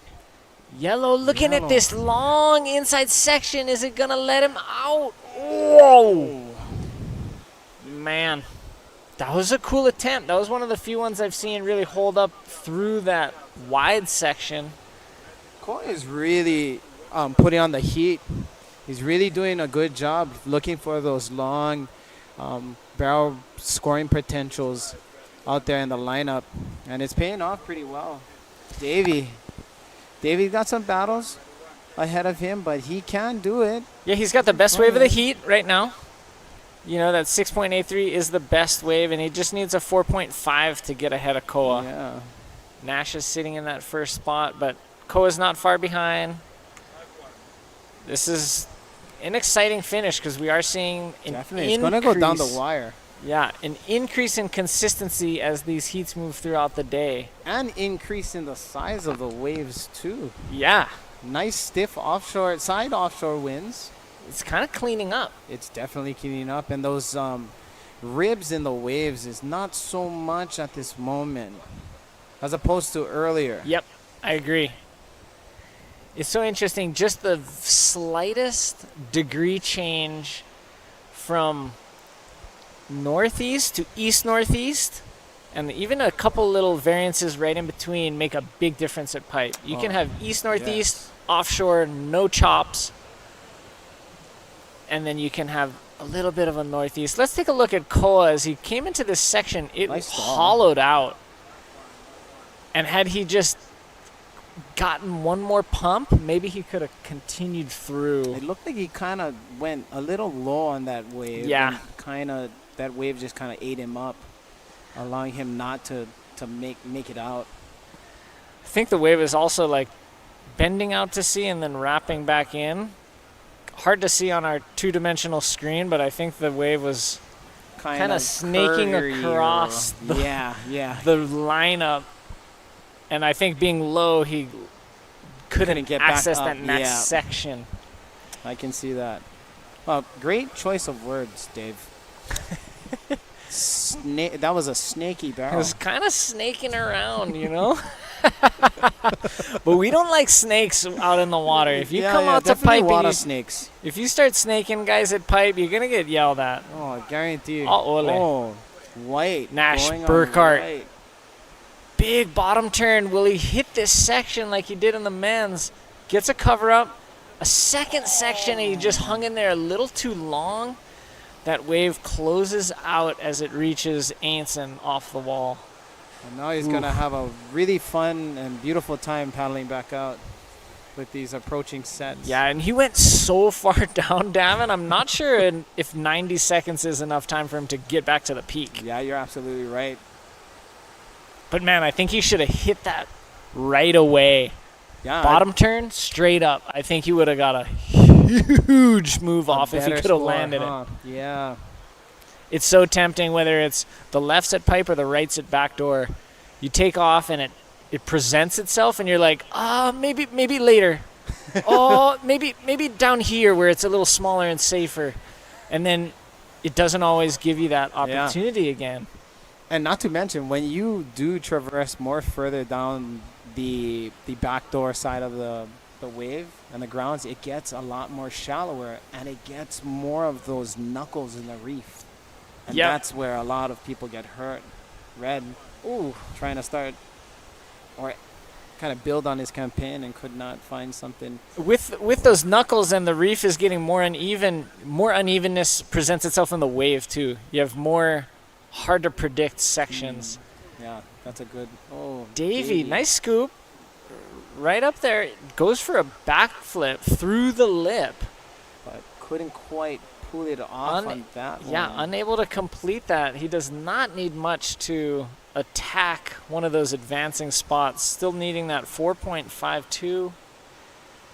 10 seconds remaining. It does look like this is going to be Nash and Koa moving on, unless Hawaii can get a 9-point ride here at the buzzer. And that completed it. Heat is over. It does look like Koa and Nash moving on through into Pro Junior Open men's semifinal. We're so pumped to have Davin Alexander here in the booth with myself, Dave Hubbard. We want to thank you guys so much for tuning in to the YouTube, to our live broadcast. Everybody who's sharing, commenting, liking, doing all those things that help us. Mahalo nui. And Davin's going to break it down in Hawaiian. Mahalo nui e kapoi oihana e kako ana aku ya mako pakahi a pau o ka hui he e paipo no ia ano laila ya mahalo nui ke kai ano mea oihana like ole o kamehameha ke kula o kamehameha o ordam oihana oldam ke kahi ano mea hui ka ko'o o Kaikeha, a me ka hui o North Shore Surf Girls, a me ka hui paipo So Stoke Boogie Series. O ya mahalo nui, aloha nui no, ya oko paka ya pao I mea e ho'olaha ka mea aloha I ke ano paipo o ho'okuku paipo o kekahi. So mahalo nui, mahalo nui. Wow, nice way to start off this heat number 4, the fourth quarter final. Oh, we got some good names out here. Huh? Yeah, definitely. We got Noah Chapman. We got Kaiten O. We got Jorge Austin. Hernandez. Yeah. El Mas Limpio que Todo, the cleanest of them all from our local AO workday. Here he is. Oh, he did hit a lip maneuver.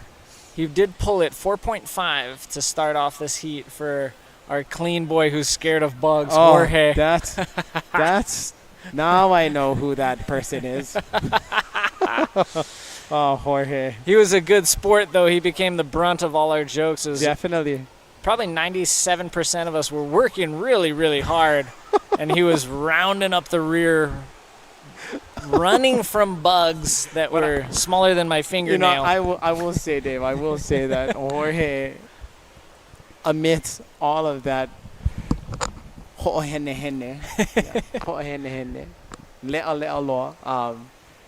he always had a smile. Always had a smile on his face. It was partly because he probably couldn't understand our pidgin accents. Yeah. Or what have you, but always had a smile on his face while we were talking to him. Yeah, it didn't seem like he minded as we were kind of heckling him, and yeah, he was a really good sport about it, and he Set's approaching right now. It looks like somebody's gonna have a nice crack at it. All three, red, yellow, and blue, is fighting for priority. Kaiten O. Yellow up and riding.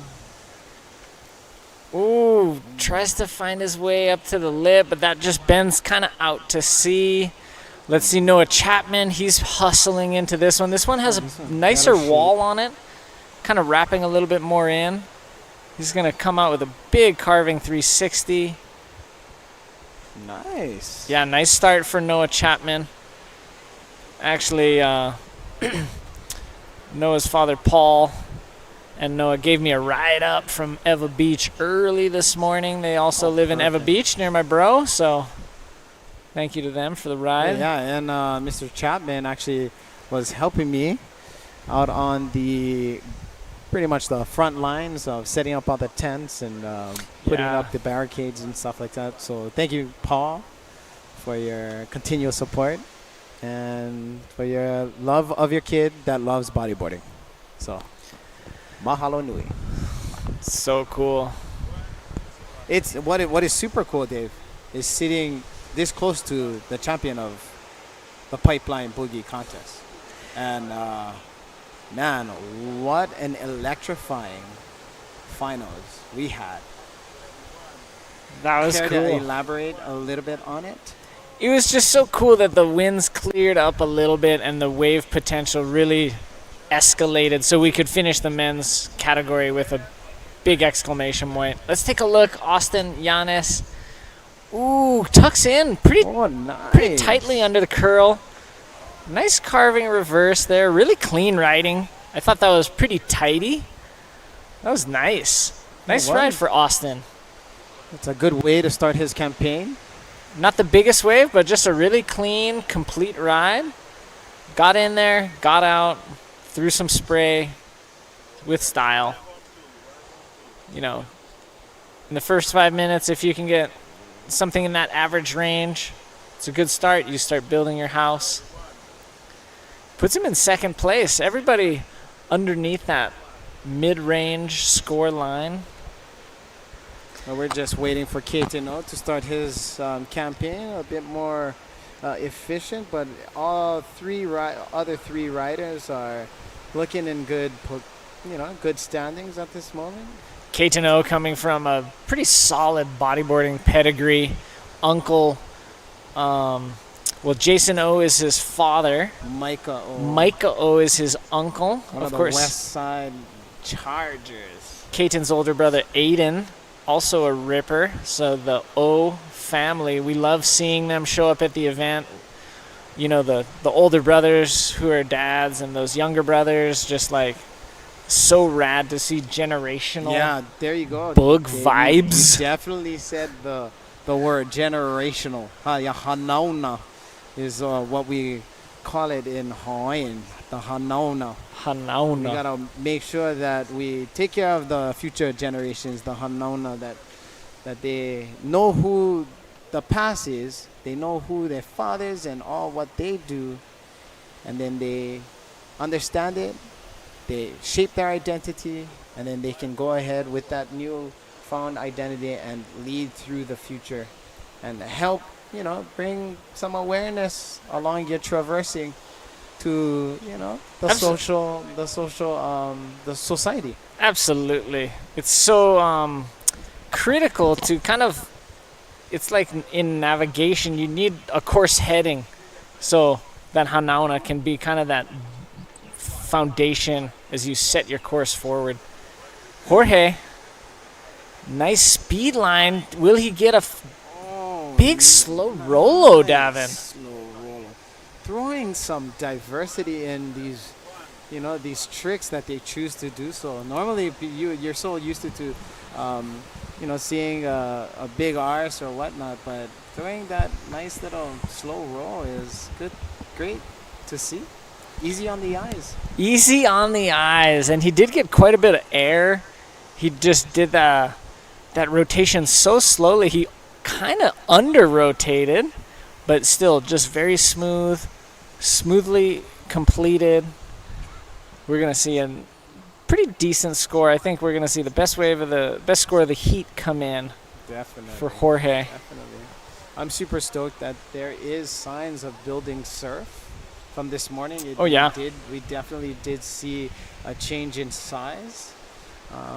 Changing a little bit of a cleaner perspective and cleaner understanding right now on the waves as we look at the beautiful Banzai Pipeline. Ooh. Jorge picking off an insider. He's going to try to back this up real quick. Gets a flip with backwash assist. Very well ridden. Wow. Very well read. Jorge, you may not be scared of getting big L's, but kind of weird that you're scared of insects that is completely smaller than how big your L's look. Look at him just time that backwash and just really use his upper body strength to just generate. Okay, we got Austin eyeing up a nice backflip. Nice. Comes down tail first. Kind of digs it on the landing. Pretty unfortunate there. A nice little answer back there, but unfortunately could not hold on to it. Austin. He found a nice line, found a nice lip to connect with. Just wasn't able to finish the rotation once he got back on the wave face. Keaton, here it is. A nice little pocket for Keaton. Oh, coming up high, coming out, and nice. Ooh. Carve. Slashing it, almost drifting. You almost saw one of his legs kind of get thrown out. Reverse spin.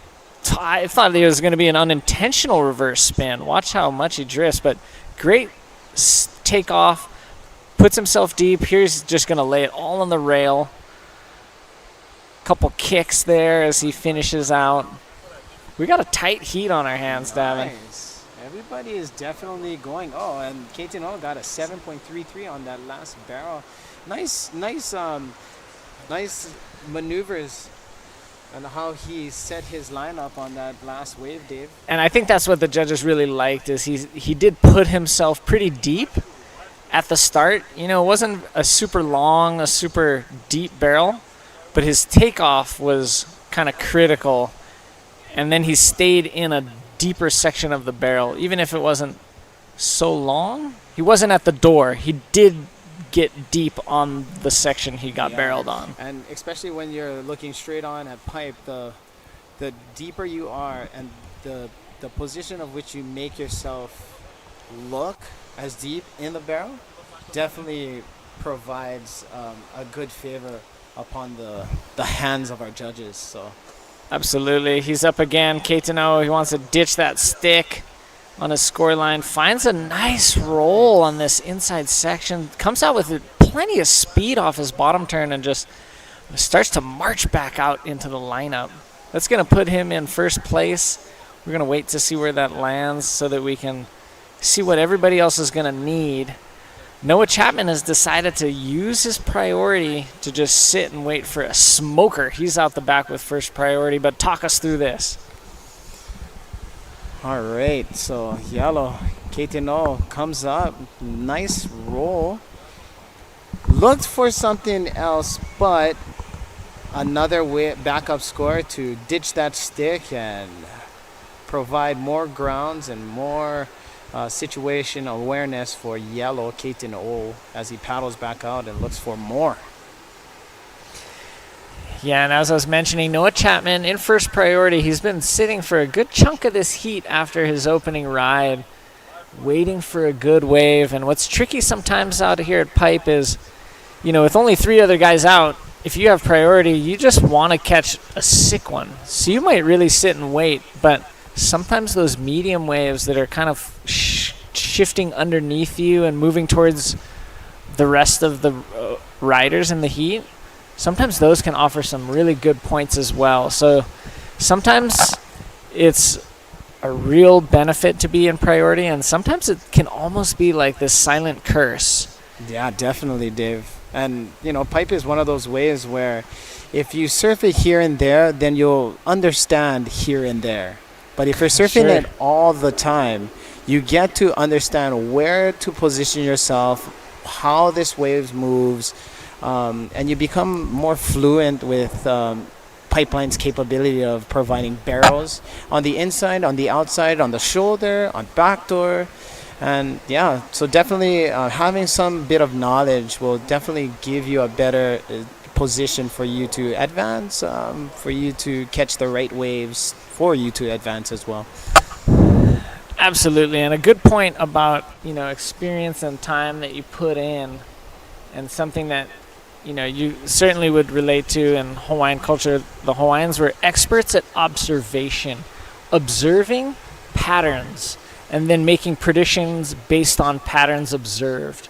So if we apply that to Pipeline, you spend a lot of time out there, you're going to pick up on some patterns. You're going to see a wave shift into an area, and you're going to know what maybe the next wave is going to be because you've seen that pattern before.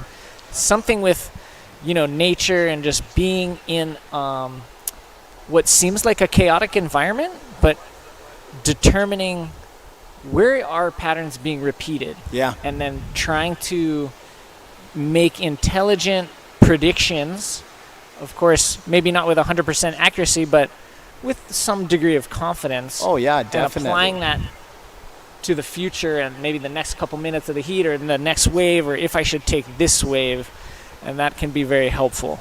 Yeah, you make a very, very fine prediction and fine observation. You know, in Hawaiian, it's actually called kilo, to kilo. Yeah, to kilo, to observe, to be maka'ala. There's multiple words in that frame of mind as, you know, as one who wants to go into the Hawaiian language, Ho'olelo Hawaii, to know that one word in Hawaiian can mean 6 different things, which thus makes your mind pay attention to 6 different ways of understanding the world. Right. And I think that's a very beautiful wave. Set's approaching right now. Maybe it's going to come in. Maybe it's going to probably bypass these guys. Plenty waves to be ridden, though, at this moment, Dave. We're under 5 minutes. Again, we've kind of started this conversation that Noah Chapman's in first priority, and he's been waiting over 10 minutes with first priority. Hasn't flinched, hasn't pulled the trigger, no paddles.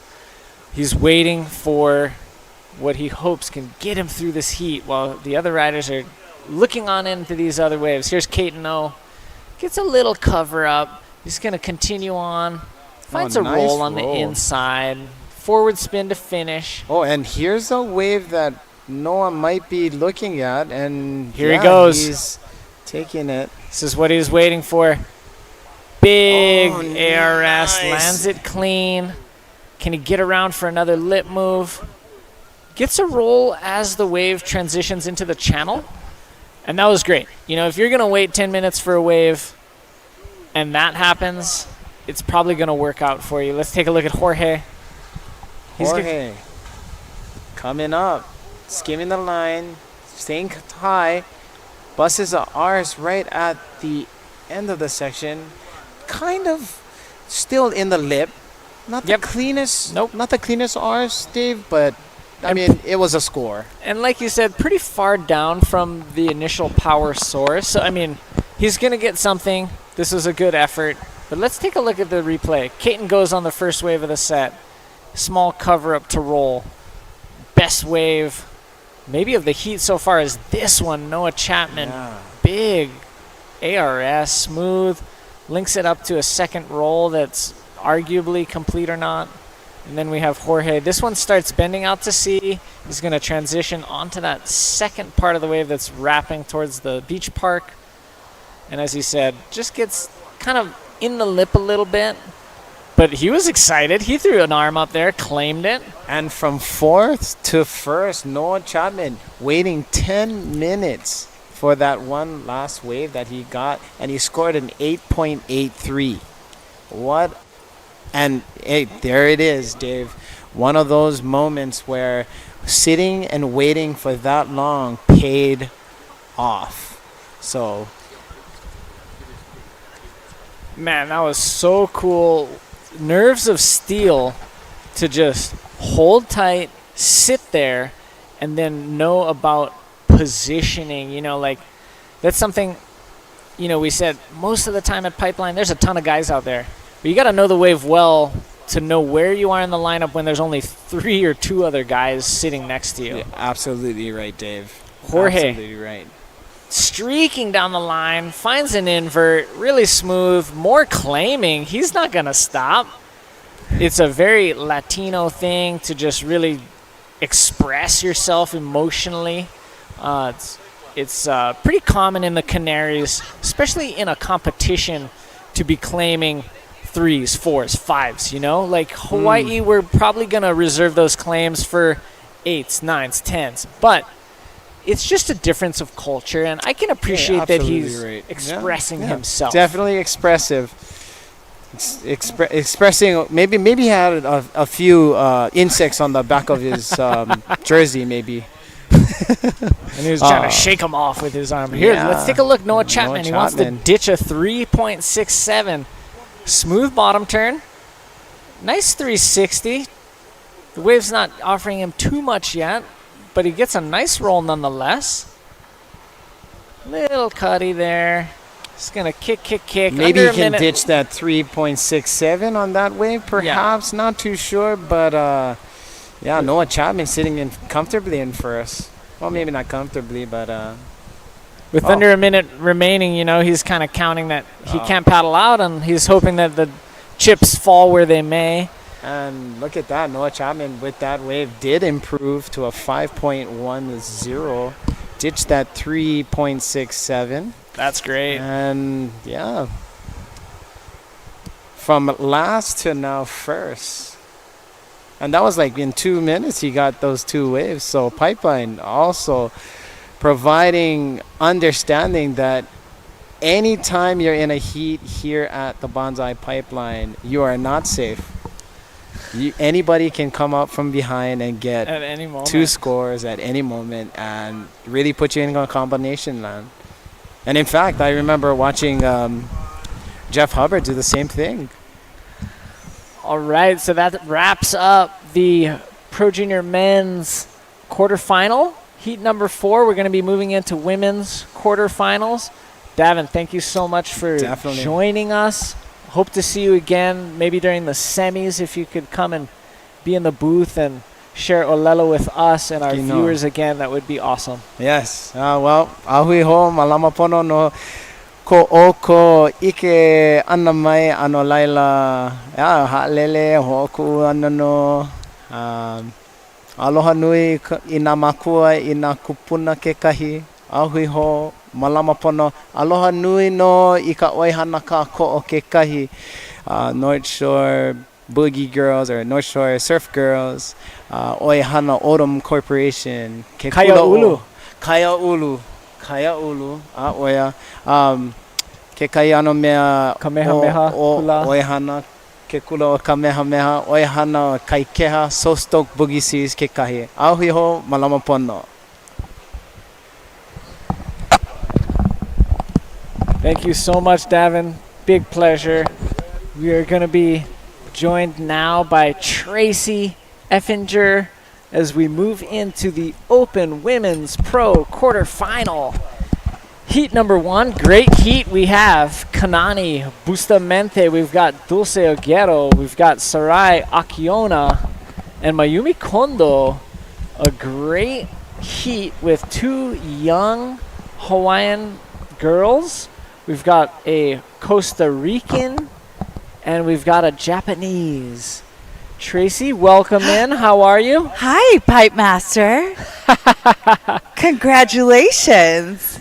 Thank you so much. Thank you for joining us. Thank you for representing the women to the world as we share on our live stream. We're hoping for some specific details and nuances that you can share with us that maybe we don't understand as men as we watch the women out here. Oh, I'll fill you in. Thank you. I'll fill you in. That's why you're here.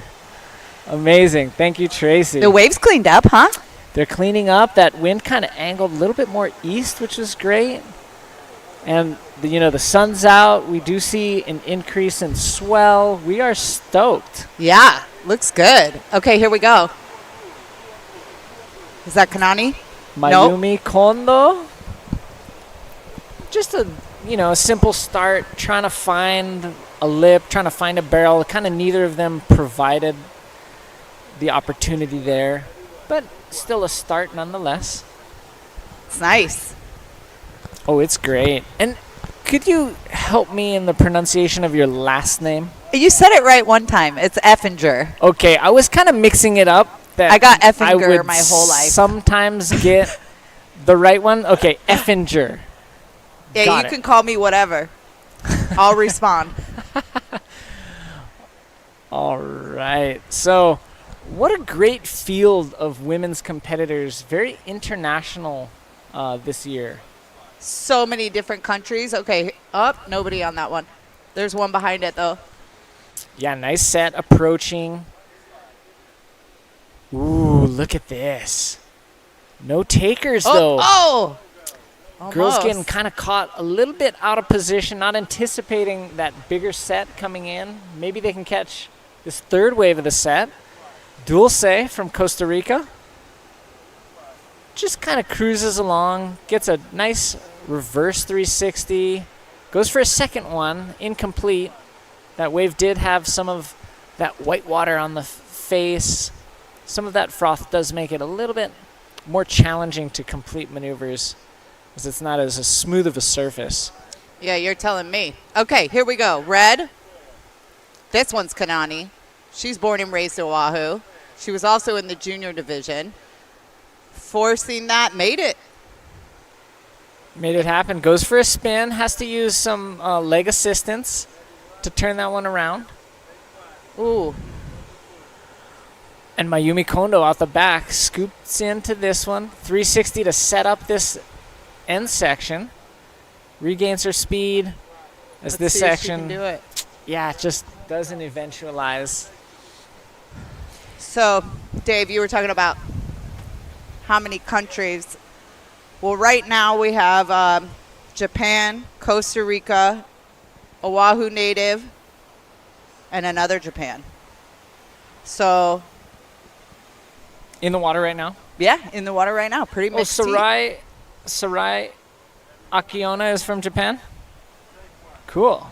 I believe so. Let's double check it. For some reason, I thought she was a local girl.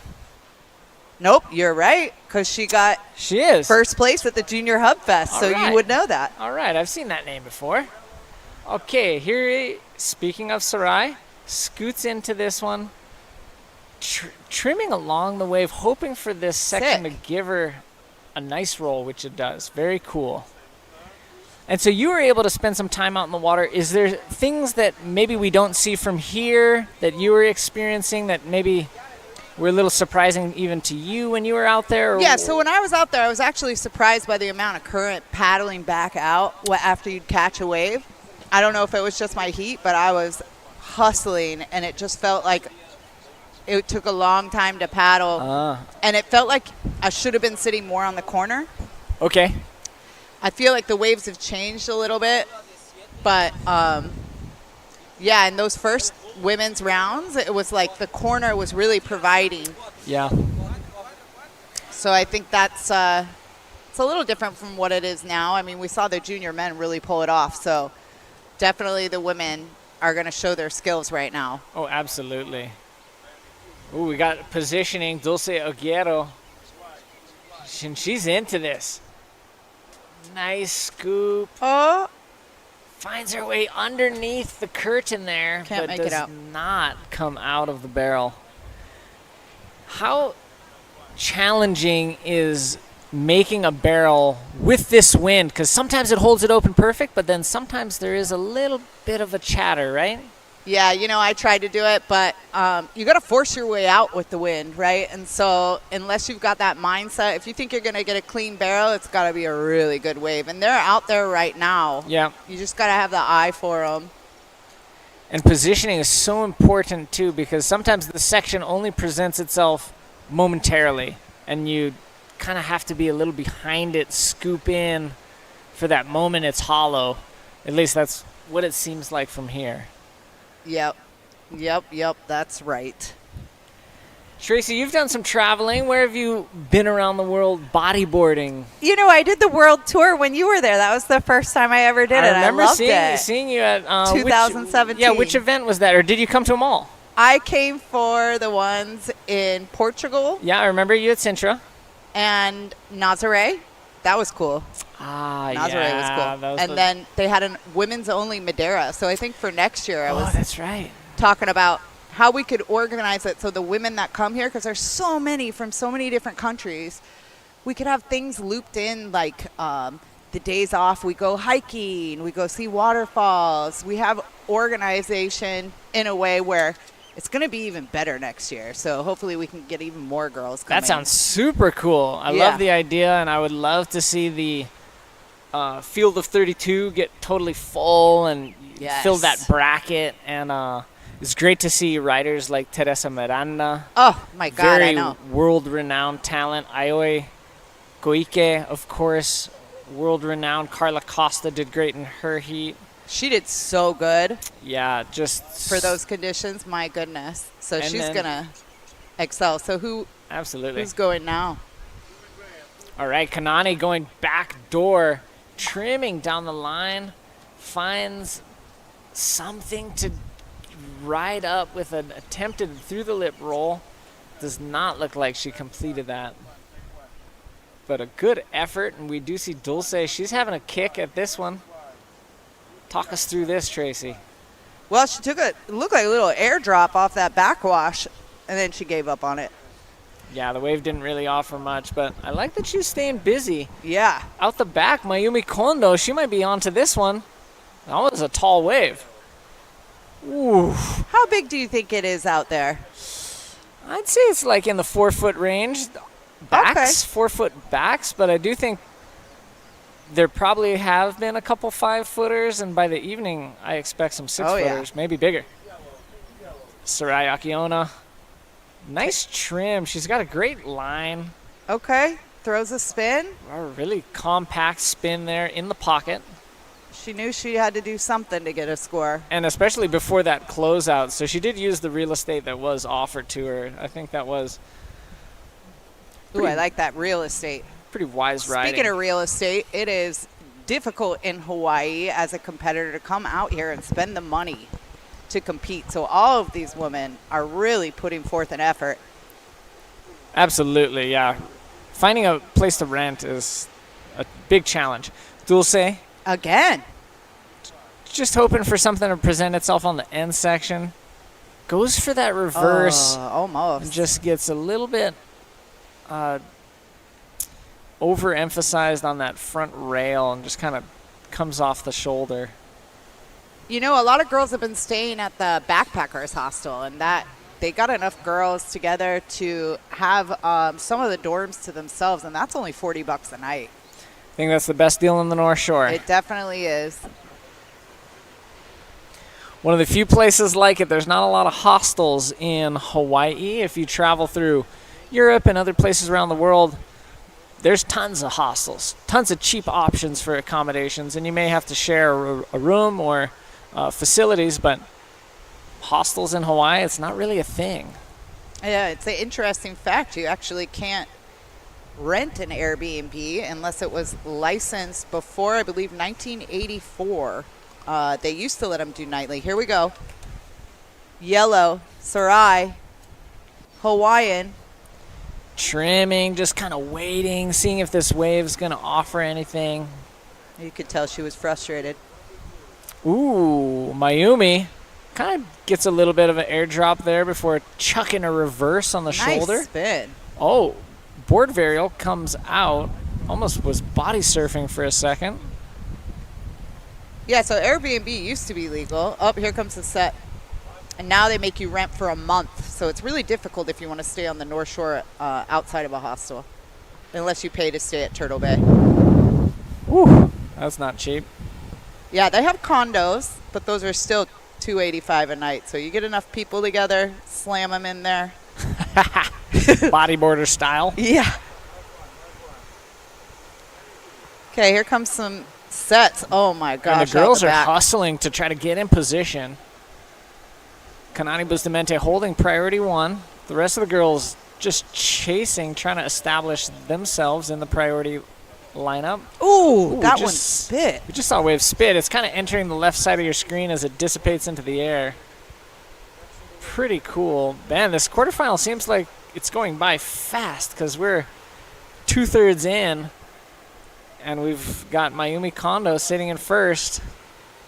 Dave, that's because you're having so much fun with me. I'm having a blast with you, Tracy. I'm stoked you're in here. It's great to have just representation. Thanks for of setting your this division. up. This is great. What a great year we've had for this contest. Tricky conditions, but overall, each day has had some really good waves. Yeah, I think we were a bit spoiled coming off the 2 weeks prior, but I think given the forecast and how each day is actually happening, you know, it's one thing to forecast and then it's another thing the actual day, what it actually is. Mm-hmm. I think we've done pretty well and we've gotten the best days of the period. A little reminder is we can't run half days. We can't run partial rounds or anything. We have to run full days, and that's, again, to the economy of bodyboarding. We can't afford Gotta have the money, days. honey. Yeah, so for those of you who might be thinking we should have stopped or started later or whatever. Kanani. Nice barrel. Ooh, she was in there for a yes. Force the exit. She had a nice line. Ooh, sick. Dang. Really critical reverse off the top. Threw a lot of spray. Just couldn't keep her rails from digging as that tail came down at the very end of that reverse. But look at this barrel, Tracy. Yes. She totally got covered up. Perfect. And then look at this reverse. Rah! Oh, it was vicious. She knew. That was She was cool. feeling good. That was super cool. We're going to wait for scores to come in, see where that lines up. We've got a really tight heat on our hands. It is. Everybody's within striking distance. Wow, look of at those first scores. place. They're so close on the top 3, and the bottom one just needs to get rid of that 1.4 at Dulce. Totally. Only 5 minutes remaining, so it is kind of crunch time, as we say. So yeah, World Tour 2017. That's the only time I did the World Tour, and man, I would love to travel and do more. But yeah, I just go on my own now. Do it without it. Yeah, and have you traveled to just any free surfing spots? Gone to the Cook Islands or? Oh, that's nice from Hawaii. That's only like $700 round trip, direct flight. Tahiti? I watch it. Have you trust been me. there? Let's see. Last trip I went to Australia. Oh, cool. And where else did we go? We went to Indo. My husband's never been to Bali, so I had to take him. It's already so crowded. I had to go before it gets worse, right? So Oh, sure. that was super fun. Talk about crowded surf. Pipeline gets really crowded, so to have it with just 4 girls out, even in these conditions, it would be crowded. Yeah, all our competitors are super stoked and appreciative of this opportunity, myself included. You know, to surf Pipeline, like you said, Tracy, any size, any condition with just 3 other people with you. If it's breaking, awesome. there's people out. If it's daylight, there's people out.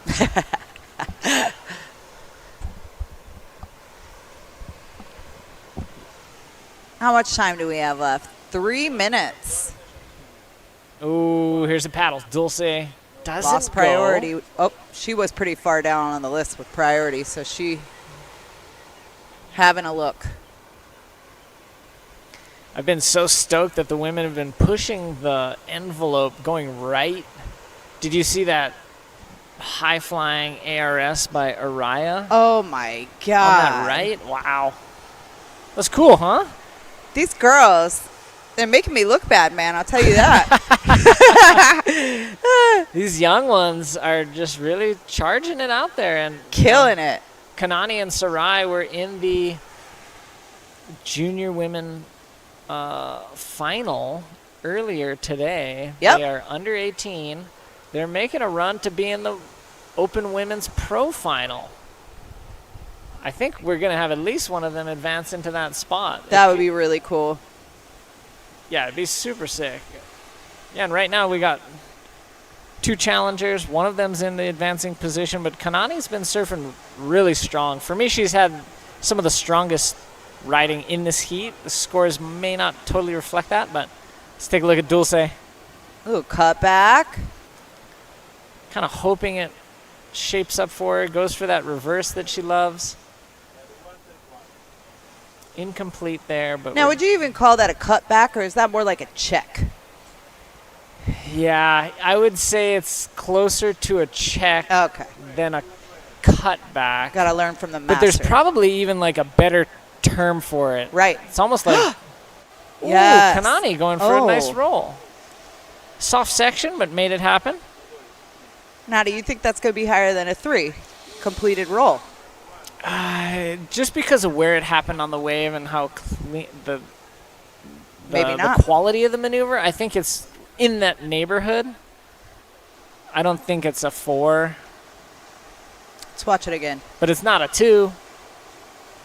I don't know. I think it's maybe a high 2, low 3. This could be the deal breaker. It could change the whole situation depending on where that lines up.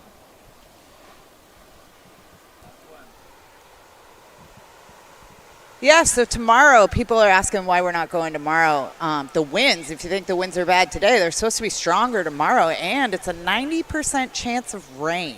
Oh. And maybe you know this better as a Hawaiian, but there's something with the sun that brings out that beautiful pipeline. Absolutely. We were talking about it earlier that when the sun wakes up, pipe wakes up, and just how even through wind and various conditions, if the sun's on it, it's going to show its best face. I think I'm curious if there's any scientists out there that can tell us if the surface tension of solar rays in the water. Mayumi. Looking for something. Just steady, slow and steady, hoping for something on this. Nope, nothing there. Just a long trim for Mayumi. She's looking to better that 3.23. That's not going to be it. And Kanani didn't get the score, did she? She did not.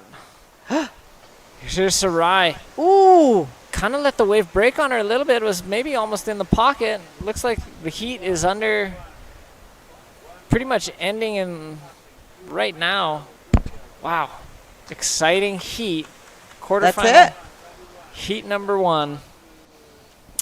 And we're going to move pretty promptly into quarterfinal heat number 2. We've been having really tight turnarounds. Maybe you could double check on live heats and give us All right. the official rundown of who advanced.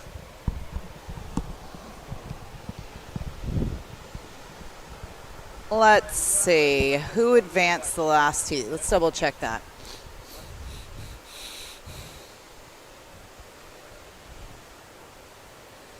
So it looks like in the quarterfinal, Mayumi won 8.06, Sarai 7.84, following Kanani 7.0, and Dulce at 4.43. All right. So we'll say goodbye to Kanani and Dulce until next year. And we'll say hello to Heat 2, Carla Costa, Asako Shiotsuki, Teresa Miranda, Raya Tablano. Did I say that right? Tabalno. Thank you. Yeah, this is a really stacked heat. Oh, and, God. You know, we can't expect as these heats progress closer and closer to the final that we're going to see amazing talent continue to be showcased in each of these heats. Carla Costa, just an amazing rider. So many accolades, so many event victories over the years during her career. World Asako, champ. Yeah, she was. How many times was she world champ? I'm once? not sure. She's But she probably was, too yeah? modest to tell me. She just told me she was a world champ. She for sure was. Teresa Miranda, also highly Speaking decorated. of, Oh, Carla Costa, nice bottom turn. There you Smooth go. reverse. Still looking for more. Pops underneath that lip section for a Rolo and does not ride Pan away tried. with it. not for lack of trying, let's say that. She's shaking her head, kicking her flippers, and kind of trying to refocus. You know, she said that Claudia Ferrari is her coach this year. Did you know that? That is so cool. Claudia so was cool. an absolute menace in the competition scene. Yellow. Teresa, Oh! nice pipe barrel. Can she make it out, Tracy? No, not today. Ugh. We won't say not today. We'll say not on that one. Not on that one. Wow, leaving Asako and Araya out the back. Short scores for Carla and Teresa on their first attempts, although both of their waves did really look pretty. Let's take another look at Carla. Nice drop. Set it up with that reverse in a pretty cool space of the wave. And then right there, she just didn't quite get enough projection, but also the wave was bending out to sea and kind of pinched. Ooh. Teresa was deep on that one, but that wave also kind of pinched, unfortunately. Oh, And that's man. what Teresa does. You know, she has won. She's won won Fronton. Absolutely. That's insane. Too bad they don't have that for women anymore. Hint, hint. But, you know, we'll take what we can. Pipeline's the next best, right? So, and then she also won Maldives. Yeah. So she is a top competitor. She's a ripper, for sure. Really good barrel rider. And she's from Canary Islands. She's from a nice island called Tenerife. Some cool waves over there. It's less populated, but a bigger island than Gran Canaria, where the bulk of the population in the Canaries resides. How many times have you been there? Tenerife. I've only transited the airport in Tenerife. I have not surfed anywhere there, but I would like to. Yeah, and then we maybe- got the other girls. This is another world competitive heat. Man, so So- exciting. Carla, she's from Brazil, but she's been living here now for how long? 20 years maybe. Dang. Quite a while. I think she did move here like early 2000s, kind of in that time range. I kind of think she has been here for easily 15, if not 20 years. Yeah, she was my idol of girls that I really? looked up to. Yep, her. I really liked Alexandra Rinder because she got really nice barrels. Yeah. But Carla was like, when I was younger, she was the girl. Yeah. The woman. Yeah, for me, Carla really helped to push women's power riding because the Brazilians were always very, very adept and very skilled in their competition surfing. Very skilled with their maneuvers, but I really felt Carla kind of took the power surfing to kind of another level at that time for women's, where she was riding some heavier waves. And what really struck me about her style is she always looks solid.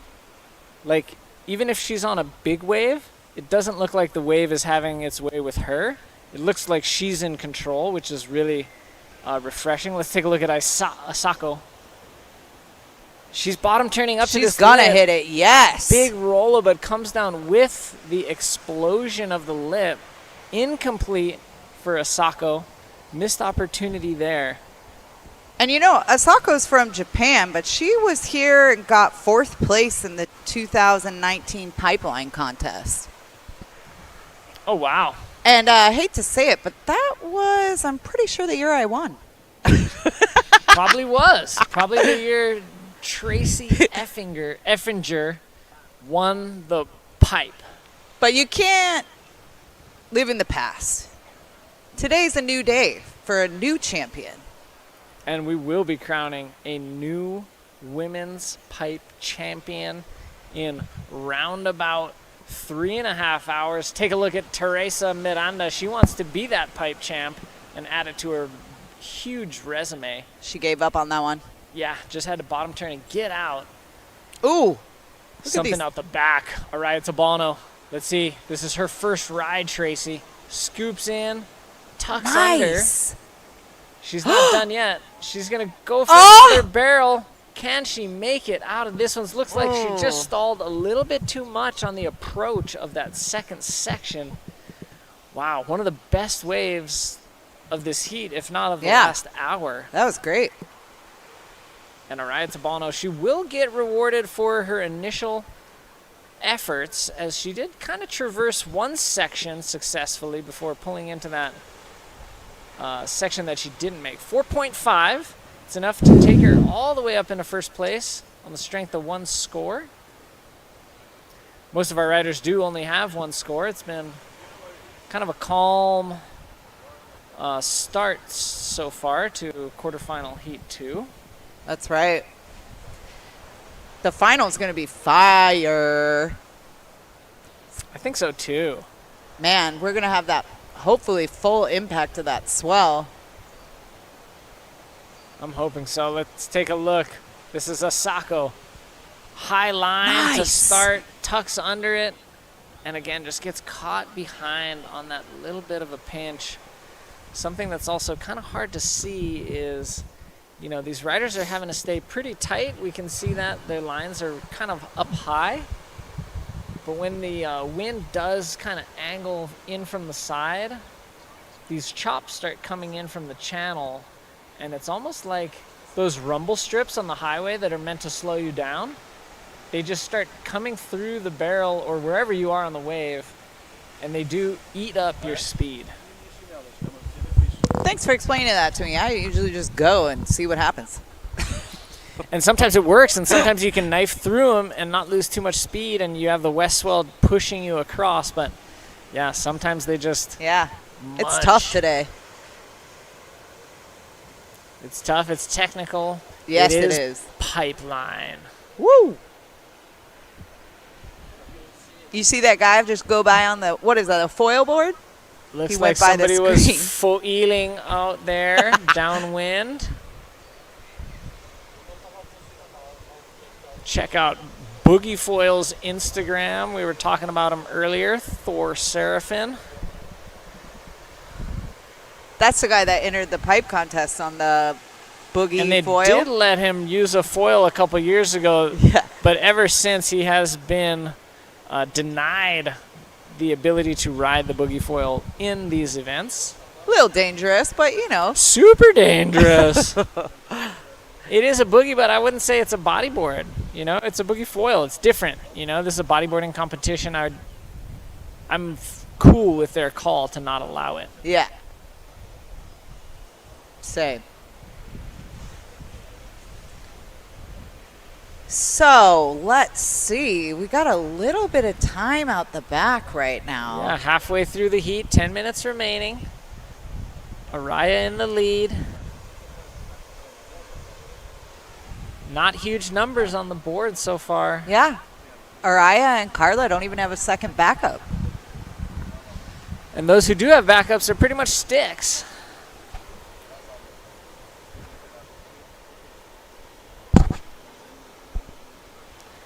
That is the local slang for a 1 or a 1 point something score, because it looks like a stick. I love that. I've never heard that. And my favorite one is what's on Teresa's high score, a stick, stone, stick. It's one stick, a little rock, and another stick. It's rare to get a stick, stone, stick, but those are pretty fun when they happen.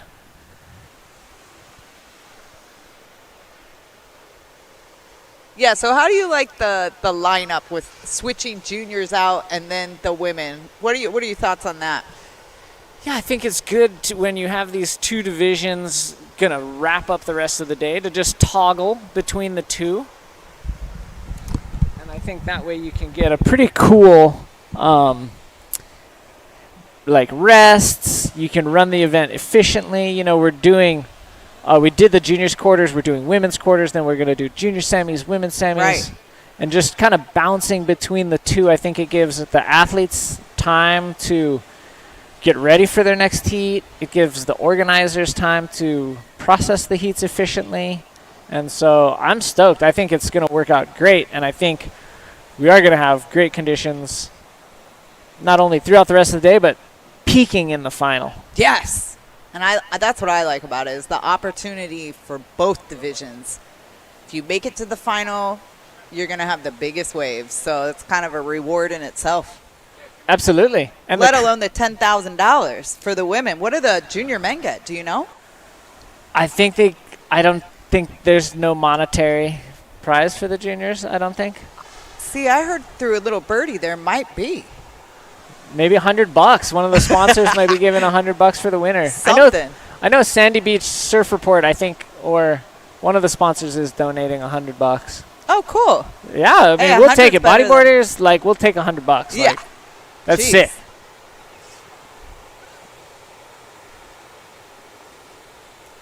Yeah, a lot of people were asking why we couldn't fill up 40 women. And we had a lot of women sign up. And then I would say maybe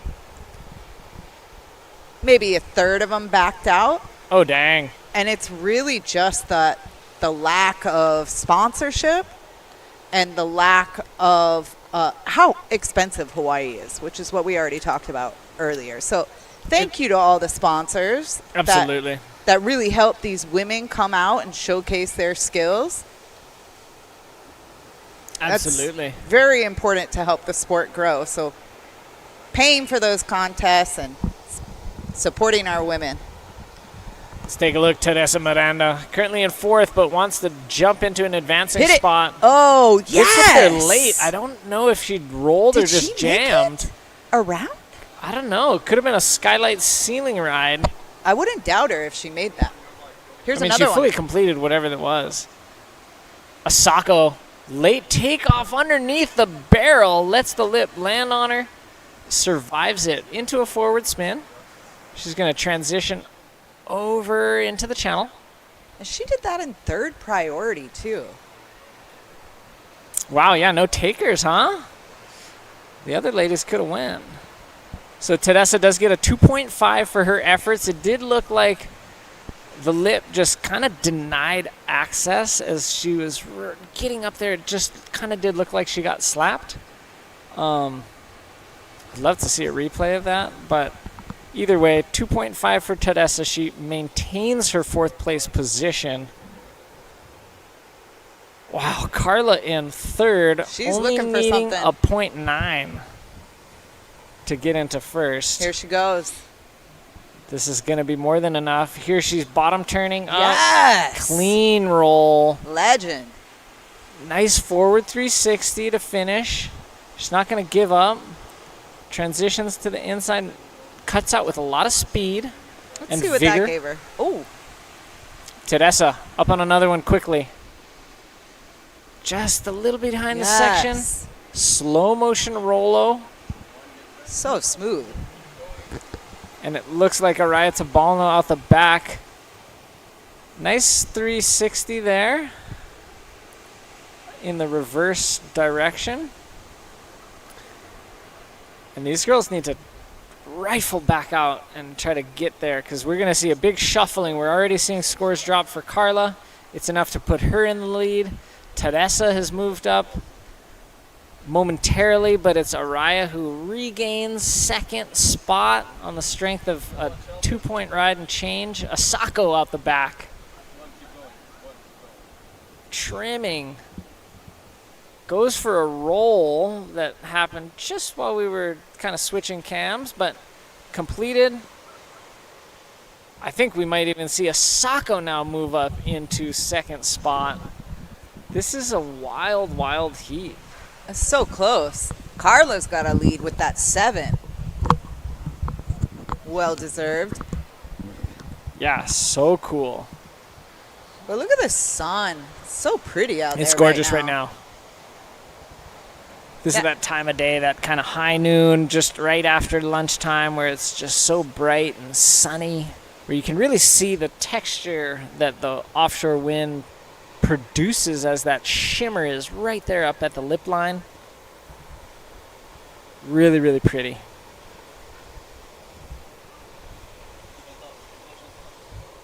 Yeah, those women that went through that first round definitely earned their spot in these beautiful waves. You gotta be able to surf everything if you're in a competition, so. And something to consider too, Tracy, 20 minutes, it might seem like a long time, and maybe at some breaks it is, but at Pipe, 20 minutes is pretty fast. Oh, yeah. And you could have a heat, even in pumping perfect pipeline, you can have a 20-minute section of time that doesn't have good waves. Yeah. And that's not to say that the day wasn't pumping. That's just how pipeline operates. That's how your heat went, and that's it for your show that day. So, yeah, finding a way to use the time to your advantage instead of a disadvantage. Let's take a look. It's Araya having a peek at that wave. Doesn't go. That would have been really exciting. It looked like she was eyeing up the right. Had a big section on it. She looked like she was eyeing backdoor a little bit.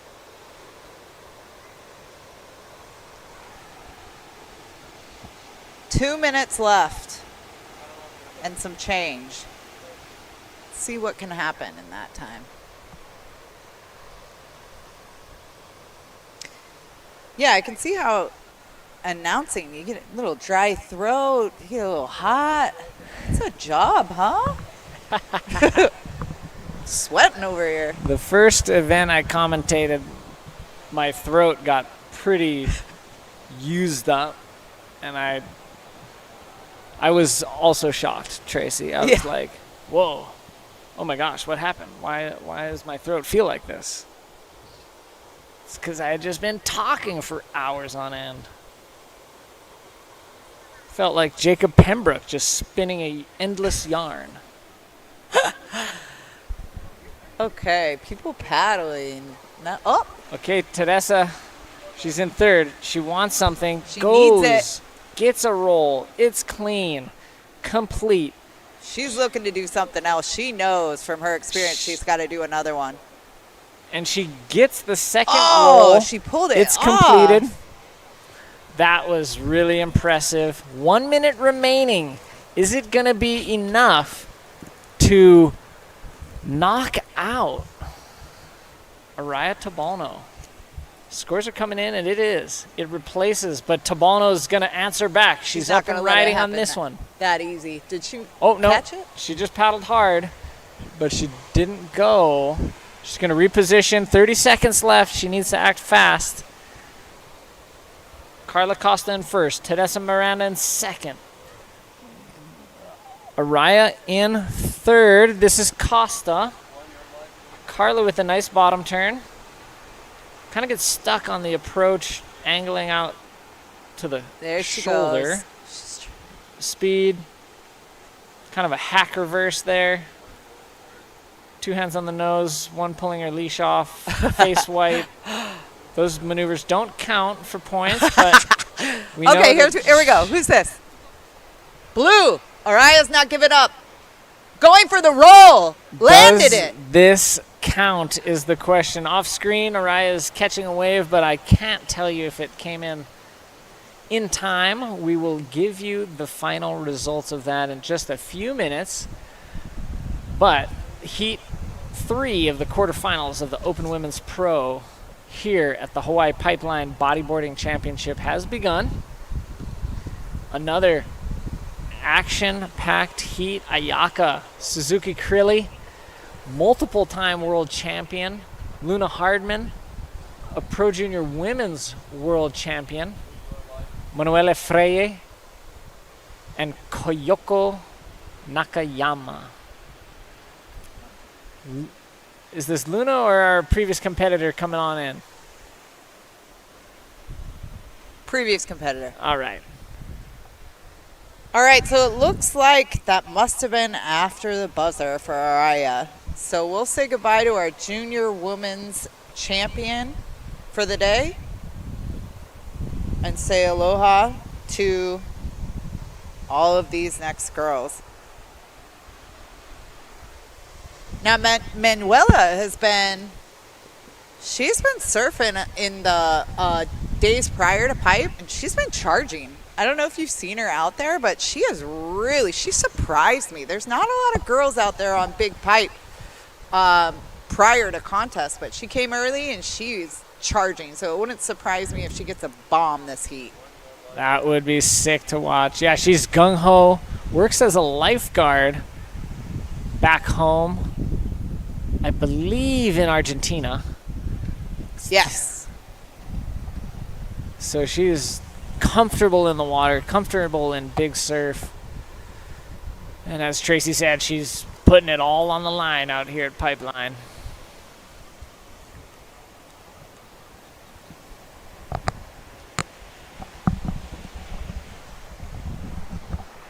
All right, so how much time we have? 18 minutes, fresh heat, no scores.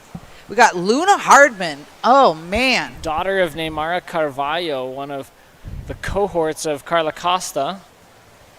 Ayaka Suzuki Krilli, and now she's won Pipe 3 times, and she's also a world champ from Japan. And those Pipe wins include when they used to make us compete with the men. So she would get the highest score out of the women, but she was competing with the men. Yeah, I remember that year. That's how the women's champion was awarded. And she did make a heat. Sure. We're going to have Damian King swing in for a couple women's heats.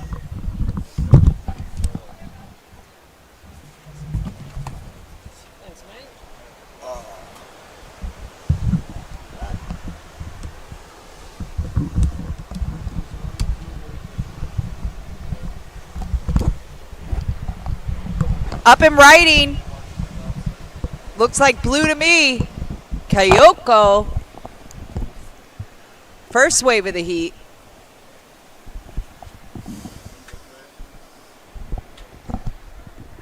Attempted, didn't complete that roll, so it won't be a big score. But she got something on the board. And I tell you, in the beginning of the heat, I don't know about you, Damien, because you're kind of a legend, but in the beginning of the heat, all you want to do is get something on the board. Yeah, 100%. That's always my strategy. Doesn't always play out that way, but it's always Yeah, I'm trying to work out these headphones. It's kind of my strategy today too, but didn't work out so well. So No, well, I tried that last heat. In my last heat, I tried to do that. I got I tried to get 2 quick scores, and I just saw it just get 2 like rolls, basically take off and get 2 rolls. Yeah. And both waves I caught, I just could not even get a roll out of it. So then I was like, all right, well, just wait a little bit, and then I basically watched the clock tick out. So it's always, if you can get a quick one, and get a little bit of a half decent score, then it sets you up for a good heat where you're kind of less stressed. I think when you watch the clock die down, you don't have a couple of scores under your belt. You just, well, for me anyway, I'll just stress out massively. yeah, exactly. But there's nothing better than locking in a good score nice and early, and then kind of relaxing a little bit, and just then tuning into the waves a bit more and trying to get good waves. And I was talking to Dave earlier about working with the ocean, not against it, a little bit. Getting the better waves. Yeah. Not getting, being a bit more selective. Otherwise, it's like paddling against the current sometimes. You take off on all these crappy waves, try and make the most of it, and if you just, held your nerve a little bit, and just waited a little bit, and got on some half-decent waves, then the scores will probably come to you a lot easier. But then then sometimes they don't come, and you sit there and wait, and all of a sudden you've got one wave or no waves, and the heat's gone. So sometimes you're damned if you do and you're damned if you don't. But obviously trying to get a couple of scores initially is good. It's a pretty big head trip. I was talking to Tanik about it. What's his last name? Who? Tanik Kepa. He was telling me that he performed so well in his first heat with the men. Paddle couldn't get it. And he said he was meditating beforehand, stretching, meditating, get out of his head. I really get in my head. Yeah, and I'm my own worst enemy as well in that. Yeah. Because I get way too overworked a lot of the time, and it's probably not the best way to be. It's always happened to me, but I've always just been like, anxiety, don't sleep well. Yes. Get overworked up before you even take off on your first wave. You felt like you've just been through so much. Here we go, back door. Kyoko again. She's the only woman who's got some. We got another one. Geez, these guys. Manuela. That was a nice wave. That was good. Yeah. So these guys have watched the clock really go down on them. It's 7 minutes, and a lot of them haven't even caught waves. Here's another one. That's white. Luna. Big roll. That was insane. Nice. Great projection through the lip there. She's got she must have a lot of upper body strength, I think, because she's, I was commentating her earlier heat, and she was just jamming through those lips. So oh my gosh, she's so good at that. There's a replay. We got Manuela's. Makes you wonder when she's gonna. Then there's that roll, bang through the lip. When she gets to be her mama's age. Yeah, she's got good stock. Yeah. Neymara's her mum, isn't she? Yep. Yeah, Neymara actually won the pipeline contest. Yeah. When it was too small. Talk about a year. It was too small, and they had it at AUCAI. Here we go, paddler. And Neymara killed it. Yeah, well, they were part of a massive girl contingency when I was kind of coming onto the scene, and there's a lot of them. Daniela, Neymara, Co-Star. There was so many. It was ridiculous. Sari was in that too, right? Sari O'Hara? Yeah, heaps. Couldn't count. They were pretty much equaling the men in terms of numbers. There was so many bodyboarders. Heaps from Japan. Yeah. They were from everywhere. Brazil, Japan, Europe, Australia, Vicky Gleason, all of them. This is the first year that we've had Pipeline since I've been surfing in the comps where it hasn't been dominated by Japanese women. There's usually so many of them here. And this year I think a lot of them took a break. Yeah, well, I still think there's a good representation. There's still a fair few, but there was so many. As we can see that swell starting to come in now. We've got sets approaching. Oh, no one's in position. Yeah, and they're just got to be Growing careful swell. of not like that one had a little bit more north on it, so it swung a bit wide on the reef. But you just want to make sure that there's a few spots you line up with out there, and I think depending on your priority of where you're sitting, maybe you should kind of move around the reef a little bit. I'm always a firm believer if you're not sitting in first or second priority, then maybe move left or right of the pack, because Right. sets out here can swing pretty wide, and the playground is it's not a defined mechanical takeoff zone. It kind of can go one way and the other way. So there's plenty of room to move out this way. Wow, here comes another one out the Yeah, back. these sets, and these are going to push into maybe even a bit wide. But here we go. Who's swinging around for this? Someone's going. Red. Ayaka. Ayaka Let's see taking if off. she pulls one of those airs off. First wave, nice spin around. She's getting a bit of a section coming up here. She's trying to line it up. Oh, That yeah. was good. Nice combination. That'll give her a good base score. There's only 10 minutes remaining though, so she's probably stressing a little bit, looking for a backup score, but that'll get her on the board for sure. Another outside set coming. It is There we good. go. This thing's a bomb. Fire. Yeah, well, this is when the swell's meant to start kicking in. Yes. Who's going this? Here we go. Blue. Kyoko. Wow. We've got to get a Went for replay of it. that, and I want a super slow-mo We got to version. replay that. But that is commitment. That's what we're Welcome going to to see. Pipeline. Wow, that was awesome. God, she got absolutely peppered on I that hope thing. she's okay. Good stuff. You had one of those out here? Yeah, I've had a fair few of those ones out here. Of course Yeah. you have.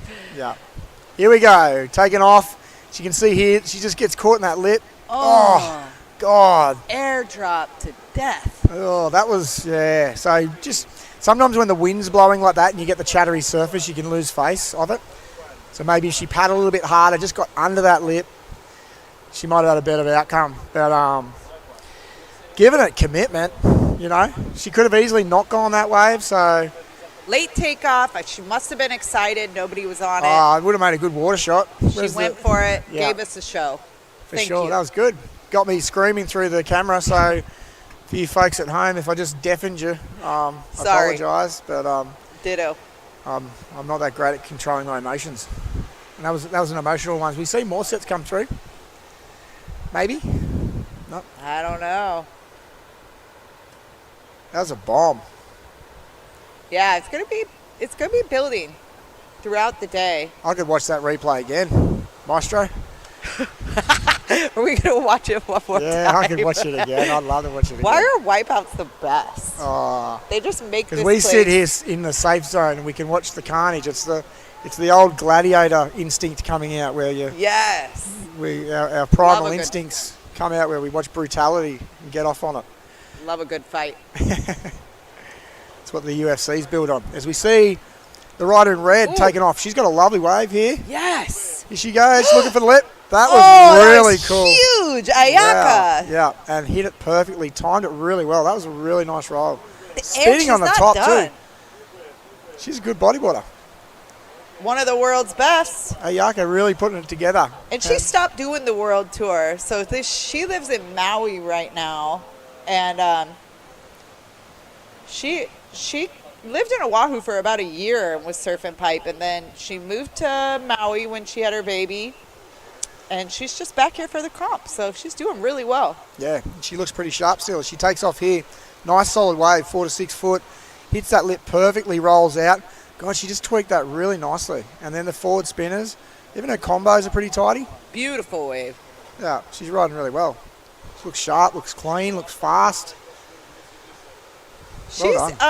That's probably one of the better waves I think I've seen of the comp so far from the girls. for sure. I think that was. Yeah, She definitely performed. 8.17. So I don't know if that's the highest score maybe we've seen yet, but it's got to be up there. She's giving the girls a run for their money. How much time we have left? 6 minutes and 40 seconds. Anything could happen. Yeah, basically we've got, Luna and Ayaka have got 2 good scores. Basically, third and fourth, Kyoto and Manula. They're kind of scoreless, really. They've got 2 strokers, basically. A 1 and a 2. So those guys really need to get busy and get 2 scores if they're going to get there, be a part of the top 2. Blue's paddling for something. So, what part of Australia do you live in? I live in Port Macquarie. So Oh, okay. it's basically, if you get a map, it's in between Sydney and Brisbane on the coast. Yeah. So it's a little country town there.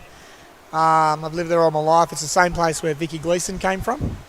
Nice. Yeah, and we've had a couple of other pretty well recognised bodyboarders. Michael Eppelston, Eppo, who used to be world champion. He was from our town too.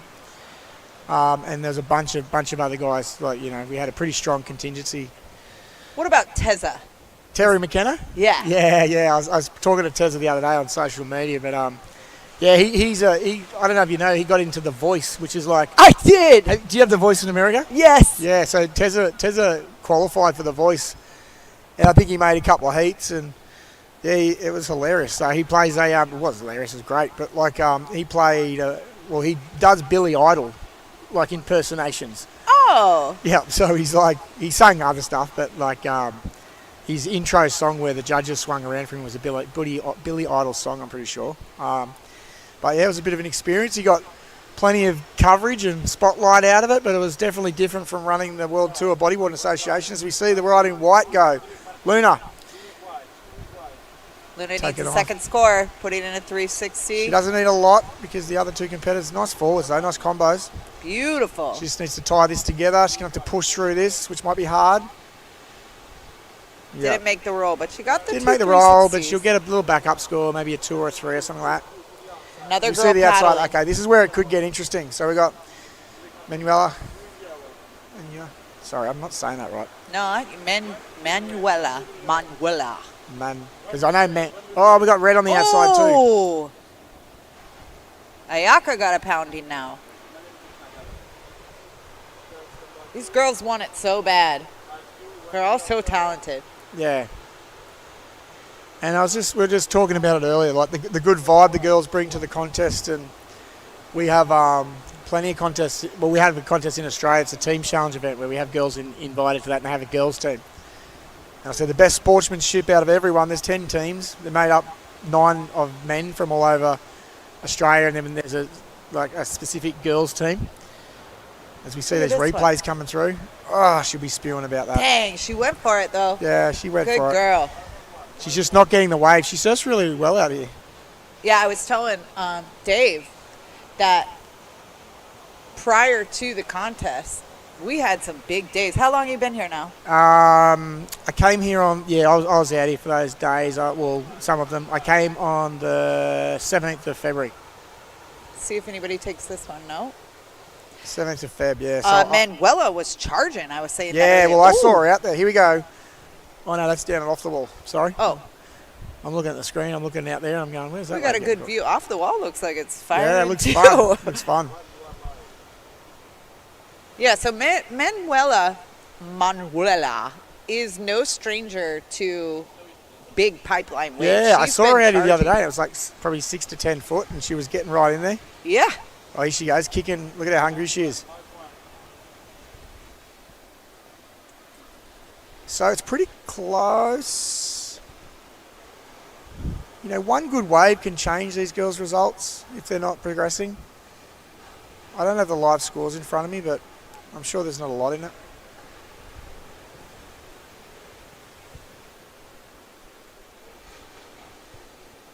I'm trying to find out. Luna's best accomplishment is she's won the world title for junior women. Yeah. Ayaka's, she's won the world title for women. Manuela, she didn't tell me what her best accomplishment is, so I don't really know. Do you know if she competes? I'm not sure. This is the first time I met her, so we did a cultural day thing where we dug out all weeds and stuff, and that's where I met a lot of these guys. Perfect. She was able to go. That's good. Yeah. And I don't know about Kyoko either, if she's a contest queen. So we've got 1:30 left on the board. Girls are probably getting quite anxious right now about, definitely the third and fourth, Manuela and Kyoko.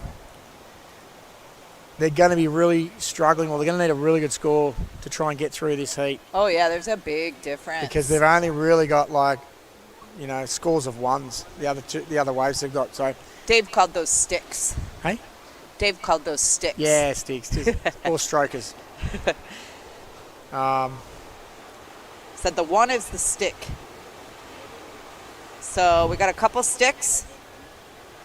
And we got a couple high scores. So it's going to be 48 seconds. Here we go. So we got Paddle. Well looking in. She's coming in.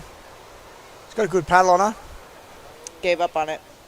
She probably won't lose priority for that. She's in priority 3,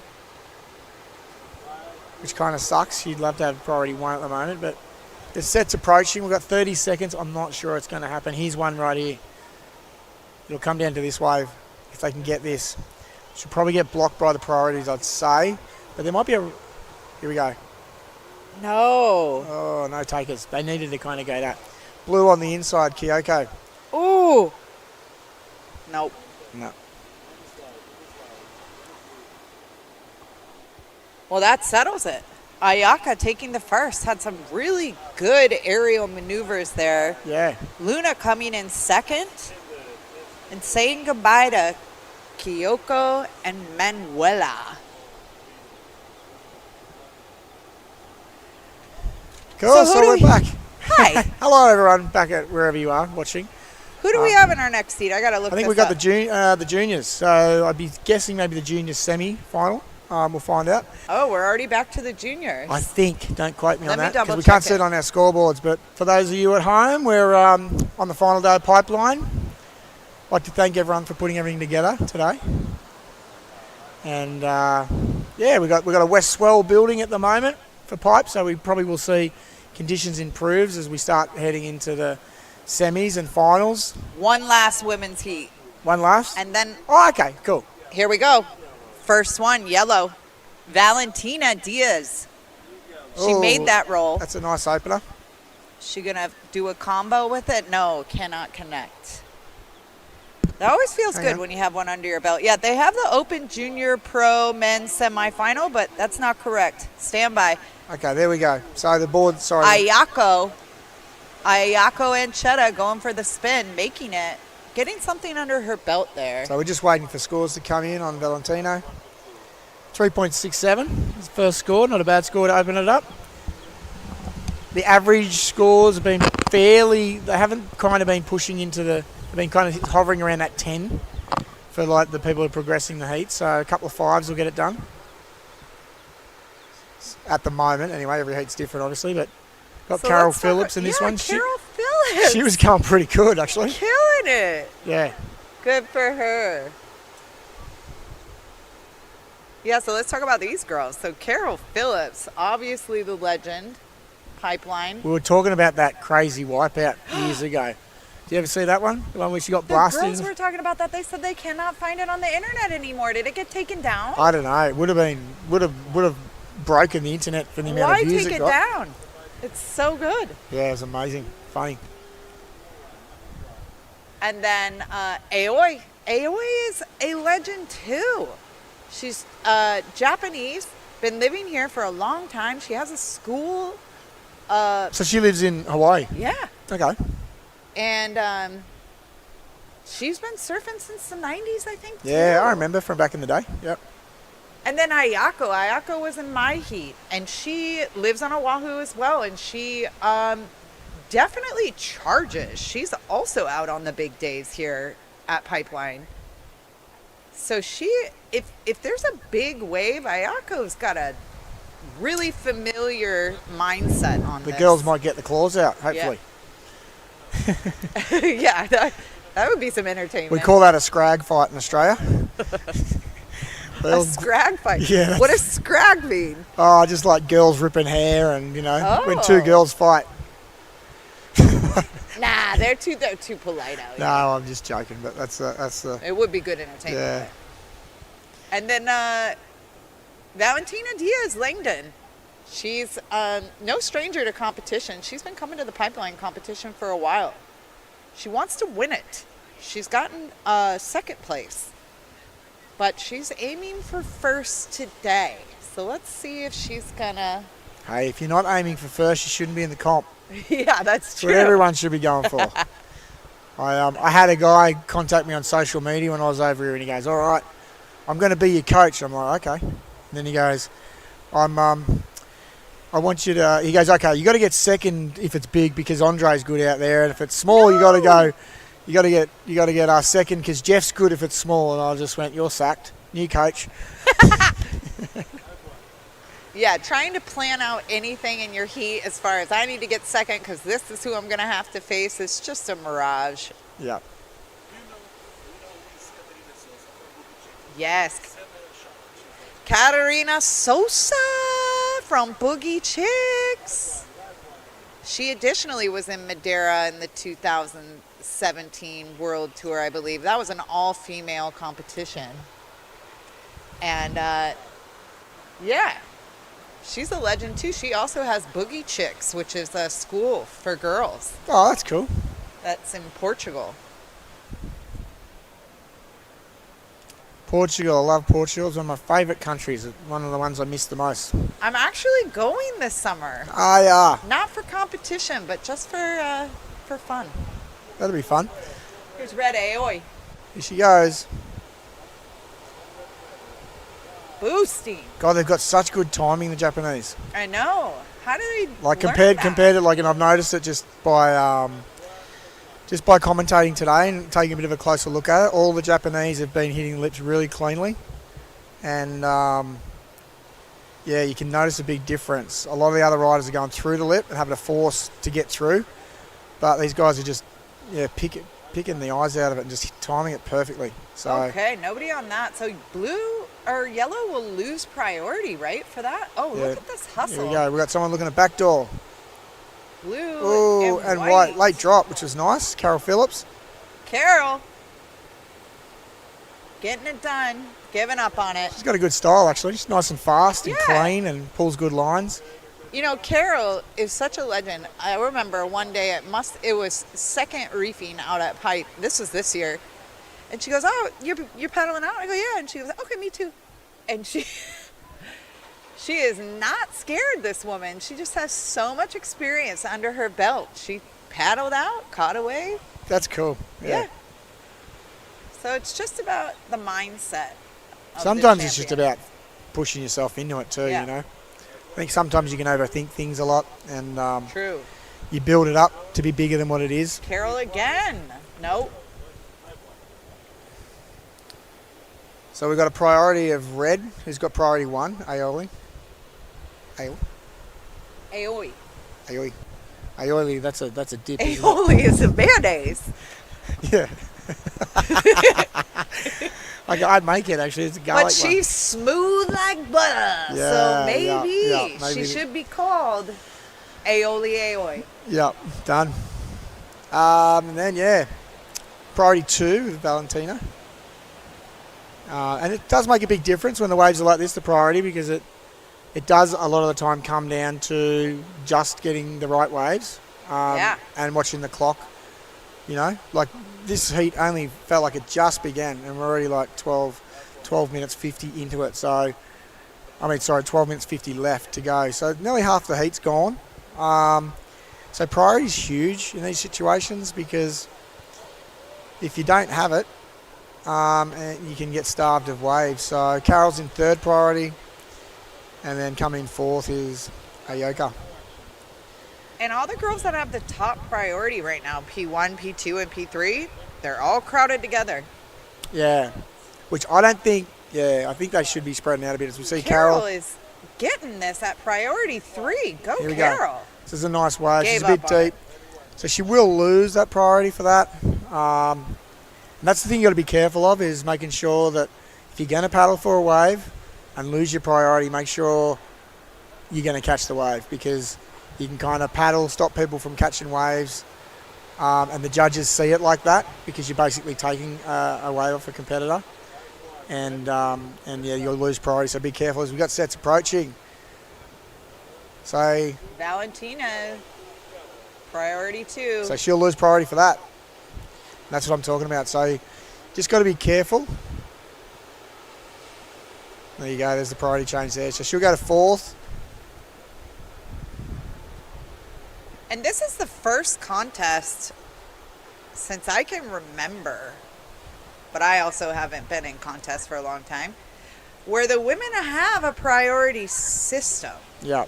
Which is huge. Yeah, well, it's important, especially a place like Pipeline, especially when it's small, because waves play just as much of a factor with progressing. So if people are snaking you or trying to take too many waves, or, which is what happens, basically. Here we go, rider in yellow, Valentino. So she lost her priority, but it made her just pick up an insider. Not quite. Trying to scramble it for it. Yeah, which is a pretty smart thing to do, really, because, Here comes another one. if she can just get a couple of foundation scores, then, she's got one score of a 3.67, and her other one's a stroker. It's just a 1-1. But she can just grab another one. You see a nice set approaching now. So we've got the rider in white, Carol Phillips, having a bit of a look at this. Oh, didn't go. I don't think she'll lose priority for that. But Aoi's being very patient, so she's holding her nerve, which is good. She's got a decent score of 4, so she's got currently the highest score in the heat. So she just needs a backup. You see Carol paddling for this? Carol. No. So she has had pretty good wave selection. I was commentating Carol's last heat, and she was getting the best waves in the heat. But, sometimes your rhythm can change. The waves have changed. I think she's in a different position too. So she was leading before.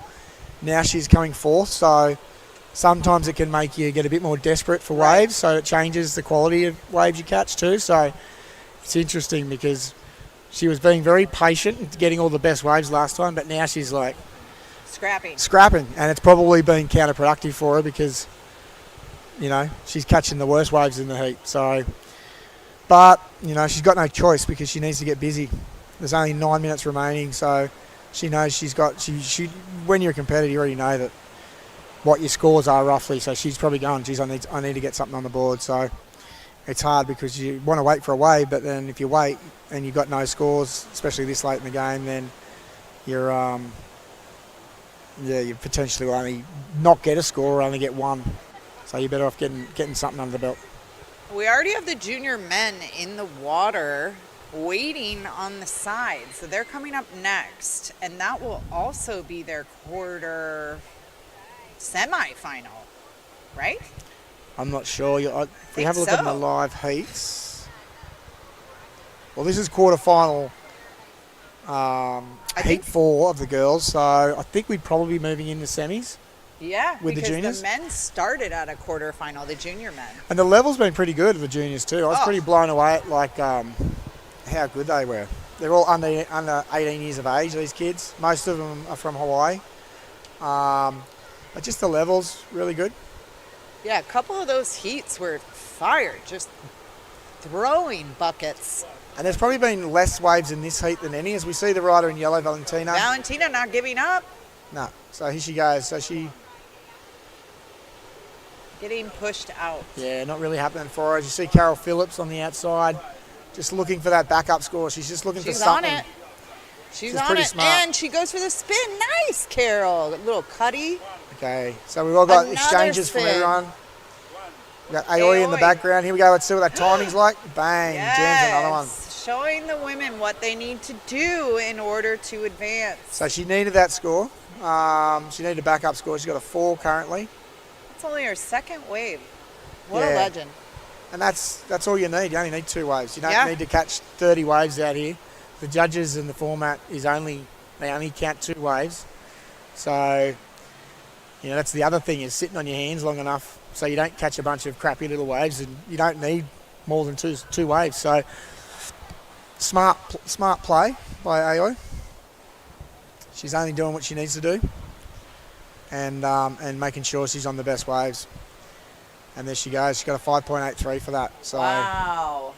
I prefer the other wave, to be honest, but I guess she hit a bigger section in the second wave. But I just liked how clean the first roll was. But yeah, she's where she needs to be, and she's where she deserves to be, which is first. So we'll see what the other guys can do. There's still a bit of time in the heat, and because the Very waves. close for those Yeah. other three girls. And here we go. We've got Blue. Blue. Hey, late Oh. drop. That was nice. Good commitment. It must be a Blue Rashi thing. Yeah. Yeah. Dropping in out of the sky. We had it last heat too. Yeah, what a beautiful day here. We got the sun out. Yeah. It looks like the wind calmed down a little bit from the morning. Yeah, I I don't think know. so. Something happened. Maybe it's that sun out theory.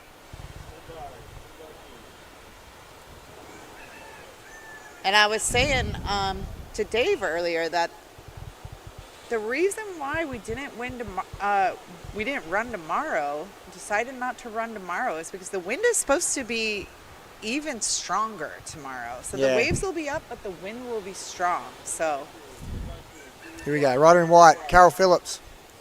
Taking off. Nice bottom end turn. Coming around this section. oh, Carol! Yeah, that was pretty Now good. throw something on it. Yeah, there you go. Okay, look at Carol. This might get her back in the game. So Yeah, it that'll does. give her a half decent score. She'll need to get another wave. Gets rid of that stick. Yeah, but Valentina's only got a 3.67 and a 1.87, so that puts Carol in second. Bang, she's up. Wow. So 5 minutes. Anything can happen. Valentina, though, she only needs one half decent wave. She's got priority 1, so she's sitting in the hot spot. If she's patient, then she should get a half decent score if she can make the wave. But Carol can definitely build on her other score too. So her other second highest score is a 2.37. So still pretty open. Still a bit of time. When the waves are small like this, you can catch more waves because the paddle outs aren't as intense. So I guess it can, give you a bit more of a cliffhanger of an ending. Yeah, Valentina's been. You see Carol paddling hard out the back. Oh yeah, she knows it's Yeah. not over. Girls want it. Valentina's been living in Kauai with her boyfriend, so she's on a little mini island hop vacation right now. Yeah, cool. All right, sets approaching. This might swing a bit deep, but we might get a bit of a look. Here we go, Blue. Ayoka. Nice line. Looking for the section. Ayako hit it. She goes, oh, she had a bit of backwash there. Oh, she tried. Yeah, so, Tried something. It's the nerves. yeah, I think she thought about it for too long. Carol looking for that backup score, so she's looking for something to better her 2.37. There you go, Carol. Oh, I don't think that'll do it. Yep. So now Valentina has first priority, and she needs it. Yeah, she's got 3 minutes 30 on the clock, so I don't think she needs much. nah, she doesn't. She's just got to better a 1.87, which she should be able to do if she can make the wave. So we've got sets approaching here. I'd be very surprised if she doesn't go this wave. She's sitting pretty deep on the reef. This is going to be touch and go if she can make it or not, but here we go. Oh my God, she's it could going be for the it. one. This could be the best one. Yes. Yeah, so that'll do it. Cover up. That's one of the better waves of the heat. That's Yeah. definitely going to advance her. Yeah, that'll and if she can put a roll in Let's here. see if she can throws a Oh, spin. a little Nice. hand drag. I saw it. She's not done yet. There's the roll. Oh, there we go. Nice That'll be the best job. wave of the heat. So That's- that should get her some scores well over 5, I think, for that wave. That was a good, critical takeoff. Hopefully get a replay of that one. That's practice for competition. And here we go. So that's going to put some pressure on Carol. That'll change the positions around. Oh, no. Red is up, riding, and off. So here we go. More sets coming. So we're coming down to the wire here. Carol 20. swinging late. Still waiting for scores to come through from Valentina. Okay, Carol, you got to hit the lip. No, 360. Oh, that was pretty That good. was sick. That was actually pretty good. Oh, and she did a little. I'd be interested to check see. right I'd there. be interested to see how those scores, what she gets for that. So proud of her. Yeah, so that will better her 2.37, I reckon. But You think? I reckon it should. Well, it's a Okay. spinner in the barrel. Here we Yeah. go. Totally Valentina. was. Dang, Valentina getting that barrel. Not giving up on her name. Nice carve. She whacks it forward here or reverse. And Looks she fun out there, man. Yeah, I know. And then she ties a roll in here. So, Another rider up. That was nope, that was Aoi. and here's Carol's spinner in the barrel, which is pretty good. I reckon that was really cool. So still waiting for scores, I think, to come through. All right, here we go. What's changed? So the scores haven't been updated yet. We're still waiting for Valentina's. Nah, Valentina's latest score hasn't come through.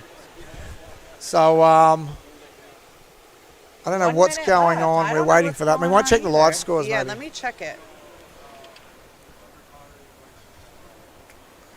Yeah, we're still waiting for those scores to change. Valentina got a 7.5. Yeah, so she should have. On that barrel ride. Yeah, so we haven't. You guys at home won't be able to see the score changes on the screen, but the scores have changed. That last wave for Carol with the 360 in the barrel was 4.67. Yeah, that was pretty good though. Okay, we're just waiting for scores to update. We've got White taking off, Carol. Nice little tube. So the girls are really fighting it out in this last couple of minutes. Hasn't updated for ages. Valentina is in first with 11.17.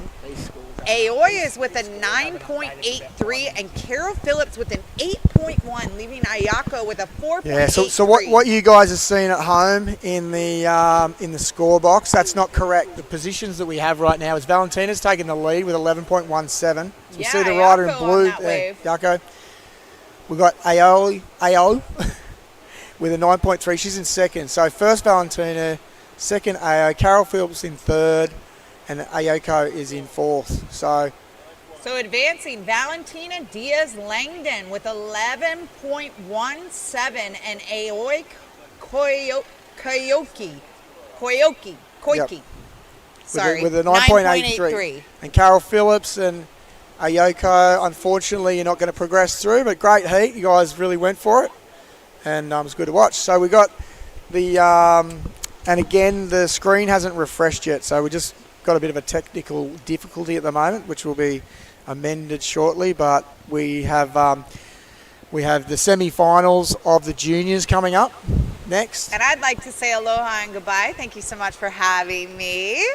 It was a pleasure. Thank you, Custom X, for sponsoring me through this contest. And let's see how the women do later. Stick around. Cool. Passing it off to Pipeline Master Dave Hubbard. Welcome back, guys. Juniors just about to kick off. And this will be interesting. They surfed really well in their last round of heats. But the girls just then did really well too. So I think as these heats are progressing, the level's definitely getting a lot better. You could definitely notice it then in that heat, and the competitiveness between the girls as well. As you can see, these guys all jostling for position. So at the start of these heats, there is no priority. So it's a scrap out basically. So you'll see them kind of, lock horns to try and work out who's going to get the first wave, which is important at the moment because, there's not a lot of waves coming through. So sometimes, under these no priorities at the start of the heat is probably some of the most critical times to get the wave. So we're just waiting for the...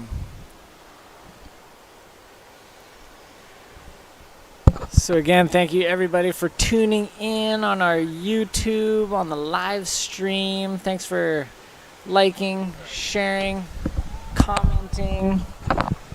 Super great to have you guys a part of this. This is the Hawaii Pipeline Bodyboarding Championship. Sorry guys, I was wearing a shirt, but I just went for a swim, and then on the way up I went, do you want me to jump in the commentary? So as we got waves approaching. Damien topless. All right, we got Blue that was getting a quick ride. But yeah, we got... So we're just waiting for the live heats to come through to you guys, but we can give you a bit of an update anyway, verbally. We've got White taking off on this. Bang, straight into it. Nice roll there. So again, thank you to everybody who's commenting. Yeah, we got Craigo saying, get a shirt on, Kingy. We've got lots of people stoked that you're here in the booth, Damien. Thank you. We've got people supporting some of our foreigners and some of our locals as well. Let's take a look. Nice trim. Oh, almost did a little backwash First good set of the heat. All right, guys are a bit too deep. They're going to get off the back door. We've got rider in yellow. Streaming down the line, trying to find a section. Just apologise for not getting the live scores to you yet. We're working on that at the moment. But we can keep you updated on the live scores anyway. Yep, we got a 8.3 for a rider in white. 3.83. 3.83. Here we go, rider in blue taking off. Looking down the line for the section. Bit of a projectile roll. A little bit of a weird twist to it, but he kind of got there a bit late, so.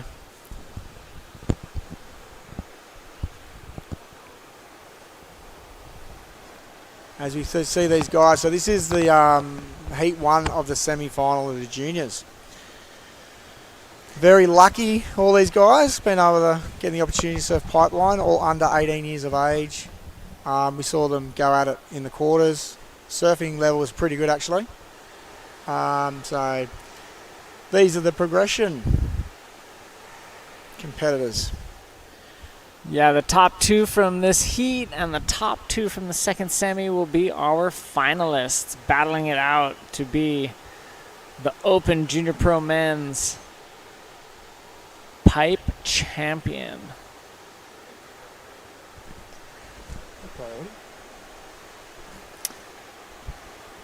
Oh, yeah.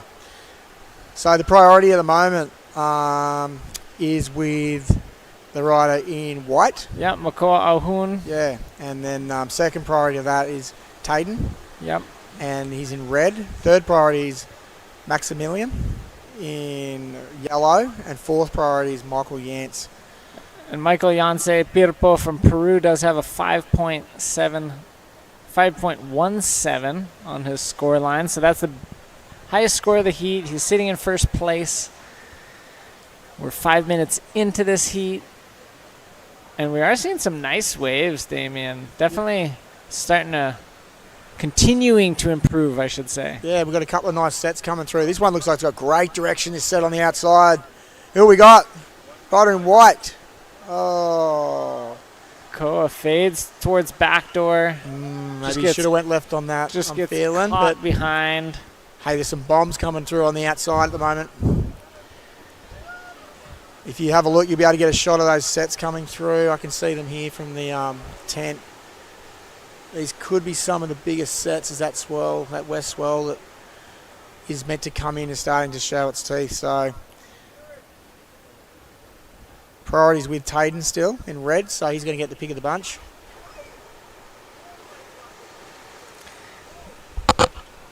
Great Here we go. field of competitors here in our... Oh, it's very long. He's probably a bit deep, Tayden. There'll be no option here, but this will be a nice wave. Watch this thing spit. Oh, made a liar of me. It made a liar of me. Didn't spit. All right, we've still got some more waves approaching. Priority still with Tayden. Ooh, somebody's goes. going. Oh, he's just going to be late. Scooping in. That almost started to look kind of pipe-esque. Yeah. We've got another one coming in now. Swinging a bit wider on the here reef. we go. Rider in yellow. He's going to have a look. Get in there. Find a way up to the lip. Chunky through the lip, kind of under the lip roll. Yeah, he kind of did more of a barrel roll, which probably pushed him back into the V.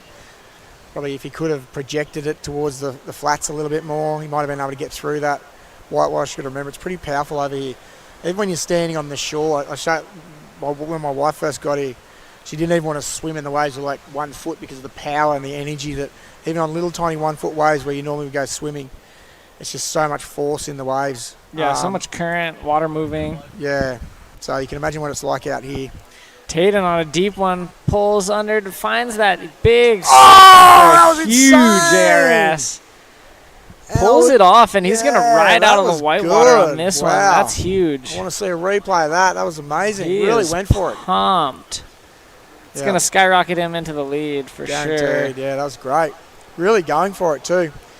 And he had that section coming up as well, so pretty sketchy to be doing that and have to twist around and get out in front of it by the time, especially with a move like that. He probably could have gone for a safer option, done a big probably roll where he could have landed and then scooted out. But if we get a replay, you'll be able to see that next section coming across.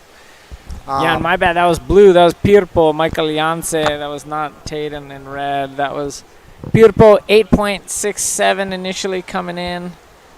Huge score. That was a beautiful flip. Oh, another pipe wave going unridden. Wow, some really nice waves right now. Yeah, so it was an 8.67 for that last wave. Is that one of the highest scores we've seen today? Has to be, wouldn't it? Yep, Araya had a 9-point ride earlier, and I think that's the second highest score of the day. Cool. Maybe third, because I think Noah Chapman had an 8.83. Yeah, beautiful.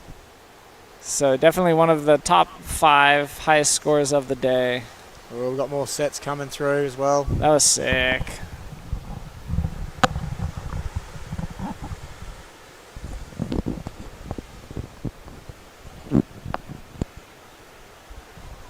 Here we go. Got the white and white having a look at this. He's pretty deep on the reef. Has to straighten out. Yeah, probably a smart move. I don't think he would have made it. A better move would have been maybe not going it. Does cost you time, but you know, you got to be in it to win it. So you're always going to try and maybe give it a go. But they're the little things in a 20-minute heat that you want to try and avoid, because there goes five minutes of your heat. But you know, sometimes you can get to the bottom of those waves. They can look a little different, and you can turn around and be one of your best scores. So it's a hard one. We've got a beautiful set approaching, really peaky. It's going to hit the reef. Oh, nice. wow. I think the guys are a little bit deep for it. Well, we're going to have a go anyway. He will lose priority for that. That was Taden. I'm guessing he will. He did have priority 1.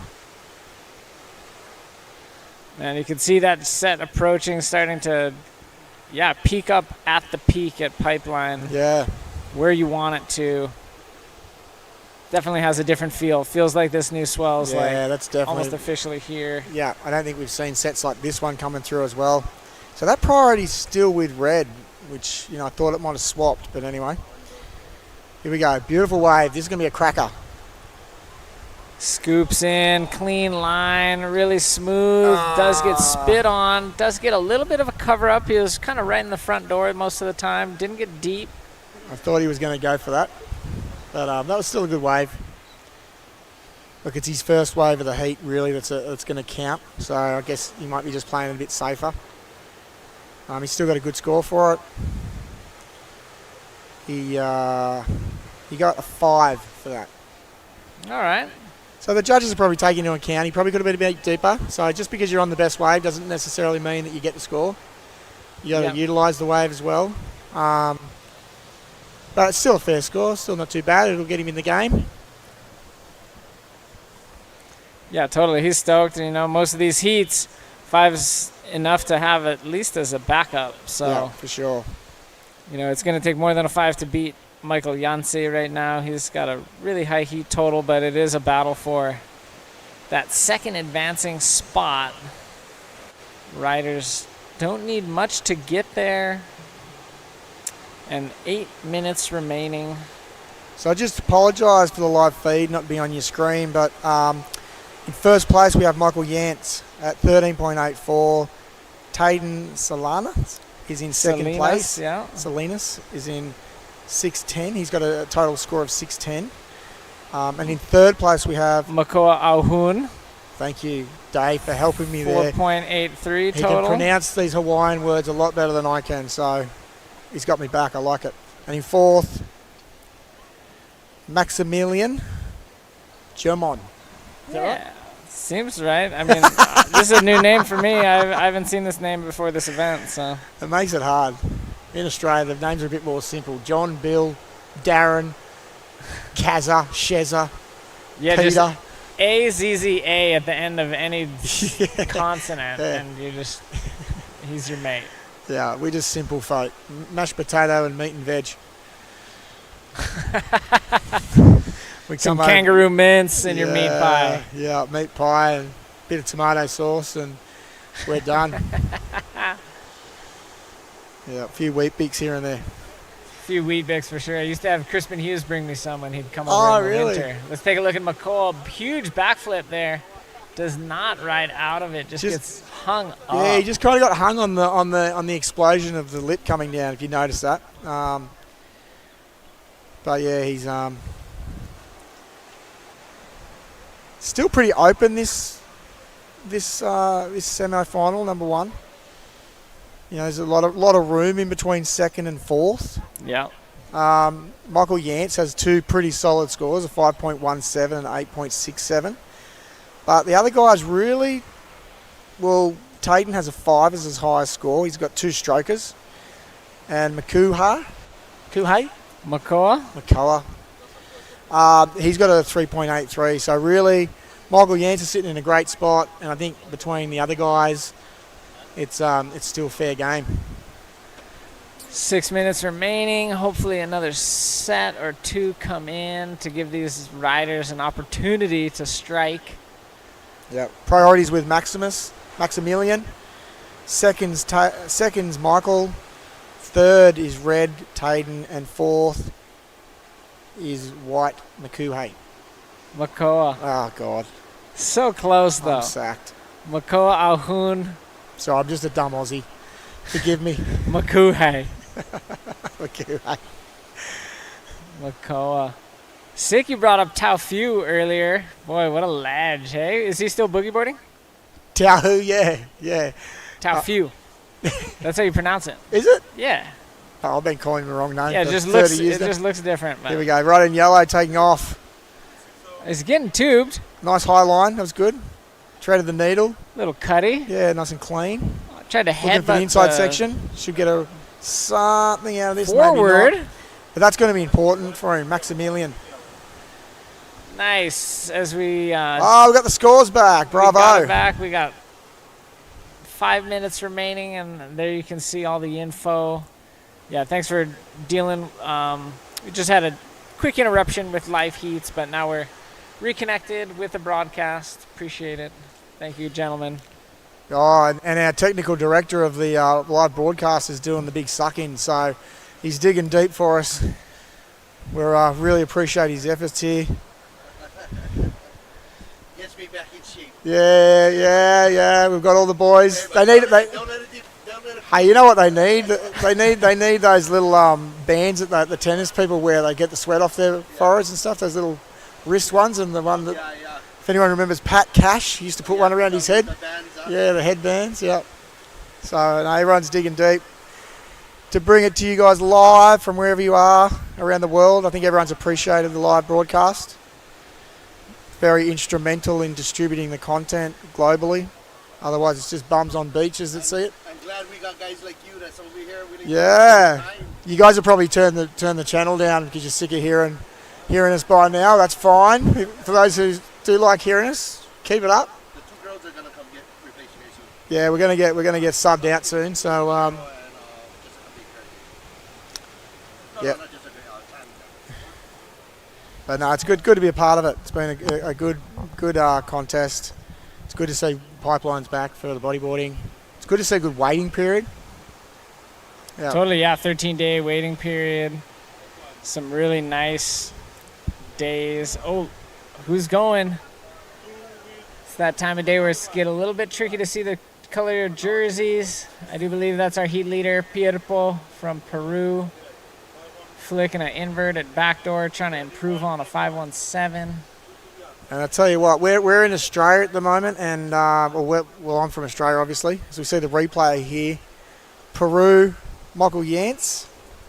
Nice little invert, pretty flicky. Kind of climbed up to the top of that lip and just kind of launched himself down. Yeah, and when you compare our dollar to the US at the moment from Australia, here we go. This looks like Tayden Salinas. Nice roll at backdoor. Yeah. Completes it clean. And I guess and you compare the dollar. I know personally, I've been coming here for a long time. The dollar's ranged from evens with the American dollar down to the 50 cents in the American dollars. We get this replay. But you look at Peru, and man, they would have had to take a small mortgage out to come in this contest, because I know how much it's expensive for us, and I guess it comes down to the level of commitment that these guys have. You know, if everyone coming from all over the globe Nice ride for yellow. Trying to make this barrel count. Pushes on through. Yeah, pushes through. Yeah. Just didn't quite get hollow for him. Leaves our boy Makoa out the back. Yeah, so it's a lot of commitment for everyone to come from all over the world, and especially when the American dollar is so strong at the moment. And so yeah, take our hat off to our fellow competitors from Peru and everywhere around the globe, where it is expensive to come over here, but it's well worth it. Oh, he should have pulled in. I'm going to call it, but it did pinch on the end. Just a bit deep, and he had to straighten out. A little bit deep, but yeah. I don't know. Those ones weigh on your shoulders after a heat. Yeah, you check it out. You look at the replay.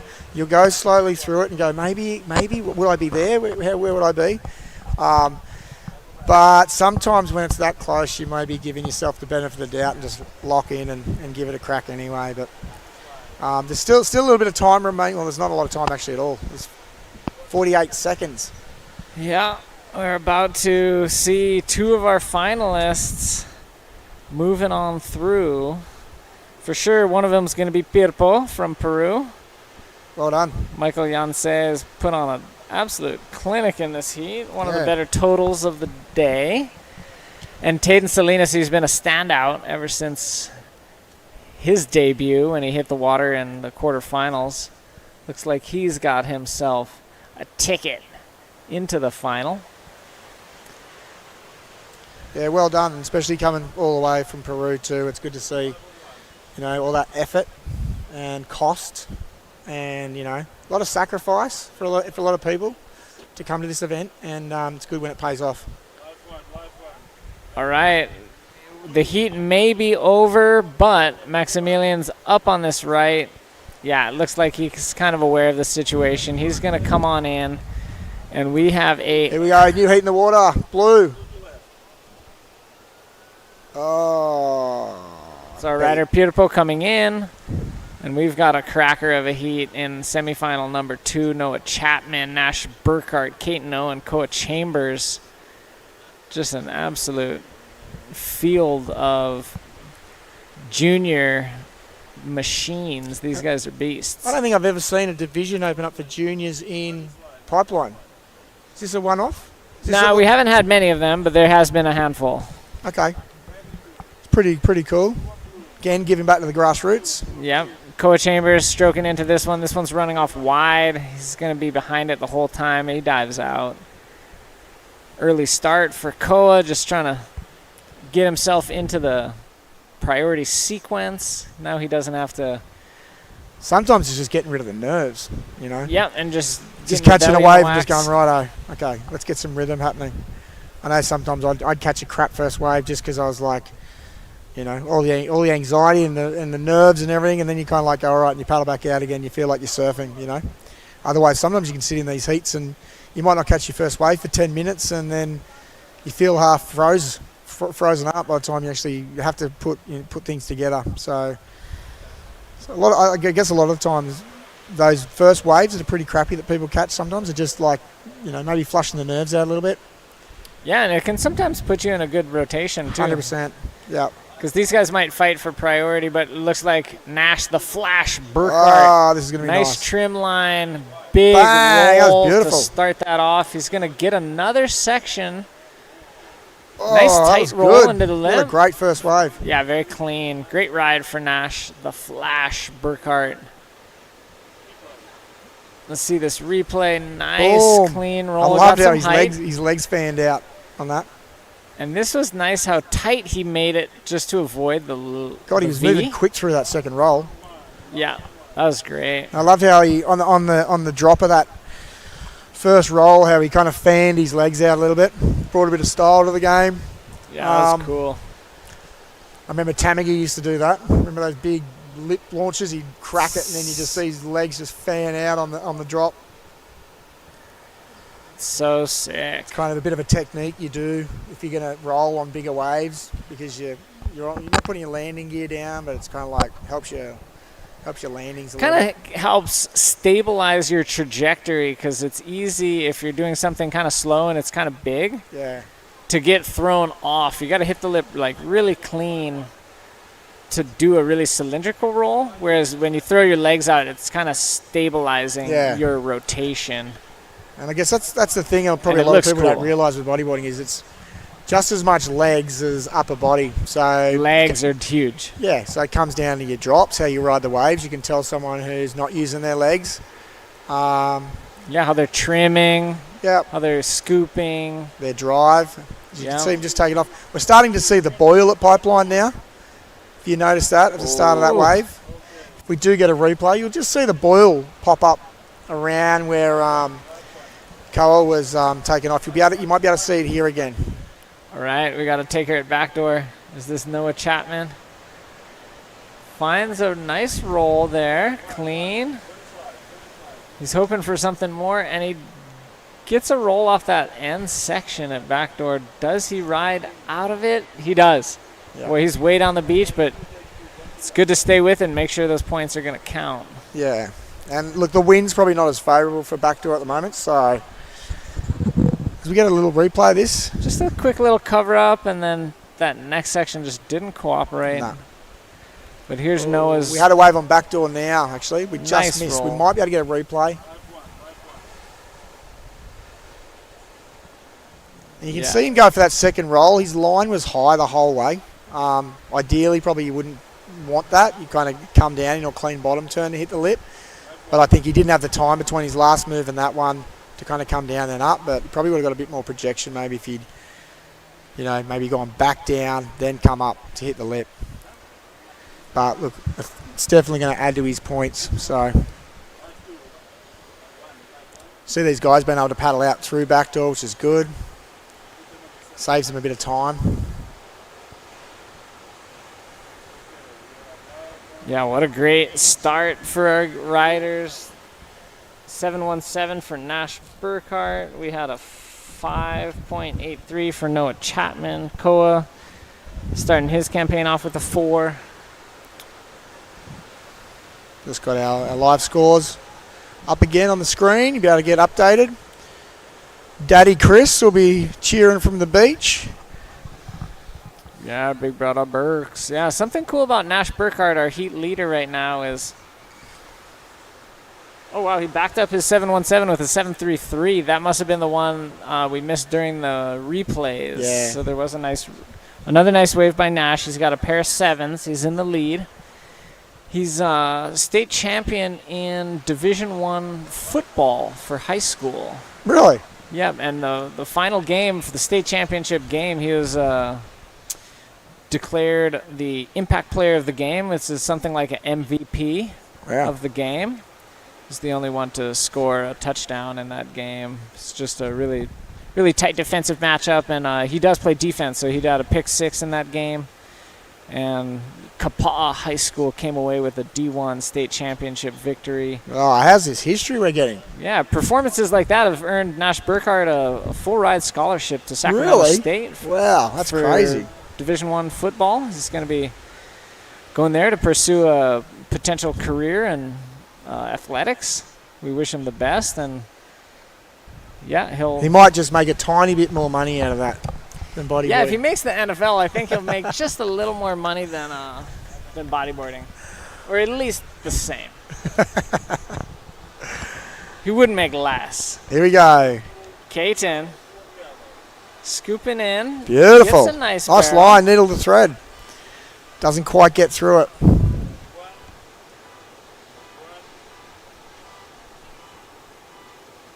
Yeah, that's an interesting story, and there's a lot of, I guess, backstories to a lot of the guys who are here, what they do when they're not bodyboarding.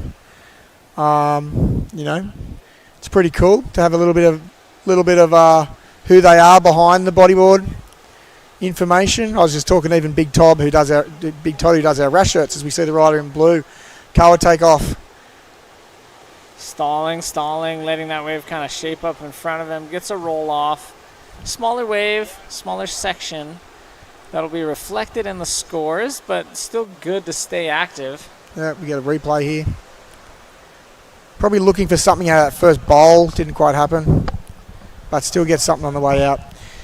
Yeah, so even everyone's got something going on. I was talking to Davin, and he works at the bar. He also does reggae music. Big Todd, who does our rash shirts. He's worked at the Hilton for, I think, 17 years or something like that. No, longer than that. As the groundsman. Yeah, maybe like 30 years. He's been there a long time. Yeah, At well. the Hilton Hawaiian Village, yeah. Yeah, Magno Parsons. He owns a really nice restaurant in town. Well, he doesn't own, sorry, he manages. Right. But yeah. Fish market. Yeah, I guess being bodyboarders, we have other jobs. I'd sell real estate at home.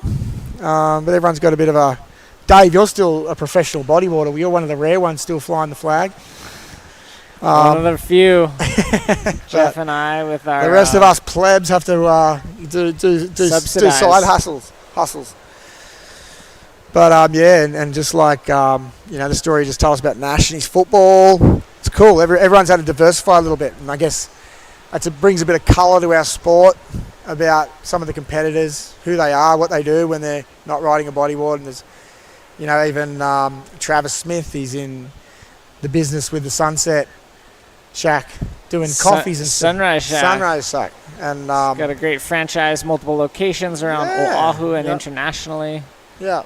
So there's little entrepreneurs or sports people, or lot of different characters in our sport. It's cool to understand who they are and what they do. A lot of bodyboarders will move into photography, whether it's still photography or sometimes production work. Well, look at Chris Bryan, probably one of the best. Television and yeah. Well, a lot of my friends, like George Ohana, who used to be a professional body with Lee Kelly, who I know is tapping into the live stream. Is Tim Jones still doing the photography thing? Nah, Tim's lifeguarding. Is he? Yeah, he's a lifeguard. So good. Tim's a lifeguard. Keep that perfect tan going. Yeah. Let's watch our heat leader, Nash Burkhart. Nice bottom turn. Comes around the section. I just can't get to it. How frustrating for him. You could tell he wanted that bad. Yeah, that's one of those waves that annoys you, to be honest. But he was right there. If he was like a foot in front of it, I reckon he would have cracked the hell out of that. Look at him just sitting on his board, kind of reassessing. He's angry. I can tell you now. That's anger. So the lip is kind of landing on his just legs, gets him there, and you see some of his legs just kind of shooting out. He sends them out to stabilize, to not lose his rail. Yeah, and by the time he just got in control of it, the wave fizzled on him. So maybe, I don't know, what could you have done there? Maybe you could have gone a bit wider on your bottom end turn. He was in a bit of a rock and a hard place there. He was, yeah. Probably just the takeoff wasn't ideal. Maybe being a little more in front of it, maybe he could have been in it the whole time. Yeah, maybe just pulled straight in. Yeah, but I mean, I think... You could tell he was looking for the ramp. Yeah. So. And he was close to finding it. Yeah. But he's got 2 great scores anyway, so he's not too fast. He's sitting on a 7.17 and a 7.33, holding the first spot. In second place, Koa Chambers on a 10, total wave score of a 10. Noah Chapman on a 5.83, and Caden Ho on 2 points. So Caden's had 2 strokers. He's only got 8 minutes 40 to try and get 2 waves, and he'll need to at least get an average of just over 5 to advance at least in the second spot.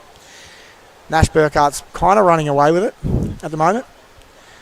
And the priorities with Noah at the moment. So Noah's still in a good spot. He's got his highest score is a 5.83. So he's definitely, between him and Koa, I think those 2 guys are definitely going to fight out second place. Caden's going to have to dig deep to try and get 2 waves. But there's time there, so it's still pretty open. But definitely, we might see some changes between third and second, but we'll see what happens. You might see some changes with everyone, though. Yeah, it's all within reach right now. Caden O, he's just got a pair of sticks, but a couple of scores and he'd be right back in this thing. There's time enough. He's sitting out the back, but Nash Burkhart looking on this backdoor wave. Nice drop in. Oh, that's great. Smooth run through that pocket. Wow. Sends a big invert. Cool. So he's got to better his score of a 7.17. And he rides out of it. It is complete for Nash the Flash Burkhart. Come on in and rest up for the final. I think that will better that 7.17. Yeah.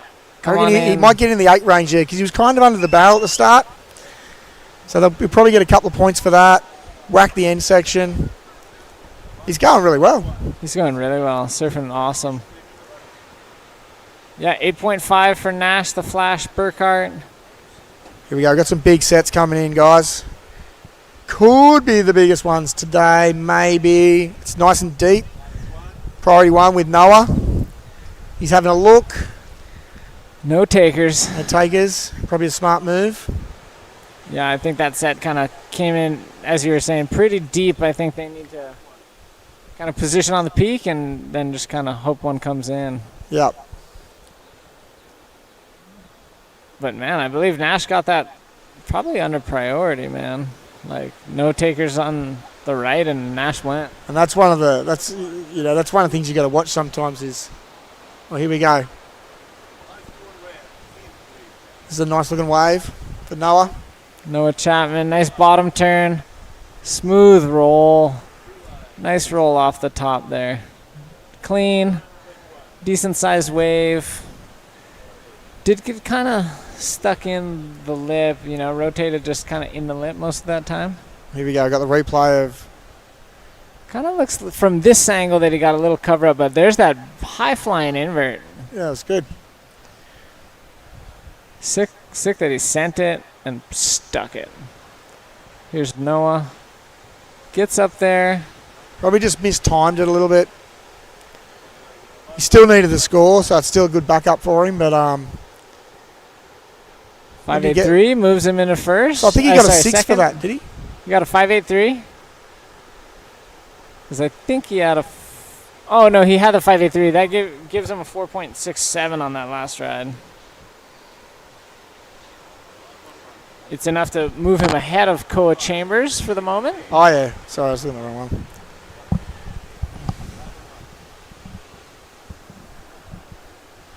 And Nash Burkhart got a 8.5 for that last wave at backdoor, which is probably on the money, I think. Yep. For today, for juniors, yep. I'm happy with that score. For sure. I'm sure he is as well.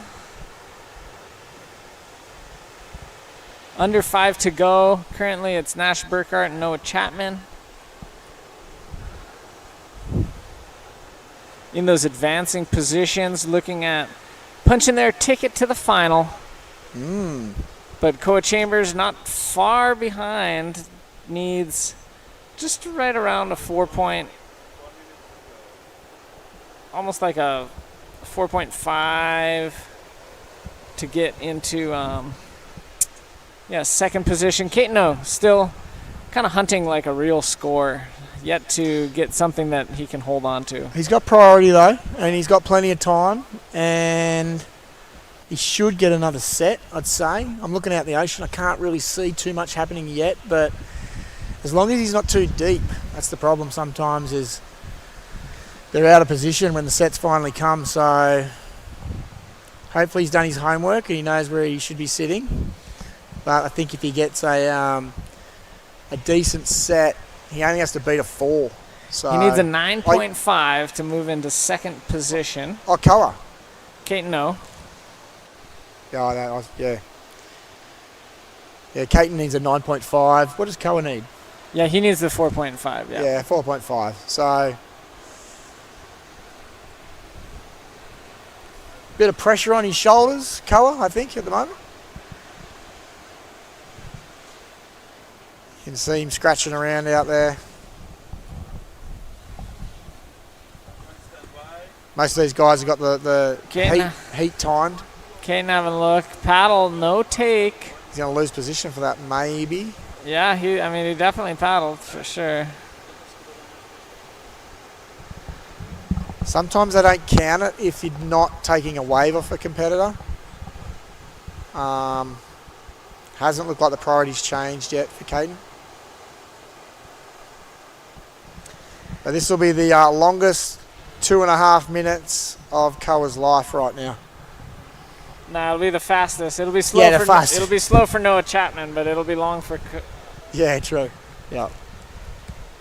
But fast for Koa. And yeah. I can't. Oh, there's a little bit coming through. Looks like a backdoor wave, maybe.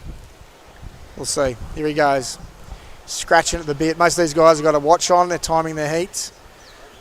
Here it yeah, goes. This is a make or break. He needs to get over a 4. He needs a 4.5. Koa needs a 4.5 on this. Will it happen?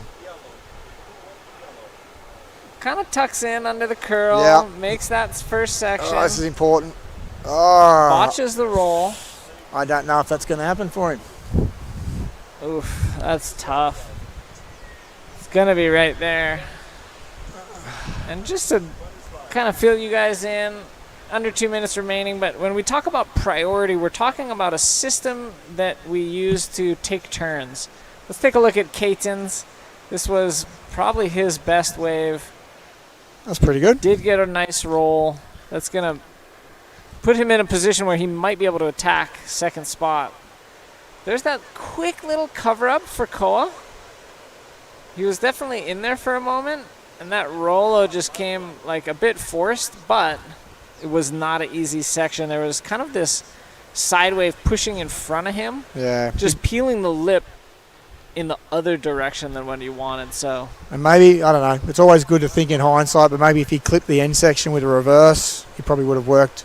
5.57, it's enough. He's in Oh, second. wow. Righto. 1 minute to go. 5.1 for Caton. So now Caton needs a 5.5, basically. And there Noah are sets Chapman. coming through. Oh, Chapman needs a 5. No, he needs a So 6. Noah Chapman's got priority at the moment too. Now Noah Chapman, Yeah, he needs about a 6. yeah. 30 seconds. Will it come in time? I think that was a pretty good score for Koa, considering the wave. So judges must be, obviously he went right, backdoor. I think they're scoring backdoor probably slightly higher. He had a little cover up for sure. Yeah. He was in there. Yep. We've seen similar scores on the lefts for similar length barrels. Yeah. So And it's a bit tricky with that wind on the rights too, because it's chandeliering a little bit. Ideally, the wind's better if it's offshore, blowing sometimes into the barrel for backdoor. Nash Burkhart, Koa Chambers, moving on into the final. So very exciting. We are going to be moving on into the Women's Open Pro semifinals now, Damien. Yep, cool. So exciting action. We got 2 semis and then 2 finals to go on our final day of the Hawaii Pipeline Bodyboarding Championship. Yeah, it's been a bit of a thrill. A lot of mixed emotions through the whole event from everyone. I think it's been great for bodyboarding internationally. Yeah, it's. I'd agree. The guys have done a great job putting it on. Pipeline, look, hasn't been crazy pipeline, crazy, but it's still been pretty damn good. So yeah, like on the men's competition in the morning, it was 8 to 10 foot, and there was some big barrels there. The highlight reel was amazing. And this is pretty good for the girls too. I think it's a great day for girls and juniors yeah, and masters. 100%. So I I think that obviously there's people who will push it a bit more if it's bigger, but there's also people who are probably very comfortable with how the conditions are today. So I think all in all, it's been successful. And the waves have done enough to showcase the sport. We watched some of the highlights the other day in this air reverse that Sammy did. I don't know if you saw that. That thing was sick. So sick. That was I saw it unbelievable. live. I loved it. Did ya? Yeah. What, from paddling out or No, out the back? just from the view on the beach, and it was wow. very well done. But Some as of the backdoor women's- barrels were amazing too. Yeah, they and were. So we've started the women's semifinal. So we're going to get some women in the booth to call this final. We've got Carol Phillips coming in, as well as Tracy Effinger. So cool. just give us a moment while we swap out. Thanks, guys. Enjoy.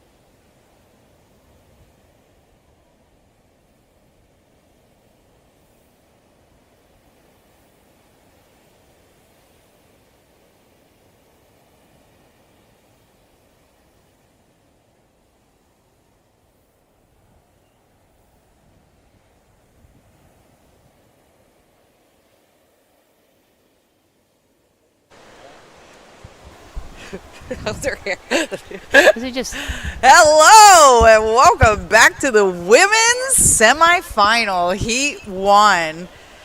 We've got Teresa Miranda, Sarai Akiona, Mayumi Kondo, and Carla Costa. Stacked heat, Canary Islands, Hawaii, Japan, and Brazil. I'm Tracy Effinger, and this is Carol Phillips. Hi, Tracy. Hi, everybody out there. Thanks for joining us for this women's semifinal heat number 1 at the Banzai Pipeline. I was lucky enough to surf a couple heats out there myself, and I can tell you that it was super fun. We're so blessed to be able to have this competition for women at the Pipeline. Tell us how it felt, Carol, being out there during the quarters. You know, it was nice. It was awesome. The winds are offshore. We have this priority heats going on, and so it was really nice. Red paddling. And she backs off. Pulled back. Still, who would be priority 1 and 2 is the question. I guess we don't know. Yeah, the priority flags are down on the beach, and they rotate through. They're really nice. So they're a big piece of plywood, super easy to see from the beach. And such a nice priority system. You were saying earlier how nice it is to have that in the water and to be able to sit wherever you want. You know, it's a lot safer. So this is the Banzai Pipeline, and it is one of the most dangerous waves in the world. You know, this past winter we've seen a number of the guy surfers getting into a lot of trouble and almost dying out there. So when you have that priority system, it makes it a lot safer, and safety is paramount, right? We want to keep our competitors safe. And speaking of safety, we're very blessed today too. We have the Hawaiian lifeguard, Hawaiian Water Patrol doing our water safety. And we also have a major sponsor of the event, the Aloha Freight Company. Yes, Aloha Freight stepped in and helped us come up with that $23,000 prize purse that we'll be giving away. That's great. Thank you, Aloha Freight, and to all the other Here we are. Hi, everybody. Other sponsors, including mine, Custom X. Yep, we got to thank our sponsors. So, again, we are in Hawaii. We're at Pipeline, the Mecca. They call the North Shore the Mecca of surfing. We have this is day 3 of a 3-day competition. We saw Dave Hubbard winning the men in epic 10-foot surf. And this is day 3 of competition. We had the women's final coming up. We have the men's junior final coming up. We had the masters and the women's juniors finals that went first thing this morning. What a day we have. It was pretty amazing. And the best is yet to come. The best is yet to come. Swell is rising. Swell is rising. The wind is doing its thing. It's going to be stronger tomorrow, but it's I don't holding see those any barrels white caps open. out there, though. That's nice. No. Unless you look really far. The only white caps I see out there are the ones from the whales jumping. So it's whale season in Hawaii as well. And looks like we might have some takers here on this set. Nobody taking it. No takers. Carol, let's talk about the pressure you felt as a competitor last heat in the quarters. What does that feel like? You know, it felt, I thought I was in 4th place the whole time, so I was just trying to get out of 4th place and, get whatever waves that I could get. It was, my first heat was easier, but it was fun. I mean, there's barrels out there. Interestingly enough, you were not in 4th place the whole time. You were holding 2nd for a little while, and we were talking about that, me and Damien, about how when you think you're in last place, it changes your mindset, and you're scrambling, and we saw you start to scramble, but one of those waves really paid off. Here comes a set. Talk about paying off. Who's going to get it? Who's going to go? It looks like white, and that's Carla Costa, and she's pulling in, and nice 360. Beautifully executed. Nice little cutback. She's milking that wave for a little bit of distance, and she cuts out. And then it looks like we have blue Teresa Miranda up and riding, And pulling shooting in. for the Oh, my barrel, goodness. holding that, getting barreled. And on what she got, Oh, a spinner nice on the spin. outside.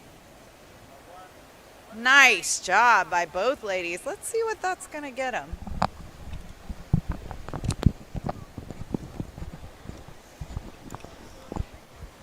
So we have in first place, though, Teresa Miranda, followed by Carla Costa in second place, and a wave crashing on their heads, and Mayumi Kondo in fourth. And Sarai's in third. Oh, here's a replay of Carla's wave, that nice spin, and then milking that for a little bit of mileage out of there. Oh, and here's that little The cover barrel. up with like a big bounce. She handled that well. And she finished with a spin. That should have a pretty decent score. And we've got 11 minutes and 13 seconds to go in this women's semifinal heat of the Pipeline Invitational Championships here, the Pipeline Bodyboarding Invitational Championships, sponsored by Aloha Freight. And, while we're at it, let's do a shout out. We really want to thank the North Shore community for allowing us to have this competition here, and to the city and county of Honolulu, and also the state of Hawaii for all of their cooperation and support for bodyboarding. Mahalo for that. And mahalo to all the other sponsors. So stoked Boogie Series bringing this event. Oh, Here we go. Blue. Teresa again. Big roll. Through the lip and a spinner. Is she going to connect it? No. But that roll was big enough. Well, that was nice. That was maybe one of the higher scoring waves of the heat so far. Now, where is Teresa from? Oh, here's a replay. Canary Islands. Canary Islands. And that's why she's used to these big, powerful waves. Nice. This is her first trip to Hawaii. Wow. Yes. And she's relatively young. I mean, compared to you and I, if you know what I mean. She's 23 years old. Oh, yeah. That's and we're really only young. 33, so I mean. Oh, my gosh. Here we go again. Blue. No, it can't be blue. It is blue. Teresa again. Again? There's no way. And, oh, yes. And she gets a little caught up in that foam ball on the landing. Teresa is hustling if that was blue. It was red. I knew it. That would have been a lot of a hustle. Mayumi on that last wave. Let's see it again. Nice. And going for it. Just getting caught up in that whitewater foam there. Maybe an inch away from pulling that off. That was close. That was good. It's a great heat so far. Yep. 9 minutes left. Plenty of time. Anything could change. We only have. Is that red score from the last wave, the 1.33? Let me check.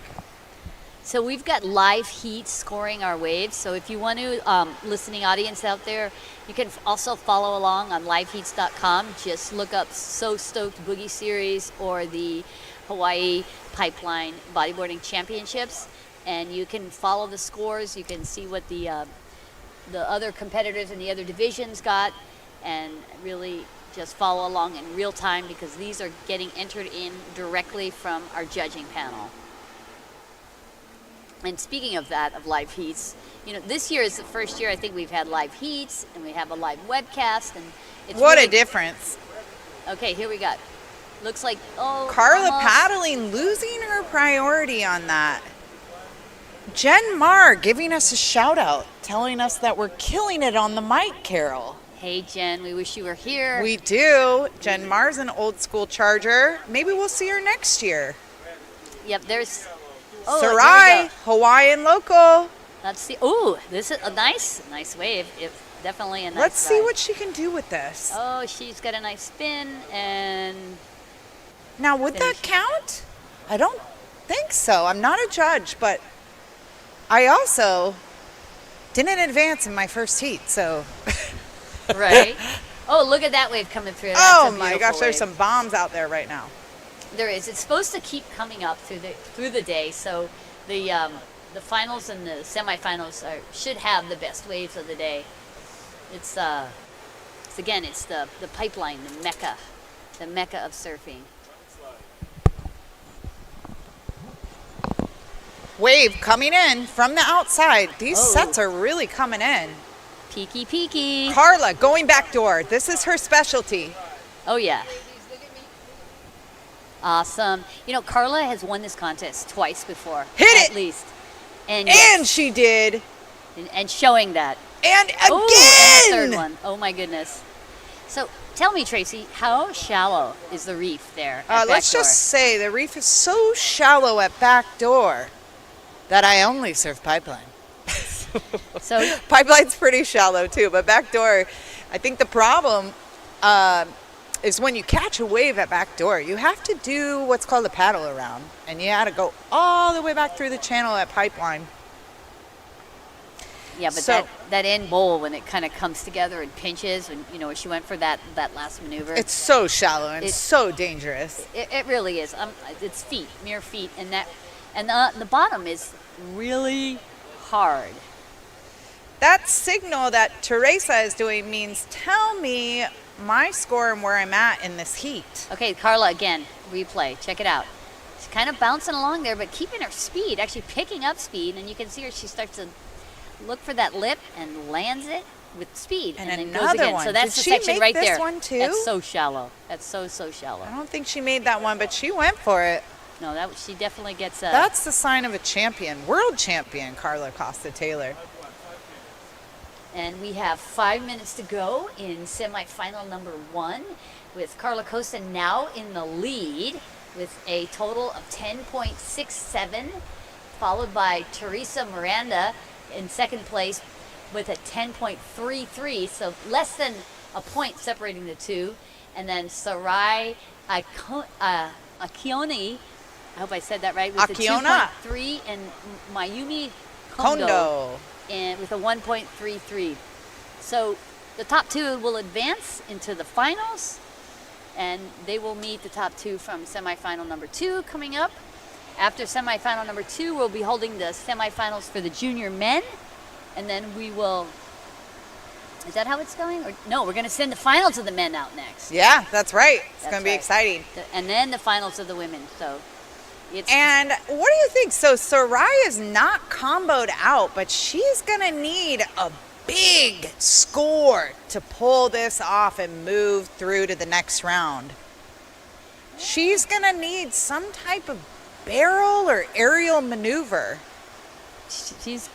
well, we know that there's waves coming in. And we saw that barrel that was in the quarterfinal that Valentina Diaz got. So they're out there, and she got, I think, an 8.5 for that. Which might have been the highest score of the day so far. Might have been. They definitely score the barrels higher than anything else. So that's the most important thing that these women should be looking for right now, surfing a wave like Pipeline and Backdoor. Anything's possible. Anything's possible, and anything will happen, as this is the Pipeline. It's Mother Nature.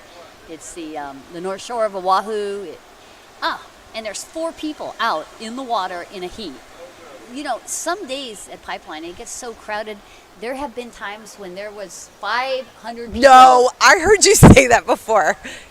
I've never, ever seen 500, but I also haven't been surfing it as long as you. No, this was a couple winters ago, and Moana Jones claimed it, I believe, that they counted 500 people in the water one day. Wow. And, you know, I'm glad I wasn't out that day. That's probably why. It used to be a big crowd was 50, and that is a big crowd. Yeah. Typical day at Pipeline, pumping 100 people out during the high surf season. And that is what makes surfing in a contest so different than being out there free surfing. Is you have to scrap and you have to take whatever is left over or whatever you can get. And out here, you can take whatever you want. So, you know, that's a nice thing. It's really hard as a woman, you know, to out paddle a guy, and that's what makes these competitions so special as well, is that we get the water and we're just with 3 other competitors, and we can get the good waves and not have to. I mean, it's really hard to out paddle guys. Oh, is this better, everybody? Now you can hear me. So speaking of that, Carol has been putting on through North Shore Surf Girls a contest that has had all women in it for many years. How many years has that contest been going on, Carol? So we started this event. I say we because there was not certainly just me, but it was Betty DiPolito, and maybe, I don't know if anybody out there knows, ever heard of a famous surfer who passed away named Ace Cool or Alec Cook. And that first year, back in 1989, we were going to run an expression session, and I was like, why? Let's just have a contest. I mean, what's the difference, right? Judges, no judges. So we did. And Alex, Betty DiPolito, and myself each put up $100 because the Brazilian girls were like, that. we have to have money. We have to have prize money. And don't blame it on the Brazilians. That's a good concept. And, well, yeah, they were totally correct on that, to Exactly. be sure. So we came up with that $300, and we had that first women's professional event back in 1989. And then pretty much every year since then, in one iteration or another, we've had professional women's bodyboarding at Pipeline. Betty DiPolito picked it up a few years later and started adding women's professional stand-up surfing at Pipeline, and it's been just a wonderful experience to just watch this whole thing about women getting to surf this most extreme spot in bodyboarding and now surfing, and still doing it and handling it too, and I shouldn't say that, I should say loving it. Here we go. And we got Blue, Teresa, Miranda pulling in. Oh my God, showing us what she can do here. And again, another one. She knows what to do to get first in these yep, heats. there she goes, and milking that wave too. I like to see length of 13 ride. seconds, you gotta milk it. Oh yeah, smart. So This is the end. Let me double check the scores. and 7, Counting down. Count them down, 5, Carol. 4, 3, 2, and 1, and that's it. Wow, that was good. Here she goes. Let's watch it again. Double Rolo in the last seconds of the heat. That is Unbelievable. A competitor. I wonder if that took her into first. Let me check. Well, it's definitely going to take her into the finals. That's for sure. Nice. And here we are live on the beach at Pipeline. Today's awfully special because my mom is here with me, and I love her so much. Hi, My Mom. mom is here with me too. Aw, here's the moms. Moms are great. We love moms. Moms are the best. It's Okay. a beautiful. Are they counting down? Here's that. Oh, There's a big set coming. Somebody's on nope. it. Is she just coming in? No, No, they it's going. started. It's white. Ayaka Suzuki Crilly. Okay, Ayaka, fierce competitor.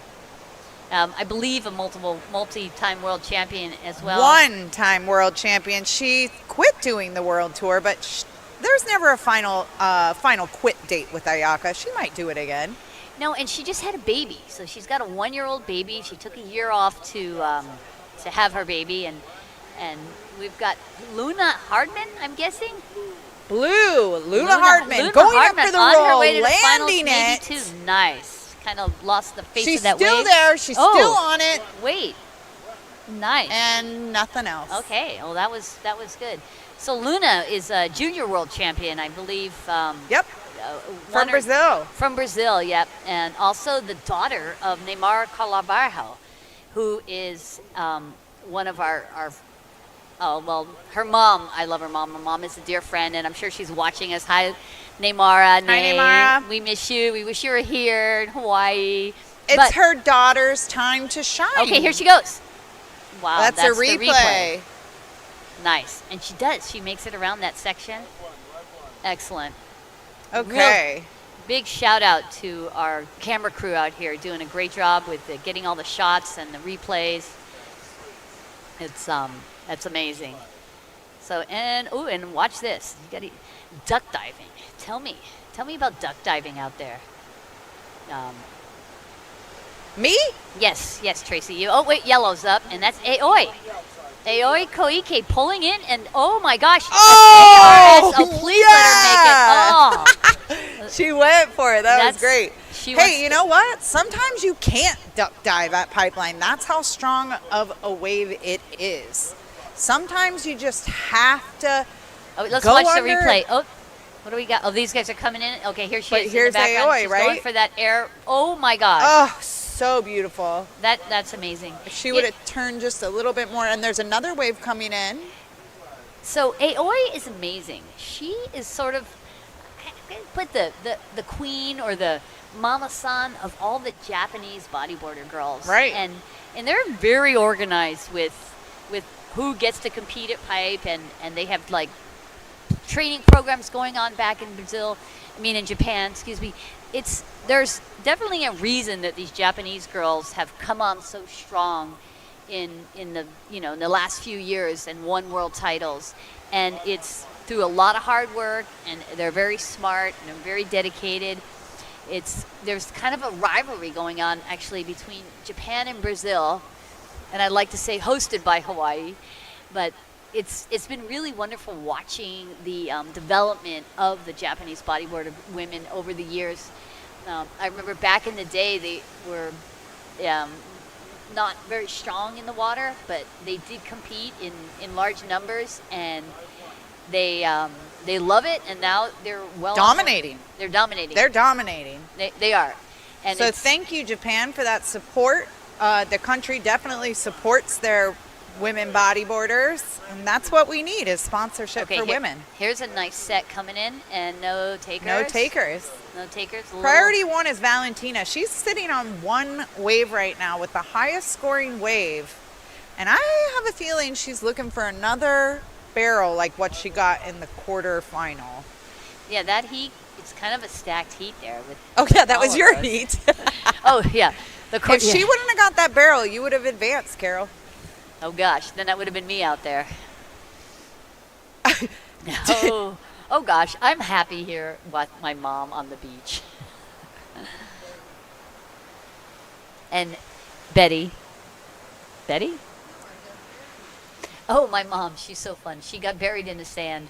She had the beach marshals bury her in the sand for a little while. Okay, and here we go.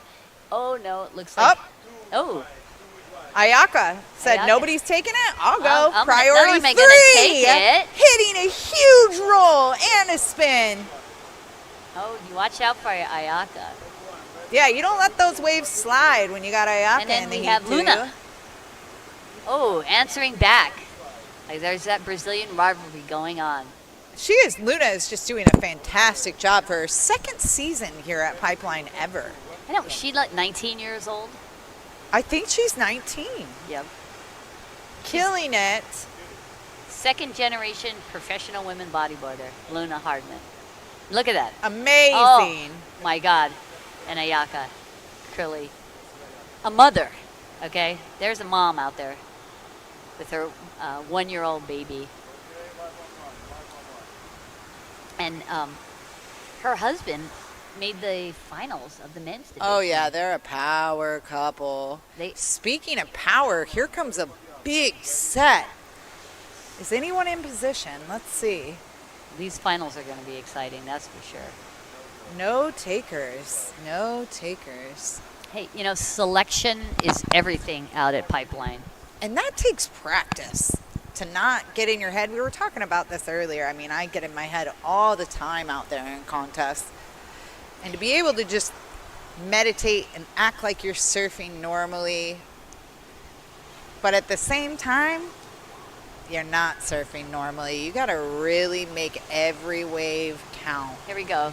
Paddling, it looks like Luna, I think. I'm not sure, maybe red, I can't tell. I think it's red. Valentina. Okay. Trying to get in that barrel. Coming a little short. Oh. Nice. Nice. Attempt, Kicked and out of she it. lands it. Not sure if that was an ARS. No, I think that was just Like a roll. A closeout roll. Nice way to finish It was the wave, though. something to get some points on. Yep. Bringing her up to second place to Ayaka. With what did she get on that, a 3.3? I think so, 3.3. Nice total score. Oh, and today is Girls' Day. What a day. International Girls' Day. Oh, that's kind of random. What a cool day to have the pipe finals on. Yeah. One of our officers, so we have the Honolulu Police Department down here keeping us safe and making sure we all behave. So one of them told me that today was Girls' Day, and I thought that was sweet. Okay, this one's Aoi again, charging that bomb. The biggest wave I've seen on in this did she hit did the she girl? Get an interference? Is that considered an interference? If It they can duck be, dive right but in front of you. I think she kept going, so I don't think they'll call it. I never thought about that. Yep. Could be. Well, it is. If you interfere, you Yeah. interfere. Like, oh kinda my did God! That Is was- that going to be an interference or not? We'll see. Just A little butt to the face there. gonna- Okay, here we go. Another wave coming at us. and Ayaka. White. Oh my God! And she landed. Yeah. What a heat! These girls are putting on a show. Ayaka Suzuki Curly. She's kind of my favorite. Oh, all the bodyboarders. throwing the fave bomb out. I thought I was your favorite, Carol. You're like my favorite human. She's my favorite Japanese bodyboarder. All right. I mean, just she's quite lovely actually. But I've seen her do maneuvers that I haven't seen any guys Quite ever impressive. do. She's Yeah. quite impressive. Watch and watch back this. when they used to. Look at this. Wow. You see that rotation? It was perfect. I wonder what she's going to get for that. What would you give her? A lot. She's going to get an She's in 8. first place. She got a 9. That's a high score so far of the women today for sure. That's amazing. Yep, that's good. She might be happy today. So She's going to be happy. Yeah. No matter win or lose, you can't not be happy with a performance like that. No, that was a That was a good impressive. one. And we can see that again. That rollover of Ayaka's. It was Carol so good. wants a number I wanna 3 see it again. replay on Look this. at this. Watch this. Oh I want you to my watch the gosh. rotation as she hits the lip. See that rotation as she doesn't so just imperative. like go up and stop. She really flips, throws her head. And So here's the thing about Ayaka. She would compete with the men when we had those days. Not in your contest. That was all women. But they would have contests with the men, and they would put the women in the men's heats. And Ayaka would give them a good run for their money. So it's nice to see it all women and have it be an equal division where we can actually compare each other. Wave riding aside, it's super hard to out paddle a guy. That's all. And I'm thinking this is the first time we've had priority buoys or priority system in place. In your contest, yeah, because you didn't have priority in the North Shore, in the other contests. Okay. But yeah, this is working out great. The girls are doing great. Okay, so let's see. 7.83, Valentina Diaz Langdon. She needs to hold that because Luna's right on her trail with a 7.57. All that Luna needs is to dump that 3.57 and get just a 0.5 higher than that at like a 4. Even less than a 4. And Luna can do that. Oh, easily. Yeah, Look at the wave that Ayaka just got. She definitely has the ability to get a 4 or higher out there at 19 years of age. And we have 9 minutes left. That's an eternity out there in a heat. So Aoi's probably not worried either. I don't think it sets in until about 5 minutes. What would you say? I was worried the whole time. Yeah, my me heat. too. I worry too much. That's my problem. But I think that it's the trick out there is you just got to get the right wave. Stay calm, stay focused. Yep, and wait for that right wave. Once you get priority, then just wait for that wave. And AOA probably has priority right now.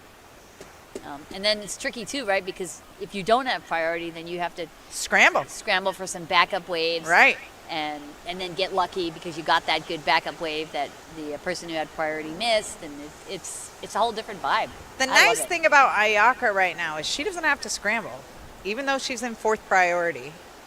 And Aoi is completely comboed out of 1st place. She could still get 2nd, but she'll need 2 whole new waves to get 1st and beat Ayaka. But anybody Nobody can tell right now what's Nope, going to and happen. We've got 7 minutes to go, 7 minutes and 35 seconds on this second semifinal of the women in the Aloha Freight Pipeline, Hawaii Pipeline Bodyboarding Championships. Yes, that is Brought to you by So Stoked Boogie Series. Yep. Just a big mahalo out to Hanalei On for picking up the mantle, our event director. He's done a wonderful job and invested a lot into this contest, a lot of time, his own money, and brought a lot of wonderful people together. So the thing that makes this event, I think, so much different from all the events that I've experienced at Pipeline, and I've been involved in a lot of them over the last 40 years of surfing out here, is that it feels like for the first time the band is back together. Kind of does, doesn't it? It does. So organized. It's so organized, and but just the people who are doing the organization, it's the heart and the soul of bodyboarding, and it's really a new day is dawned for the sport. And I want to talk about Aloha Freight because I heard him talking about it a little bit. This is a shipping company to the mainland if you are utilizing Hawaii shipping. It is, and Google it. I hope I'm right, but Corey Correa is one of the owners and also a professional bodyboarder back in the day. That's what I heard. So he's giving back to the sport. Thank you for that. And here we go one more time. Talk about giving back. Oh. Let's see if Blue Luna Hardman can give Through that the roll. lip. If she lands that, Couldn't land it. that was a She hard knew one to what she land. needed to do. She did. I was going to go for this roll in my heat, and I was like, oh, I'll just spin instead, and it was a good call because I made it. Some of those rolls through the lip can be pretty hard. Carol, you know, I went for the roll and didn't land it. And if I would have, I wouldn't Okay. be here with you today. Here we go. In a replay. Oh, Amazing. that was, Amazing effort.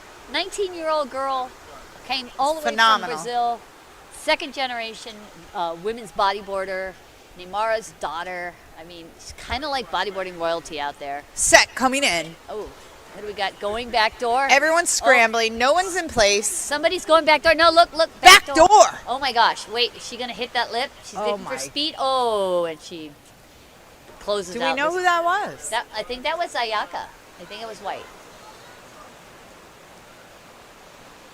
Well, Hard these- to see the colors in this. These the girls are afternoon putting on a weather. show. This is really fun to watch. No, it is, and it's the Pipeline North Shore. And look at the Oahu. wind. I don't even see anything moving. Well, after our phone calls last night, trying to figure out. Oh, dear God. Thank you, Chris Owens. Shout out. He called it. Said, don't worry. The shout You out. get through the morning. It's going to be good. And it's perfect. It's It's beautiful perfect. Pipeline. And then we have, looks like yellow. Ayaka. Aoi. Aoi. Nice one. And Aoi. Smooth like aioli. She's like butter. Aoi. And I will tell you something about Aoi. She is a class act all the way. I've been working with her and her Japanese contingency that she represents amazingly, and so much class, so much respect, so much grace. She's just a wonderful woman, a wonderful human being, a great representative of our sport. And she has a school, right? I was saying that earlier. I'm pretty sure she has a school. She trains bodyboarders. She yes. trains them. Yeah. She- That is giving back. Yeah, no, she's on a mission, and she's setting an example for all of us to follow. Oh my God, look at this one coming in. Oh, Anybody. Oh, good it's right by goodness. Valentina. Nope. No. She's being patient. She And can be. She is in second place. She's in second place, but Luna's pretty close. It's just one So good wave. close. Yeah, less than a point, right? Actually, less than half a point. Ayaka and Valentina. Valentina makes it through. They are no strangers to competition against each other. They somehow get in the same heat every time I watch a competition of theirs and Well, battle it out. Okay, here we have no. And they're no strangers to the final either. No. So we've got less than 3 minutes to go here in our semifinal heat number 2. Gosh, I wish I knew what was going through Luna's and Valentina's mind right now, being that close. And it's a beautiful day at the Banzai Pipeline. This is day 3 of our competition. Final day. This finals. We've had already 2 finals. We had our junior women and our masters finals that went out first thing this morning. And we're going to be seeing the men's junior finals next. And then we're going to see the women's finals coming up after that. So Yeah, it's getting stick around. We only got 40 minutes left after this. Oh, it's been a nice day. Oh, and yellow is up. Aoi looking for that. Ooh, one Oh, more wave. And just what happened? a little late on that takeoff. Didn't make it. The lip kind of caught her on the way down. And then what do we have here? I think there might be a replay coming up for the left. If somebody went left, I'm not sure. That was Aoi for sure because she's paddling back out. Yeah, and the paddle out, too. It takes... Oh, stop. Just stop. That paddle out, you're all like panting and breathing. Heads All right. up, and then, ooh, red. And that's Red. Valentina. Okay, Going again, and, Valentina oh, watch out for her. She Trying to hold turns- down her position. So close to doing that. So it's still leaving the door open for Luna now, who has first priority. This is Luna's game with 1:20 seconds. If Luna can get a good wave and land a solid roll or a barrel, she's up there with Ayaka. Well, she's going to have to get past Valentina, though, Diaz. If she can do a solid roll, she's first priority. Oh, it's less than a minute to go. Yeah. Okay, here it is. Hold your breath if you can. Let's see what... Oh, and it's... What's that horizon So doing? in the water, we have Japan with Ayaka, Valentina with Chile, Luna with Brazil, and Aoi with Japan. Rounding it out. Yep. And okay.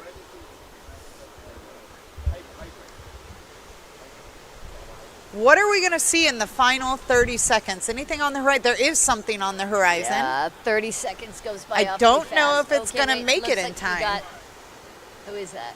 Ooh, little barrel through the lip. Not quite. No, kicking to make it work. Did she? No. There's our Hawaiian Water Patrol there. Keep making sure that, the nice thing is if something did happen, that Hawaiian Water Patrol would be right there and getting that anybody, to safety in the air and all of that they need right away. And here we go. Aoi giving it a last-ditch effort. Oh, she definitely gets... Well deserved. Congratulations, Aoi. Good performance today. Yeah, and thank you for all that you do for our sport. So advancing, Ayaka killing it with that heat. Second place was Valentina Diaz holding it down. And we'll say goodbye to Aoi and Luna Hardman. And we're also going to say goodbye to everybody right now. So we've got the... Welcome the men back in the booth for the junior men's final. We've got Jeff Hubbard here. And Mike Stewart. And Mike Stewart. Oh, Dave. Sorry. We've got Dave. So Dave won the men. So he certainly can have some nice insight. And then the legendary, the GOAT, the great Mike Stewart. So they're going to commentary on the junior men. And we'll be back for the women. Aloha and goodbye. Aloha. Okay, Yoko.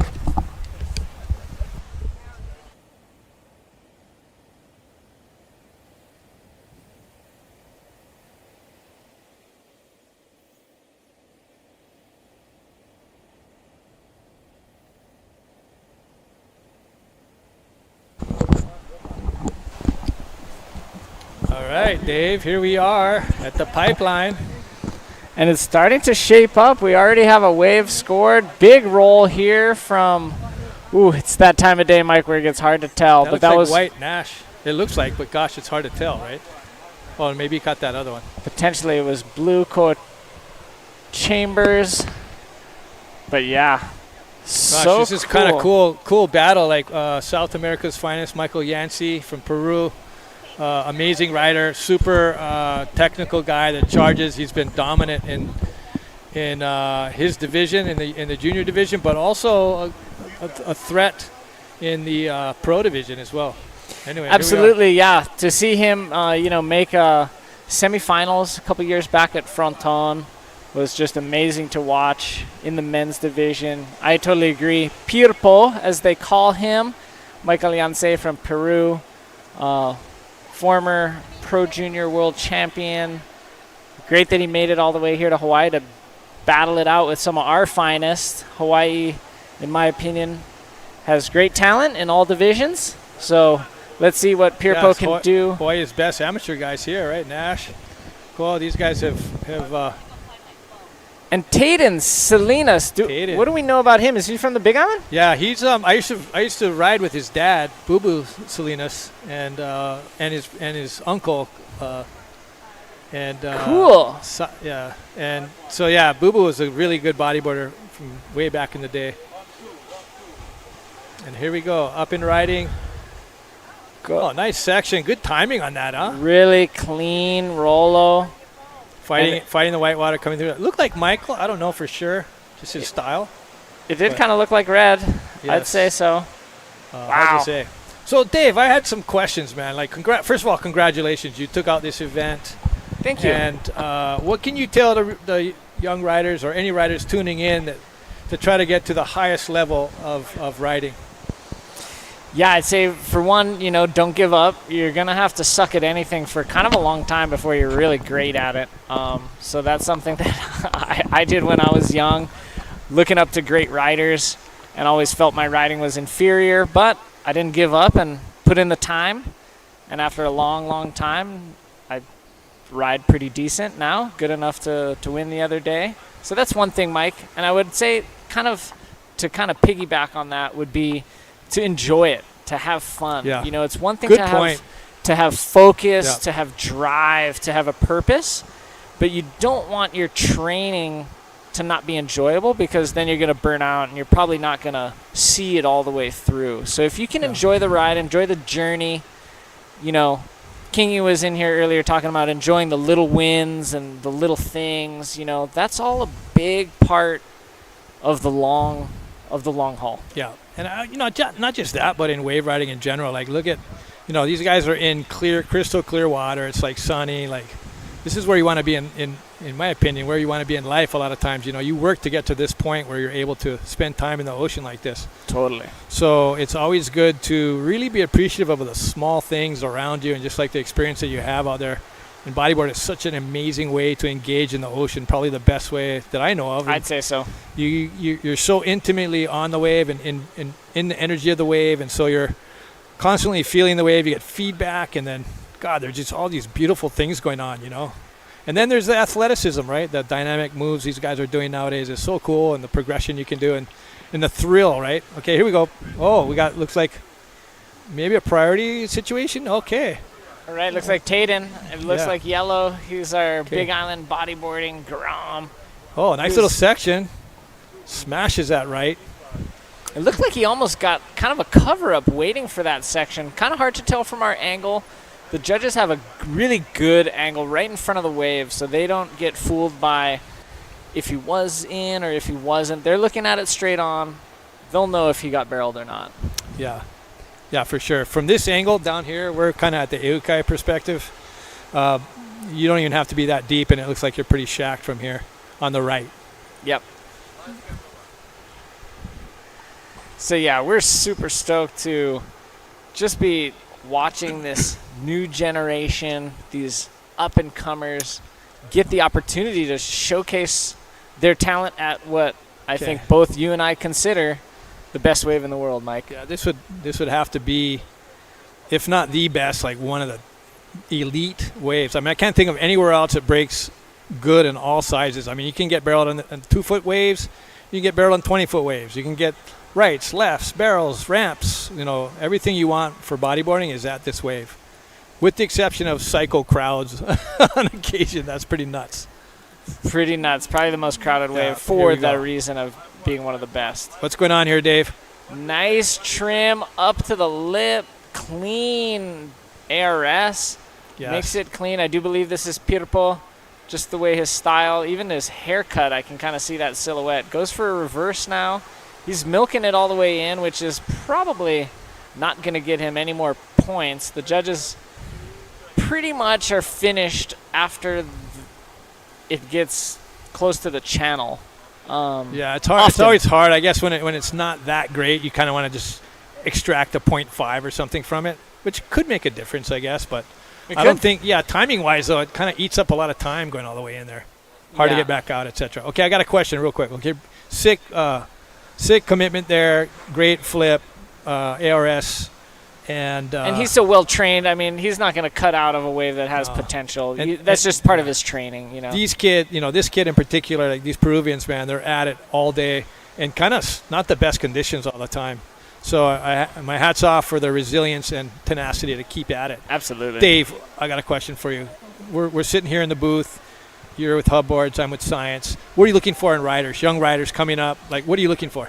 Great question. Of course, talent is going to be something that, draws attention to the rider. But something I really like in my team, I am the team manager of our Hawaii amateur team as well as some of our other amateur riders.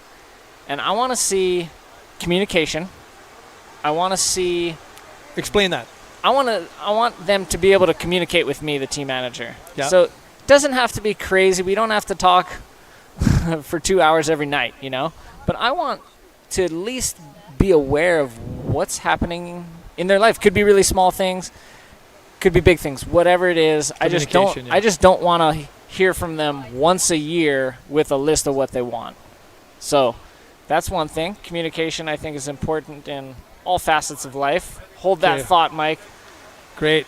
Here we got White pulling in. Oh, in a tough, crumbly section. That just had the pinch. Gnarly pinch. When winds are kind of like this, it doesn't always stay open, especially when it's a little bit smaller. It's not off the drawing off the reef.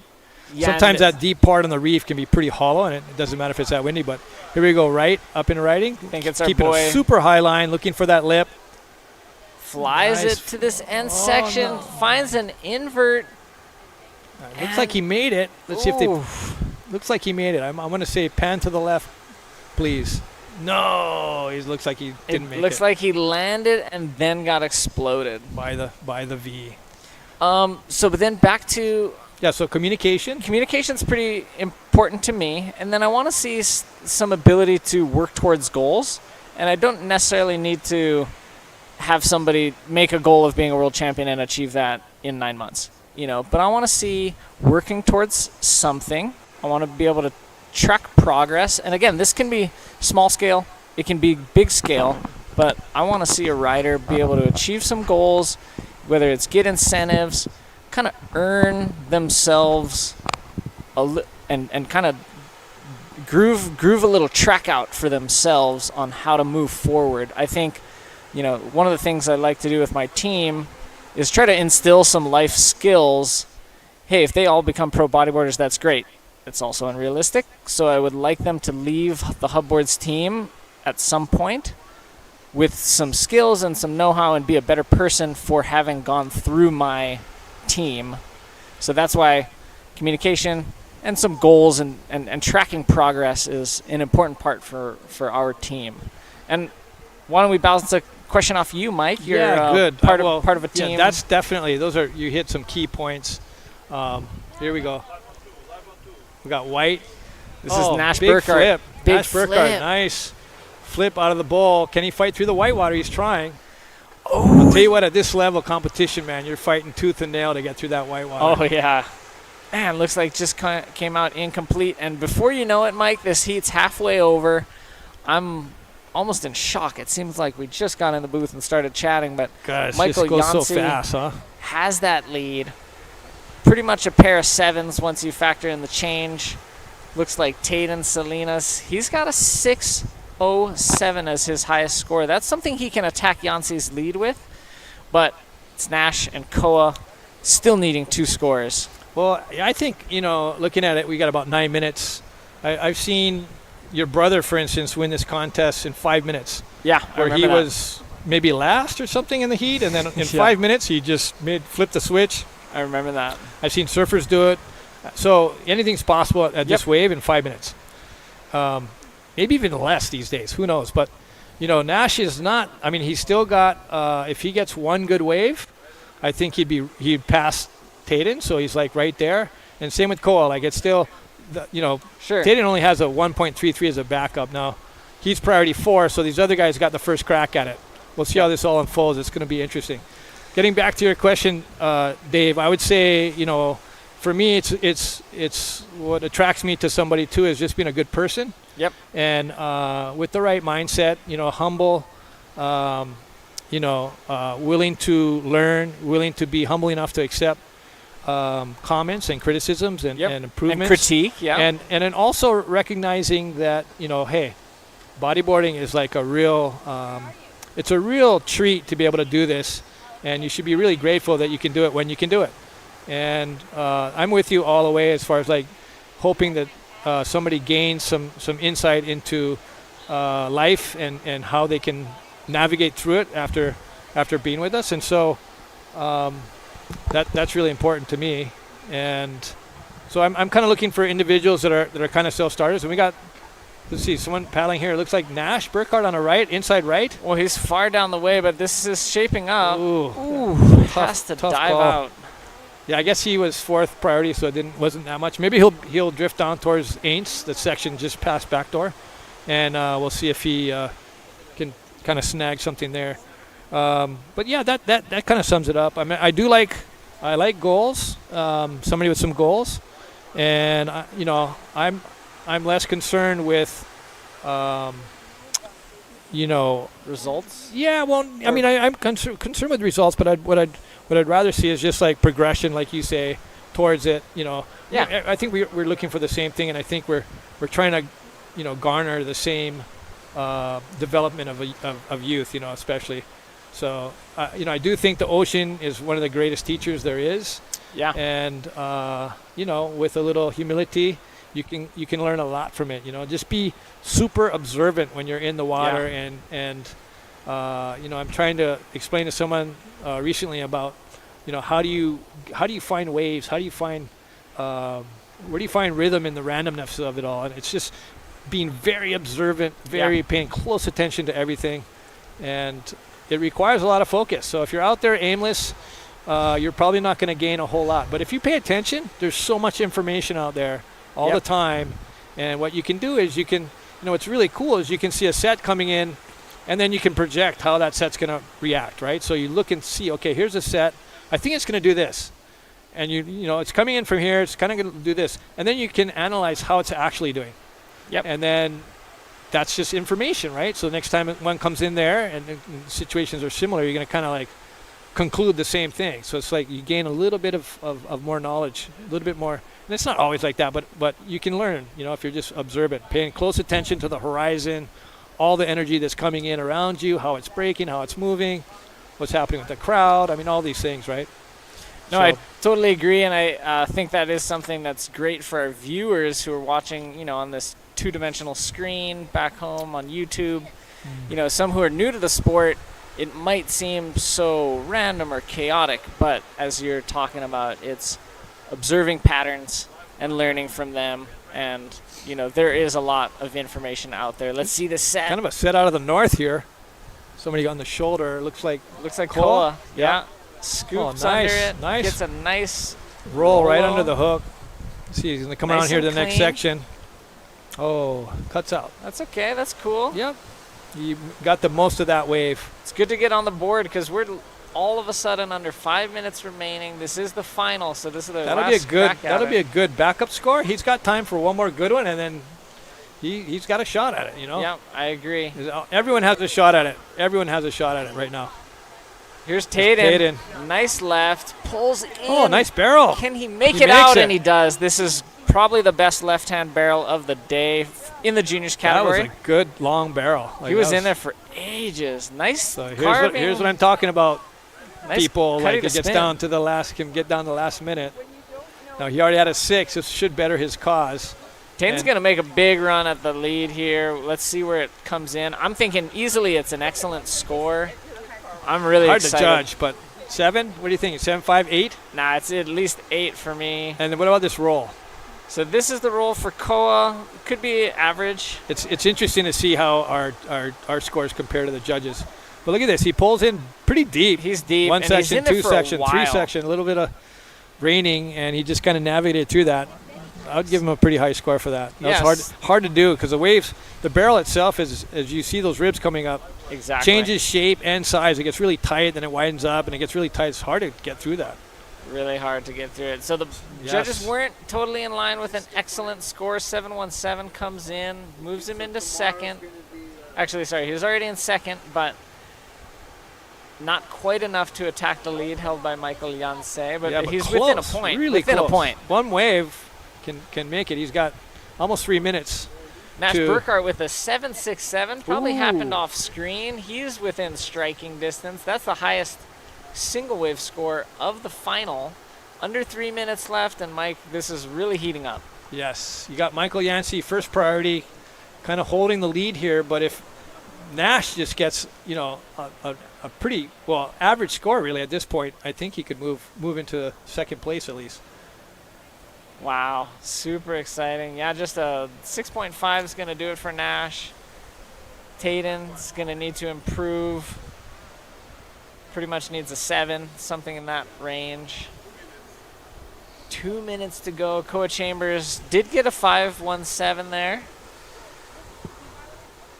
He needs almost like a 9 to get ahead of Yancey. Ahead of Pirpo. Pirpo.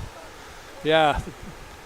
Boy, and, you know, hey, here's another thing, right? Like, these kids are probably, in their experience, will probably experience, I'm going to go out on a limb and say they'll probably experience an Olympic inclusion at some point.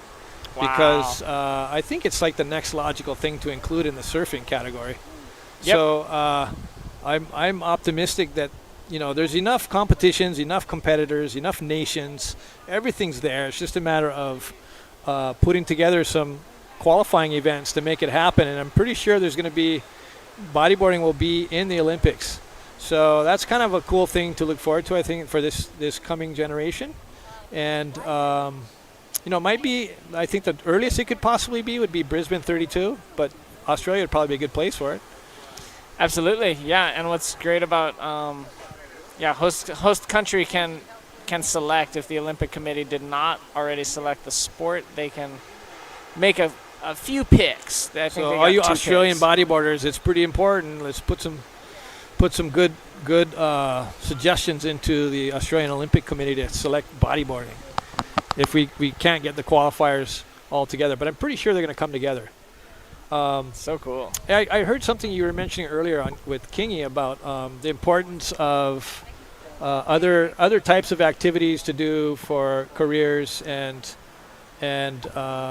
money. Like you can make some money from bodyboarding. It's very difficult, but as far as making it a full lifestyle career, it's very, very difficult. Yep. So there's easier ways to make more money that's legal. That are legal. So keep it legal. I would encourage everyone to treat this like your passion, like your love, but also back it up with some type of business or work skill that you can carry beyond your bodyboarding years, because very few make it through. It looks like that heat wrapped up. Pirpo taking the win here at Pipeline. Very prestigious accolade to add to his resume. Thanks, Mike. It's been great to call the junior final. Awesome. I think there you Carol's have it. Champion. Peruvian champion. Paipo. Michael Yancey from Peru. And stick with us. We got the women. It's already live. This is counting. This is a great ride for maybe Valentina. Me and you? I think Tracy wants to. Okay. Thanks, guys. All right. We just saying mahalo to Dave Hubbard and Mike Stewart. And oh my gosh, that was Ayaka Suzuki Crilly. Hera.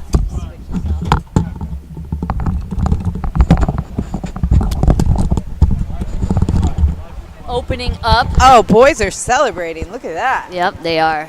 Opening up with a huge Rolo. She didn't waste a second. She is not disappointing, I'll tell you that. No, she is not. She is on fire.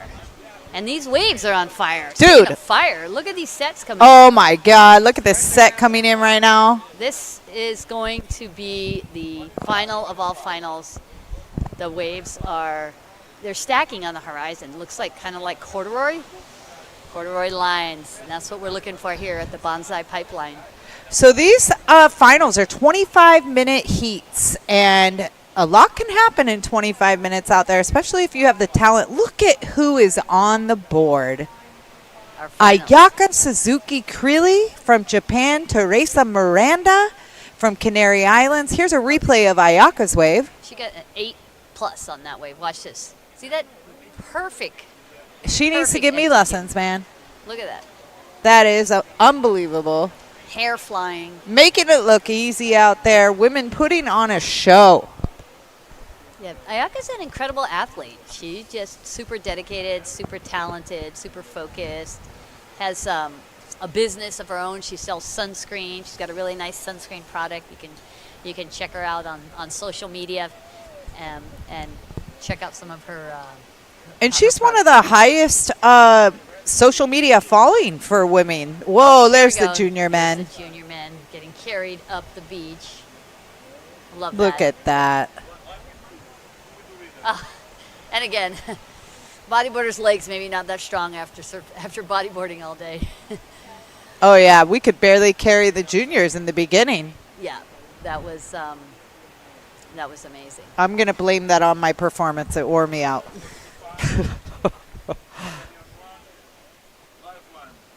Okay, back to the action with the women. And it looks like we have a tiny little lull out there, but there's waves coming though. Waves for days, as they say.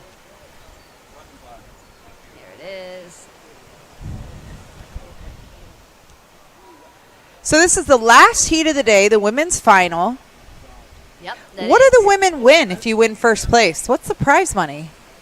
$10,000 for the whole purse. I'm not exactly sure how it breaks down. And here we go. But it's going to be a payday for all 4 of these women that are in the finals. The Ayaka Suzuki Krilli is in first place with that 8.67 opening score, followed by Teresa Miranda. And then we have Carla Costa and Valentina Diaz yet to get on the board. Here comes another set. And are there any takers? Oh, yeah. Yes, it's Carla. We'll see what Carla can do here. Looks like she's looking for a section. And Yes! Through the lip. That's a hard landing, though. If she makes it, I will. Nice attempt, Carla. That was good. Definitely an A for effort there. And then here we have, looks like. Red. Teresa. Where is Teresa from again? Canary Islands. Canary Islands. Tenerife. Represente. Nice enunciation there. Sí. Tracy. Mi español? Hablo español? Sí, un poquito. Oh, Okay. Oh, and this is Carla's wave again, a repeat. And through that lip, a nice rotation, but just too much white water coming down on her head for her to stick that. And then we got another replay here of, who is this? This is Valentina again? No. Hay muchas mujeres está en el contexto de Pipeline este año. Do you know what that means? Niet. Oh. There's a lot of women that are that speak Spanish that are representing. Yeah. And Portuguese. That are here. This is true. This year we got a lot. We got a lot from Argentina this year. We had Costa Rica. We've got Canary Islands. And, you know, this whole contest has seen 150 bodyboarders from day one surf through, and it really makes it the largest competition at Pipeline as far as the number of bodyboarders or athletes that get to compete. And isn't it amazing that we have this big of waves this time of year at the very beginning of March? Oh, almost. There's a nice set coming in. Yeah, we're really lucky. This has been the winter of west swell after west swell after west swell. And there's more west swells coming tomorrow and actually through the rest of our holding period. We're just a little concerned about this wind picking up strong for tomorrow. Yeah, the wind's going to be strong tomorrow. And honestly, the wind's going to be strong the rest of the week for the days that there are waves. So we're just lucky it looks this good. And outside, though, oh gosh, look at that. There's a set on the horizon, one of the bigger Who's got priority? That I've Valentina. seen. Let's see if she... See if takes she one can of do these that. waves. I really like this priority, as I was talking about earlier. It makes it so much safer. And this is a big wave. Let's see if, I don't know if anybody's going to be in position for it. Oh, there we go, blue. Valentina's not going to pass this She's one up. not- Oh, she- there she goes. oh my Nice gosh. way to hold it. And then Trying to do the no, roll. that Got was- it just died out on the end there. That was a nice wave for might have been a Valentina. little bit of nerves. The final, Valentina gets stuck. She hasn't won it yet, but she's been in a lot of finals at Pipeline, and I think the nerves get the best of her. Like we were talking about it earlier, big part of competition is being able to control your nerves. Yeah, I don't know if I'll ever be able to control my nerves. I Too play- ADHD to control the nerves. So free surfing is my specialidad. Yeah, and you know, you're amazing out there, Tracy. You've been out there on the biggest and biggest days, sitting at the peak with the boys. I wouldn't call it the peak, but I'm sitting out there with the boys. We'll say that. And you get waves. I do. It's good. And I'm lucky for that. It's a lot of hard work. You know that because you're the legend. You came way before me in that generation that was really, really bringing it for the girls. So thank you for that, Carol, and all of the women that came before us to bring us to where we are right now. You know, it's the pipeline. I'll tell you though, when you go out there and you get a barrel, you're hooked for life. Oh yeah, it's almost unhealthy, the addiction that some of us have. And I will give a shout out. I know Lindsay Yasui was the first woman bodyboarder that I ever saw at Pipeline. I came in late to the game though. This was in the 2000 teens when I started surfing Pipeline. And she was the only girl out. Right. Bodyboarder or surfer. There were no women. A few would come out, but on the regular. On the regular, Lindsay Yasui, and she hurt herself, so she had to bow out of the competition this time at the last minute. But it just takes one girl to motivate you. And Carol, you've done that for a bunch of people, so I'm going to stop rubbing your back now. But yeah. Yeah, you could scratch it though. I'll no, just scratch it. kidding. Yeah. No. No, it's it's really fun. Sometimes life puts you in a position where you're able to be part of something bigger than yourself, and I think bodyboarding has been that, and it's been really nice to play whatever little piece, and I live on the North Shore, so I feel like I'm one of the only professional bodyboarders that live on the North Shore that has been here for so many years. So I feel a little obligation to keep it going. Yes, and to help perpetuate it, and to I think that's all of our obligations now. If you can motivate one girl out there, just even by being out there free surfing, like, oh, she can do it, I can do it, then you've done your job. And I got to be clear. There's a lot of us who've done our job. So I got to give a shout out to my bestie Jen Mar, who I know is watching online right now, and Blue. Shout out to Blue. Valentina. Finally taking. And she made it. Nice. Nice. And she had last priority. Oh, no, that was her first priority. She used it. Oh, okay. And Ayaka White. again. Busting a roll through the lip, hair flying, spinning, hair flying She knows again. what she needs to do. And she's going to continuing keep milk- going. Milk that wave. Going. Every half a point counts. Yes, Let's see what she's. And she's going to finish it with a roll. And lands it. And lands it.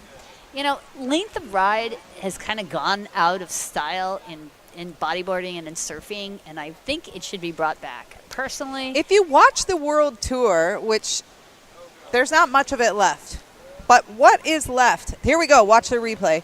Okay, nice. Look Watch at how this. long she will stay on this wave, because they know every half a point, quarter point counts. It does. And, I also think in a way, a wave is a gift. It's literally a gift from God or Keakua or Mother Nature or all of the above. And when you don't milk that wave and ride it to the end, You're it's not like, doing it justice. You're not. It's almost like you're disrespecting all of the energy that came together to bring that wave to its conclusion. Don't worry about it. And here we go. All right. Blue. Valentina going for lip. the roll. Oh, looks Landed it nice. clean. Now, is she going to milk this one? Let's see. Sure is. And combo 360, another Nice. 360. See, that's what I'm talking about. Milking that wave. Perfect combination. Showing the control. You know, it's one thing to be able to ride a giant wave. It's another thing to be able to ride a giant wave into all the way down to the end of its life cycle. So let's talk about this. So we got Ayaka Suzuki Krilli in first place with third priority. And then we got Valentin Diaz. So Ayaka's from Japan. Valentin Diaz, again, is Chile. from Chile. Teresa Miranda is from El Canary Islands. El Canary Islands. Islas. And Carla Costa is from Brazil. Living in Hawaii. Living in Hawaii for a long time now. But that's an international final. And every one of these girls has been to this final at Pipeline before, except for Teresa Miranda, who it is her first season ever surfing pipe. And she's in the final. And she came straight from another event that was on the World Tour, and she left there because she didn't place very high, and she came over here and said, I'm going to give Pipeline a crack. And she sure did. She is. She's definitely giving Pipeline a crack. And Pipeline typically is the one giving the cracks, right? And it just goes to show you, it doesn't matter how you do in every contest, but if you don't give up and you keep looks pursuing, like Carla's paddling, I think. It can pay off. Yep, there's Carla going. She needs to make that. Right after this, immediately, Mike and Amelia's going to come on the world challenge. They're going to do a quick one, and they'll come in and finish it and tell everybody thank you. Okay, we're just getting some instructions from our contest director, Honolulu. I'll tell you though, it was fun out there. I was stoked just to be out there. You know, they talk about like just getting to enter the contest, just to surf the wave. Yeah. And it is. Just having that chance and to be able to make it to the final. Look at this set coming in. Holy moly. It's a big one. How much time do we have? This is less going to than be 10 a good minutes. one. I feel like they're all a little too deep for it. Who's priority one? I Teresa. don't think anybody's going. Oh, yes, Carla. Yellow. Carla needs pull this. in Carla. Just worry about the barrel. And bust it. She went for it. She's got it. No. Oh, that was sick. That was the biggest wave I've seen ridden by the That women. was a really and there's good- another one coming in right behind it. To take that under priority, that was great. That was amazing. Well, hopefully that'll get her a good. There she goes. There she goes. She's got 3.9 total tell. So they have 2.4 for that wave. Oh, a lot of wave for only 2.4. Wow, look at how pretty that is. It's beautiful. So right now, Ayaka Suzuki Krilli killing it. Dominating this final 8.67, the highest score of the final so far, with the second highest score of the final at a 6. Valentina Diaz coming in second, trailing her with a 2.83 and a 3.57. But Teresa Miranda is not out of this challenge. She's got a 5.0 ride under her belt. She just needs a new score, and she has the possibility of taking this contest. Taking the contest or moving up into second for sure. That 5.0 is definitely... She's going to need a perfect 10 or a dang near close perfect 10 to take that first lead from Ayaka, unless she gets 2 new scores. So let's see what happens. You know, she can do it. And Carla is comboed out for first at this point. No, she but- needs to definitely get another good wave under her belt. Yeah, but Carla's a champion, and Carla can do it. She's done it before. Yep, she's done it before. 2 people that have won Pipeline before are in this contest final right now. That's Ayaka Suzuki Krilli and Carla Costa. Nice. 2 pipe masters. Competing against each other. Yeah, again. One a generation before the other. Yep. And, you know, a little bit more about the history of women's bodyboarding. So it really was, you know, the women came together to make the sport happen for the women, and they did it for themselves. And it's, you know, it's such a good life lesson with people. If, you know, you don't like how something's going, don't complain about it. Just get out there and do it. You know, make it, you know, visualize it and make it happen. And that's what this contest is all about today. It's been a lot of visualization of not only women bodyboarders, but the men's bodyboarding world. A lot of work by all the people putting it in the work to do it. Make Yep. it happen. But by bodyboarders, for bodyboarders, Love of it. bodyboarders. Oh, and what do we got? We got a back Looks door. like someone's going back door. It looks like Oh, Carla. no. Carla knows she can do it back door. Oh, That was a beast. That was so shallow, that reef there. I kind of get nervous when I see them hitting the lip at backdoor like that, because it's just mere feet of water that It's a scary place to be. that they're surfing over. It's nice on a bodyboard because at least you got a little bit of padding when you land, but still, it's very dangerous. And we got 6 minutes to go in the final of finals day here at the Banzai Pipeline. Thanks to Aloha Freight. Big shout out to Aloha Freight. Google them if you need shipping to and from the mainland. A big shout out again to the North Shore community, also to the North Shore Chamber of Commerce, to the City and County of Honolulu, and particularly the Parks Department and the State of Hawaii Division of Boating, actually. Thank you to all of the people involved that made us or allowed us to have this competition out here. We're very grateful. And thanks to you guys for watching, because that really helps. All the views that we get. Yeah, really stoked. Up in writing, Red, Teresa Miranda, knowing she needs a big score. And working it. Okay, well, something's She'll take anything there. right now to get rid of that 1.17. She did get rid of that 1.17, but she might Backdoor. actually. Oh, there we go. Ayaka's going, hey, I'm killing it, she but wants to do a big one. She did it. Oh, I don't think she's going to land that. She tried. She almost landed it. She's really good at doing those inverts, and she knew she had the time to do it. And that was now. Awesome. So this is the replay. Teresa Miranda seeing, hey, you know what? I got to do something. Pulls it off. Nice roll. Nice rotation. Little 360 there to finish it up. And then Ayaka looking for the invert. And boom. Didn't land it, but she went for it. She knew she could. She didn't wipe out, though. She just kind of lost the wave on it. That was nice. That was great. Very good. Very versatile. Yep. And I just love these international finals. I don't know why it just makes me. It shows that the sport is from so far. Yes. So much effort compared to you and me that live right down the street, right? Oh my gosh, living in Hawaii, if you have to drive to town, it's way too much. Driving from Wailua is a work in itself. So. Right.